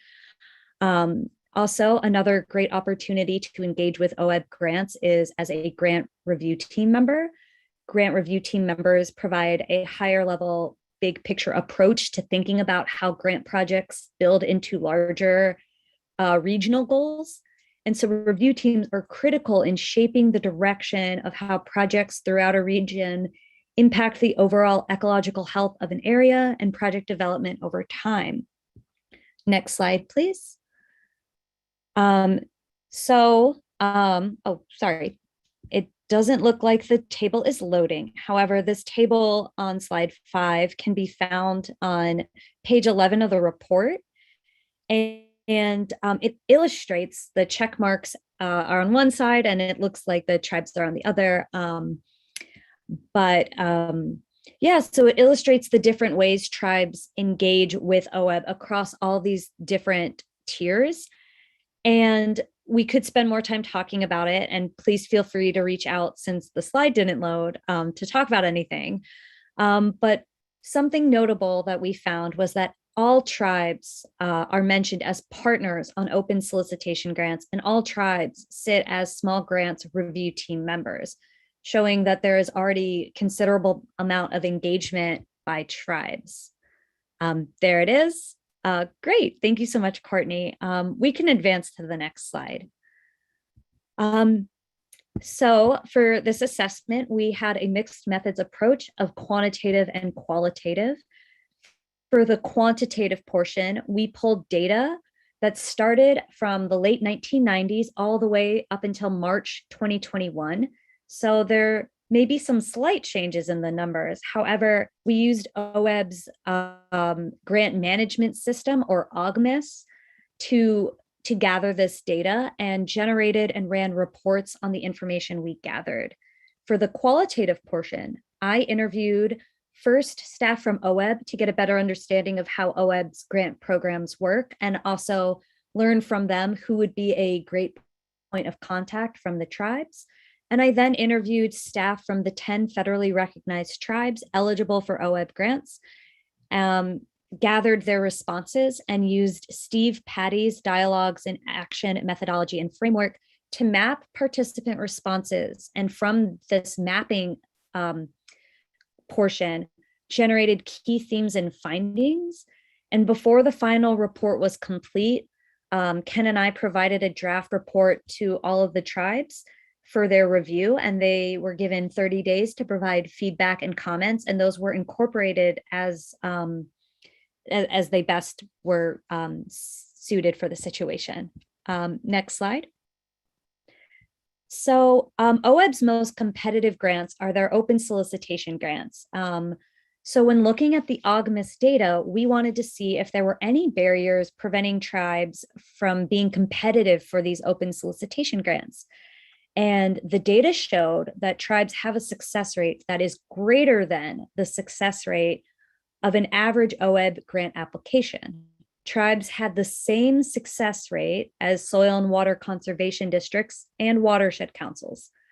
Tribes and counties have submitted the same number of applications, and tribes have a slightly higher success rate when applying for open solicitation grants than counties. And in the report, there are more details on the findings that this generated. But overall, this was a pleasant surprise. Like, this was really great information to see. Next slide. A little bit more about open solicitation grants. And this can be found on page 20 of the report. Technical assistance, monitoring, and restoration grants are the most pursued open solicitation grant types. None of the tribes have applied for water acquisition or stakeholder engagement, formerly known as outreach grants. The majority of tribes have applied to be a lead applicant for an open solicitation grant. However, there are 2 tribes that have never applied for any open solicitation grants. Next slide.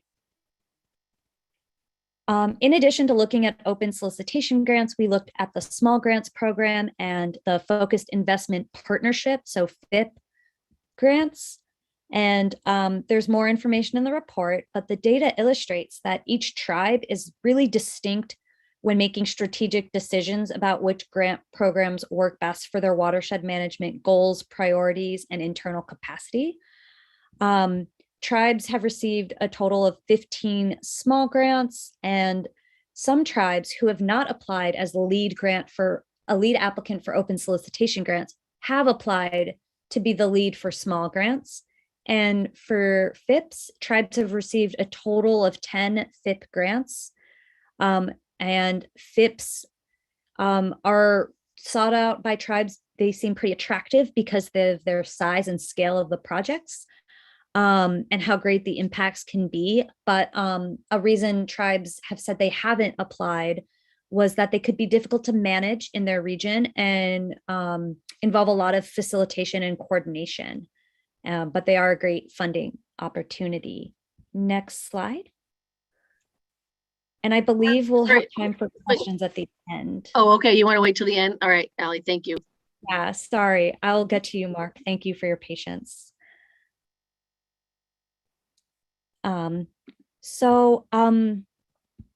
We really wanted to focus on that with, there were several key themes that emerged from the interviews with tribal staff. But some notable ones I'll call out today were that quantity is not an indicator of grant practices quality. So the number of grant applications is not necessarily indicative of the quality of a grant project.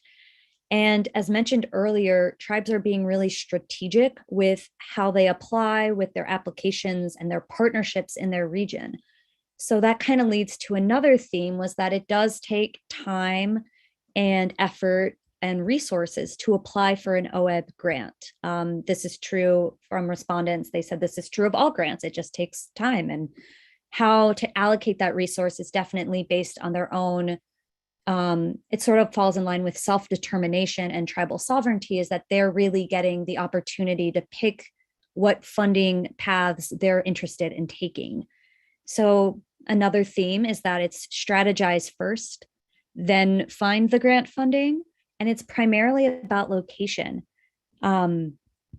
So there are certain locations that are culturally or spiritually significant for tribes, or if a project takes place on tribal lands, tribes are more likely to apply to OWEB grants as the lead applicant. And these sort of lead to the fourth theme I'll talk about today, which is that history and geography really matter. The history of colonization, forced removal, genocide, and displacement did not end in the 18 or 1900s, but it impacts and influences the environment today. And place-based trauma impacts how traditional ecological knowledge is practiced, which directly affects conservation and protection. Tribes explained to me in their interviews that they have to educate landowners and organizations and state and federal agencies about their historical claims to ceded lands. They need to clarify reserved and protected treaty rights, like things such as ensuring minimum in-stream flows. And these justifications can add additional hurdles and impede field work and prevent projects from being done within a certain time frame. And it can be difficult to ensure that tribes are included in regions where they're not always physically present. So the history of a land and geography can sometimes be fragmented. And there is a strong desire shared between respondents from the interviews for their tribe to have a pulse on key areas that are outside the reservation and outside of their ceded lands. But there's a lot of lands that have historical significance that are, there's a lot of nuances into how tribes get to steward those lands. Next slide. So some challenges and barriers were identified, and we categorized them into 5 key challenges. One is that some tribes are hesitant to pursue land acquisition grants for habitat protection because of the language in OWEB conservation easements. Another one is that match funding requirements can be challenging and burdensome to meet for certain tribes. 3, there's confusion and uncertainty about applying the federally negotiated indirect rate to estimate things like grant administration expenses when developing budgets early on in grant applications. Next slide. A 4th challenge or barrier was that reporting on projects that are jointly funded by OWEB and then the Pacific Coast Salmon Recovery Fund can be confusing and cumbersome. Confusing as in like what dollars went where, and really clarifying communication on those particular projects can be helpful. And there are Measure 76 and constitutional requirements that have not been well articulated to tribes. And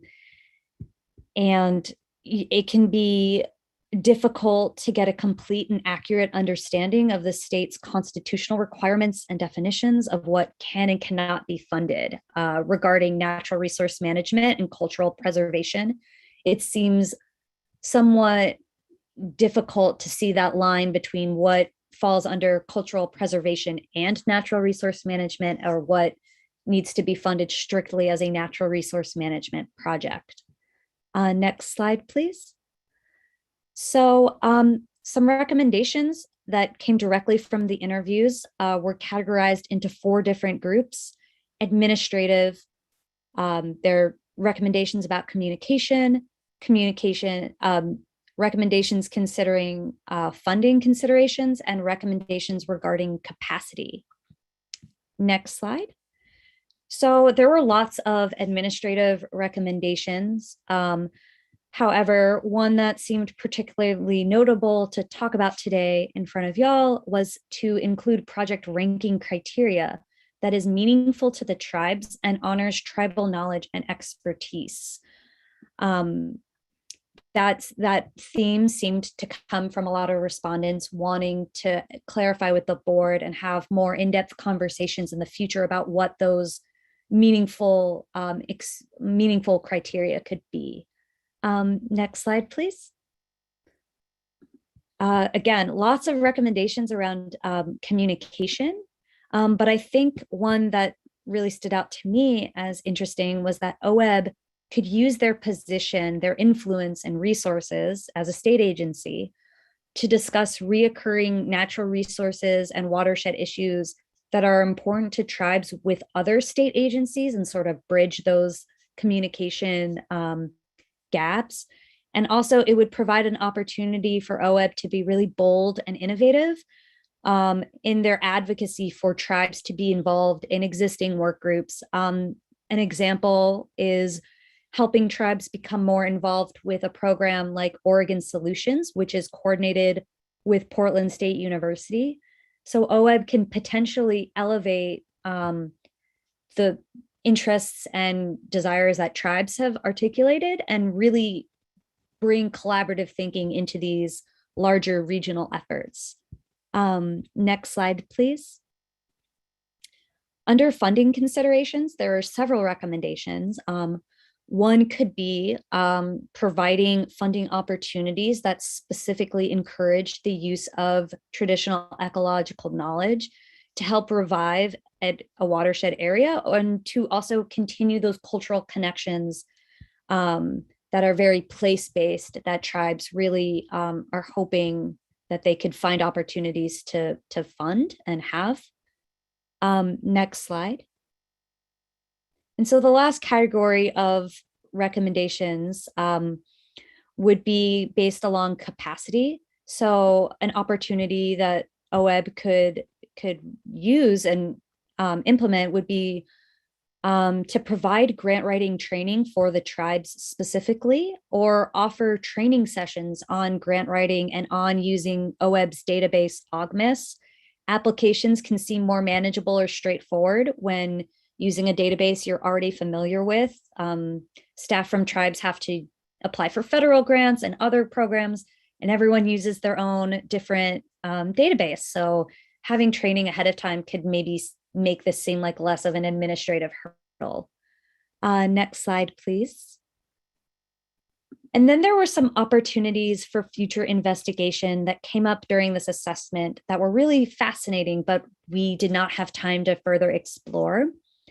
One was developing a place in the grant application to identify a tribal partner on a project so it can be easily queried in a database. Ken and I had to be a little strategic when trying to see how to get that second level of grant, that second tier of engagement level.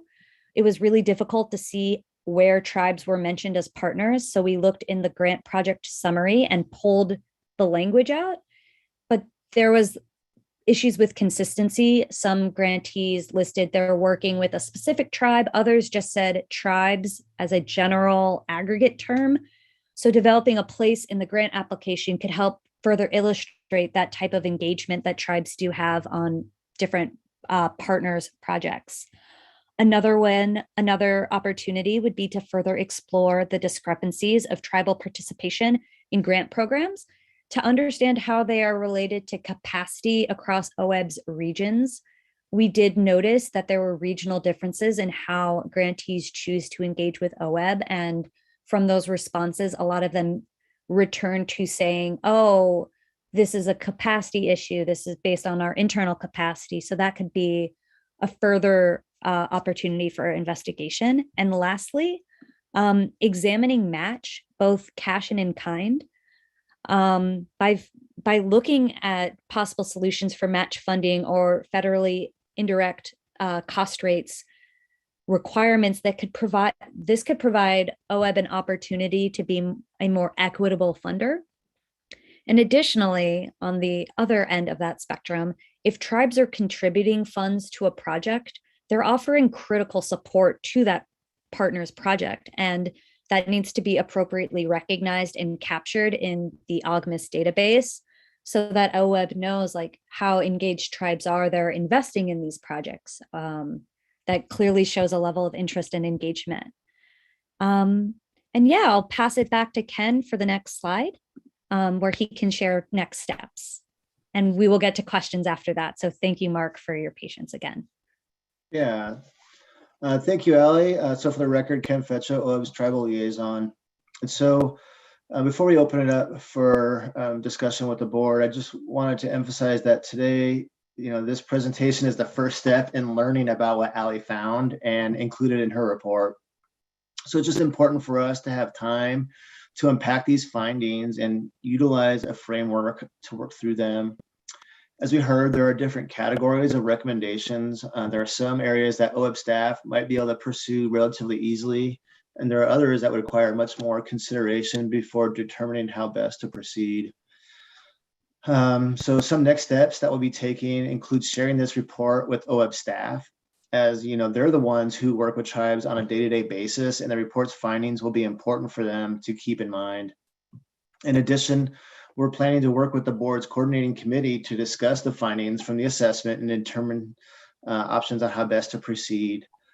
So now I'd just like to turn it back over to the co-chair to see if there are any comments or questions for Allie and I. Thank you. All right, thank you, Ken, and great job, Allie. I'll have more comments later, but I will let Mark lead this conversation. Okay, Mark Lephart. So Allie, I'd give you an A on your presentation. That was really good information. Very, very well done and very in-depth. Earlier in your presentation, you mentioned that there were, I think, 2 tribes that hadn't applied at all for an OWEB grant. Was the reason one of those 5 that you mentioned, or was there another reason? I'm curious why those 2 tribes never applied.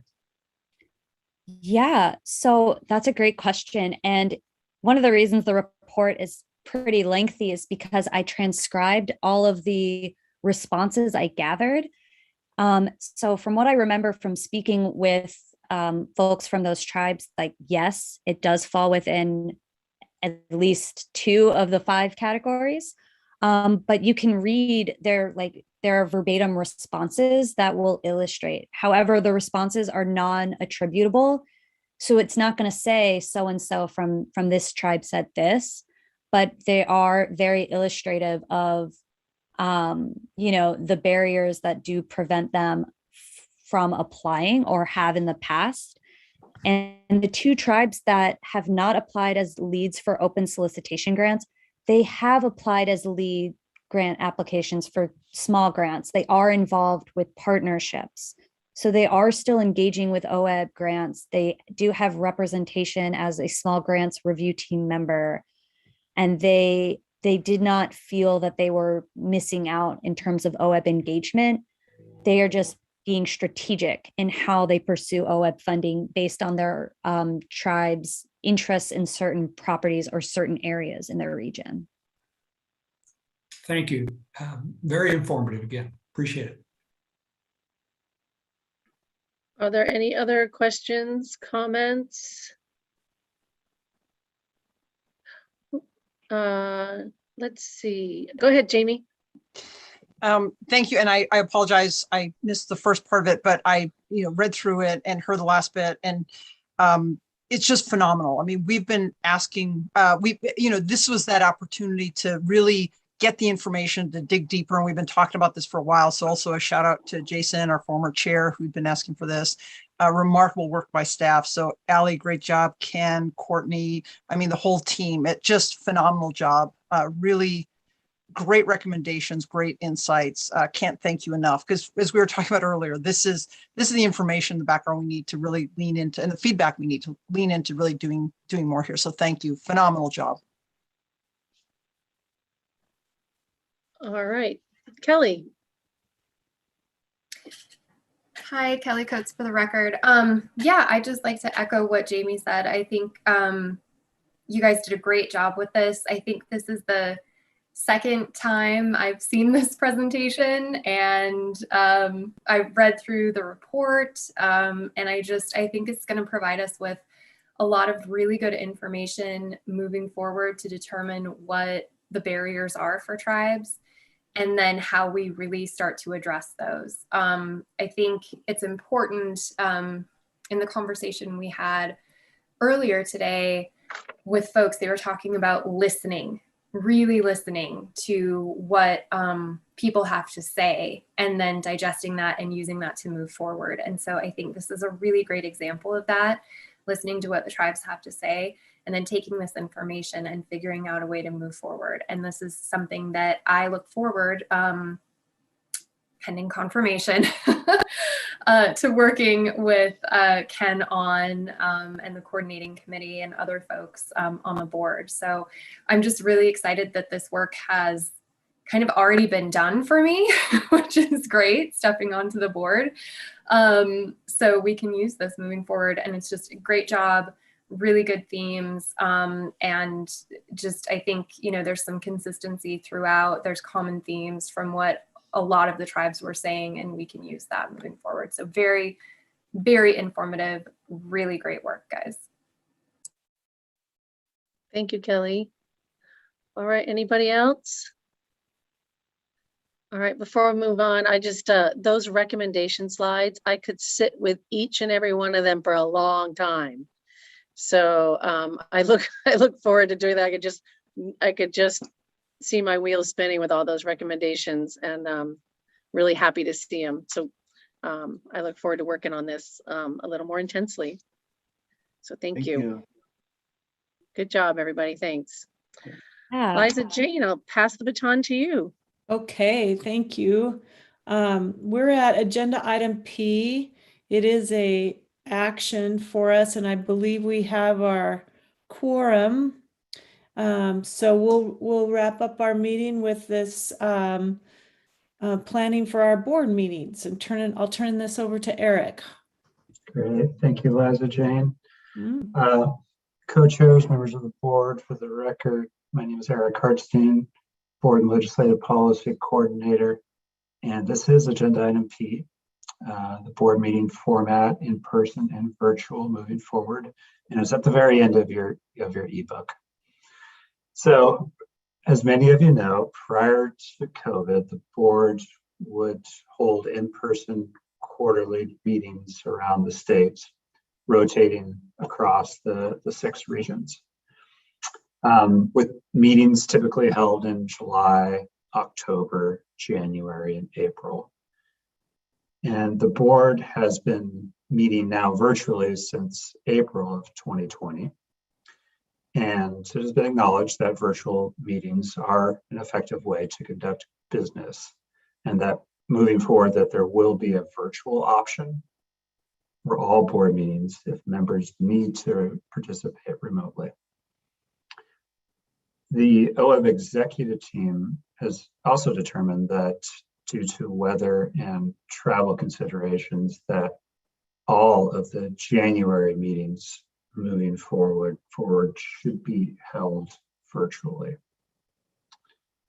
And along with that January board meeting being held virtually, there is also the potential to hold another regularly scheduled board meeting as virtual only. So one option that was discussed is to have that second virtual only board meeting to be the July meeting. And in the staff report, we go over some of the benefits for having a virtual only meeting in July, which would include that it reduced the climate environmental impacts associated with travel, consistent with the governor's executive order and many of the discussions that were just had. Second reason would be to reduce expenses for the agency during the busy vacation and travel season. And the third is that board quorum has occasionally been an issue at the July meeting, given vacations and travel for board members. So having an all virtual meeting would alleviate that issue. Should acknowledge though that having a virtual option to participate in a July meeting might alleviate some of that concern, but it still detracts a little from having a board meeting if less than a quorum is available in person. So some of the benefits for having an in-person board meeting in July is that for summer is a great time to meet and hold tours with the local conservation partners. And through these tours and really just meeting in person and through both formal and informal events, it's a great opportunity for both the board and staff to build camaraderie and friendships. And that's really a benefit that we definitely want to highlight there. And I think everyone can get behind getting to meet in person and getting together once again. So one other benefit for meeting in person and getting back to those environmental concerns is that with a concentrated effort to carpool to meetings and tours, we could lower the carbon footprint associated with board meetings, which would be consistent with the governor's executive order on climate change and with the discussions that the board just had. So all told, when we were weighing kind of the pros and cons, staff believed that the benefits of having a virtual only board meeting in July outweigh the benefits of having it in person. So the staff recommendation is for the board to approve a meeting format that includes in-person meetings with that virtual option to participate in October and April, and having virtual only board meetings in January and July. I'll stop there and see if there are questions or comments. Thank you, Eric. Does anybody have any comments, thoughts, questions? Paul.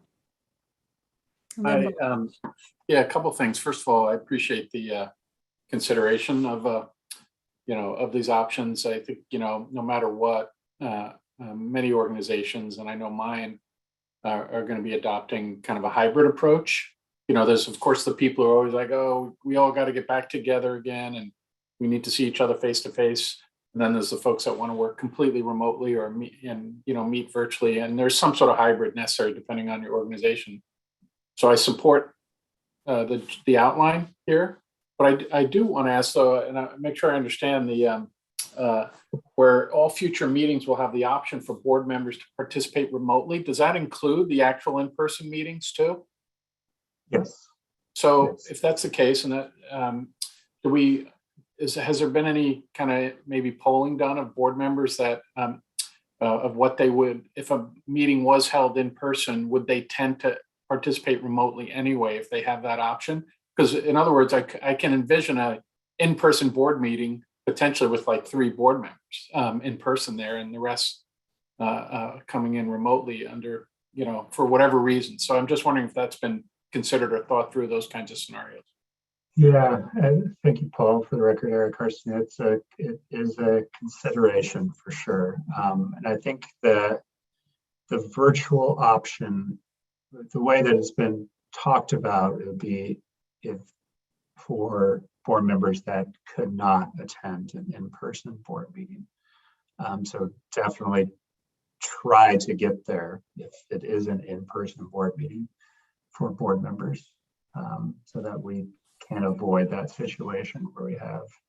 Right. So the expectation is there'd be some sort of, for those board members, a real serious conflict of some kind that they can't travel or something. Okay.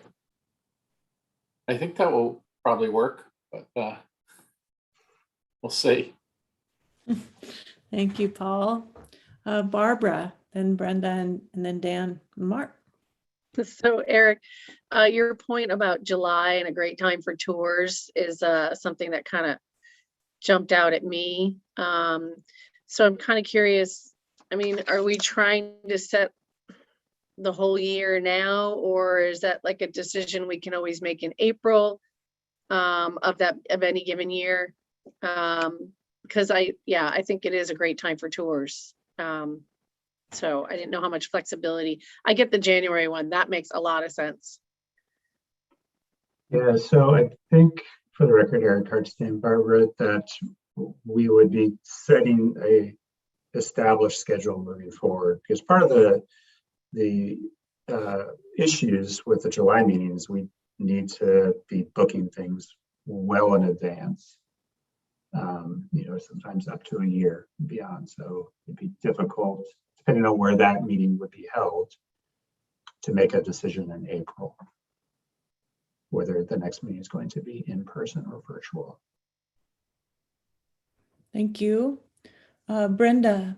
Yeah, thank you. And I want to thank Brenda McComb for the record. I want to thank Paul for asking that question, because that's not the way the answer was not the way I interpreted it. And that I would be disinclined to meet in person unless there was a compelling reason to do so, simply because of the carbon footprint issue.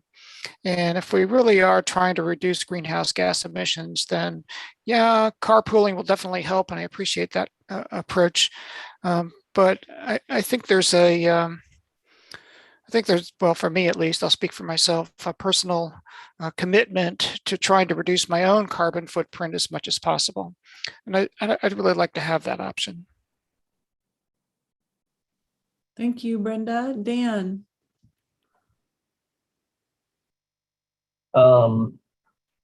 Yeah, so again, going back to what Paul said and the sort of hybrid approach, I fall, I mean, here I am in my office, right? While I have the ability to work at home, I'm one of those people who like to switch it up a little bit and meet with people in person and have those kind of sidebar conversations with folks where you really get multiple dimensions to different, subjects and whatnot, in my opinion, for what works for me. So I like the idea of a hybrid approach. And I also like the idea of maintaining flexibility. So I was kind of wondering why there was this proposal to sort of lock us into a scenario. I didn't quite understand that, but Eric, your response to that last question about how far out in advance you need to plan these things. Now I understand why. But I mean, it seemed I'm brand new on OWEB. This is my first meeting, so I don't know the history here, but it seems as though you've been able to figure it out. You've been resilient in switching to virtual and scheduling in person like we were supposed to, and then switching back. So, there's benefits to maintaining that kind of flexibility in my mind. But I also understand the sort of long-term planning piece of maybe not, maybe we do want to kind of lock in, these particular dates for virtual and these particular dates for in-person. More of a comment than anything else. Thank you, Dan. Mark. I like the hybrid approach. I've been on OWEB now for a while. A couple reasons I really like the meeting out in the field is it gives us as a board an opportunity to see the really good work. And almost more importantly, it gets those folks that have done these projects an opportunity to showcase their work for us on the ground and build relationships with them and let us know that we care enough to come out and visit their projects and see things on the ground. And when I've done that, or we've done that as a board, I just, people come up and say, thank you for coming and seeing our projects. We really appreciate it. And it also, there's opportunities for the board to build relationships. So I agree that January is probably not a good time to do that, but during the during the years when we can get out, I really think there's a huge benefit there for us to get out in the field and see the projects. We do that ODF and W Commission. We go out in the field and visit all the congressional districts at least once. And it's just amazing how much people say, well, we appreciate you getting away from Salem or getting out in the field and seeing some of these projects on the ground. So that's my input. Thank you, Mark. Steve. Yeah, actually, Mark said everything pretty much that I was going to say. As I really like. I think the hybrid is a good rationale, particularly for January, having a complete virtual. But the board continually turns over, and getting to know the new board members is more challenging when it's only on video. And I think the meeting face to face and talking and side talks and so forth are important. Probably in addition to that is us to get to know the staff, the OWEB staff. And I think that's where probably we have most interactions with the staff, is on those face-to-face meetings and in the sidebars, and particularly in the field trips. I think from a stakeholder viewpoint, I wouldn't want to minimize that, because as you travel from location to location, there's usually a reasonable number of the public in the audience. On this particular meeting, I don't know if there's, other than those who participated, I don't know if there's any public listening in right now. Maybe there is, but that's an important thing, to show the face, to listen, go out in the field and see what they're doing, and hearing from them and from their perspective, what is the value of us being there. I wouldn't want to forget that. Thank you, Steve. And Kelly. Thanks, Kelly Coates, for the record. Just a quick question. Are there specific, or have there been specific dates identified for the January, April, July, and October meetings? Yes, for the record, Eric Hartstein. Just going to pull those up right now. I guess we don't have those on the website, but I believe in our long agenda we have the dates determined. Okay, does that answer your question, Kelly? Sort of. Can somebody point me to the correct page to look on? I'm pulling it up right now. Thank you. Courtney? Mute. Thank you. Well, Eric's pulling up that information. I just wanted to share with the board and Stephen, we actually have been able to reach a lot more of our local partners through the use of live streaming on YouTube. And we do intend to continue live streaming via YouTube for all of our board meetings going forward, for those that are in person and those that are virtual. And generally I track throughout the board meeting, and at one point over the last couple of days, we're up to about 45 people, which is definitely significantly increased from, when we only have maybe 1 or 2 people in person at a board meeting. But we do plan to continue the live streaming regardless of the board meeting formats going forward, to be able to, increase engagement. Thank you, Courtney. I have a comment as well, really just echoing what's said, but the value of being present in a community. I can tell you that OWEB came to Wallowa County about 15 years ago, and people still talk about it. It's beyond huge, and everybody in the world doesn't sit and look at these boxes, and it's a barrier, and it's a barrier to connect with people that we want to connect with, and I think having a in-person board meeting in Umatilla County in the middle of Hermiston, and making sure that we invite a wide group of people is a great tool for us. And it can be listening to the meeting, but it can also be the break where you go say hello to somebody or they have an opportunity to talk to you. I just think it's invaluable. Granted, it's a lot of fun to be together in person too. I don't want to pretend I don't really enjoy that, but just as we model who we are and what's important to us, really the best way to do that is to be in a community. And it really means a lot to people to have us come out and make ourselves available when the partner evening, when everybody can come and we visit with them, the folks doing this work.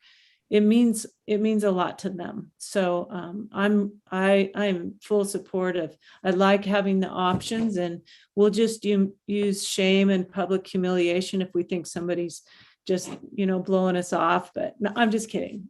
Brenda, I honor your position, and it has value as well in reducing that footprint. But maybe we can do both. Maybe we can do both. Lisa. Thank you. So would the board like me to go back with staff and talk about this a little bit more and maybe think about the proposal and how we might adjust it? Because I hear a clear desire generally that people like to be out in the community and they think it's important that the board touch communities where you're doing work. So thoughts on that? Yes. Yes. Okay, that's what I was thinking. That's what. Let me go back and talk with staff, and we'll discuss a little more and bring some other ideas back. Yeah, and if I could just add one thing that I just thought of, the political part of this is very powerful too. It hasn't been brought up yet. For example, in Jacksonville, we got a chance to have a reception with legislators, senators, and representatives, and I think that was huge in the legislature because we got to talk to them firsthand about OWEB, and that carries a huge political weight when we're trying to get our budget across. So one other factor you might stick in there too. Thank you. Dan has a comment. Not a whole lot more to add than what's been said, other than, the comment made earlier about there being a lot of turnover at the board. And not only is it important to connect and establish relationships and get to know one another in person, but frankly, I find it a lot easier to engage and stay engaged in an in-person meeting. The virtual and everybody's different, I get it, but it is really tough to fully engage. Whereas if I'm traveling away from the office, I can turn those things off. I can be 100% engaged. And again, I know everyone operates differently in the current environment we're in, but there is huge value to the in-person aspect. And I want to get clarification too. Are we looking at dates into October as well? Tentative dates, October 25th, 26th? Or is it just the January, April, and July sets? There's some. Eric Harstein, you didn't note the October meeting in the chat box? Yeah, it's October 25th and 26th. Got it. Okay. And then the last point being, it makes a lot of sense when the weather's good and the time is right to meet with folks in the field, winter time, whether that's late fall, November-ish to December, January, February, or precarious months for inclement weather and travel. So that makes a lot of sense to move to more of a virtual environment during those tougher months. Thanks. Thank you, Dan. Yeah, I don't like to go anywhere in January, so yeah. Thank you. It looks like that we will postpone this vote then. Do I understand that correctly? And wait till the January meeting, which will be virtual, and then we'll make a decision after we have a little more input from the staff. Lisa? That sounds good. Okay. Well, in the meantime, is there any other business? Barbara, did you? Well, Eric, you had your hand up. Eric Harstein, did you want to say something else? Well, I was just going to suggest that it seems like I'm hearing a consensus of board members wanting to have a July board meeting in person. So there might be an opportunity here for a motion to be made for that to occur. So that would just have a January board meeting as virtual only.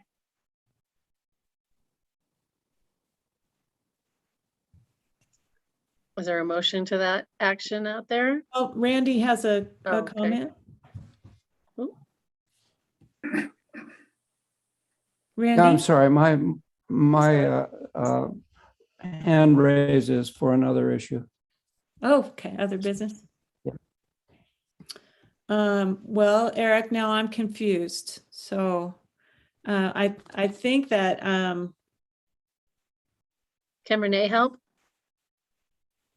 Renee can help. Renee. Eric Hartstein, I think you meant, Eric Hartstein, did you mean to say April, not July? No, well, the April meeting was always going to be in person. And the issue, I think, is around the July meeting. Okay. Renee, is your hand still up? All right, Lisa. So Eric, let's just take it back and we'll bring something back in January. That'll be enough time for to figure out what we want to do in July, so that as staff, we're all clear on it and I'm not creating any confusion with people. Okay. Yeah, because in April, you're coming to Loudoun County and we're ready right now. So won't take much prep. All right, is there any other business that we have missed today? Oh, Randy, now you would like to speak. Go for it. Thank you, Barbara. Randy Labby for the record. I have an important assignment. I want to thank both of you for your incredible leadership skills and what you've done over this last year as being the leaders. This is a time of change, and you have been incredibly insensitive to that. What you do requires some sacrifice. You have to multitask, and on the margin, that detracts a little bit from your fully engaged in the deliberations. In order to make the trains run on time, there's a certain amount of stress in keeping us on our timetable. And obviously, in the uncommon times when we have some controversy or disagreement. You two are terrific leaders, and we all thank you for making those sacrifices to play that role for us. Thanks. Thank you. It's a pleasure. All right, so in closing, I'm just going to keep with the theme of the day, and I think that's called gratitude. So I close today having you to be well, be safe, and be happy, and thanks for all your engagement today. Thank you. Meeting is adjourned. Thank you. Thank you. Hi, everyone. Bye. So long. Thanks, everyone. Bye. Bye. Thank you.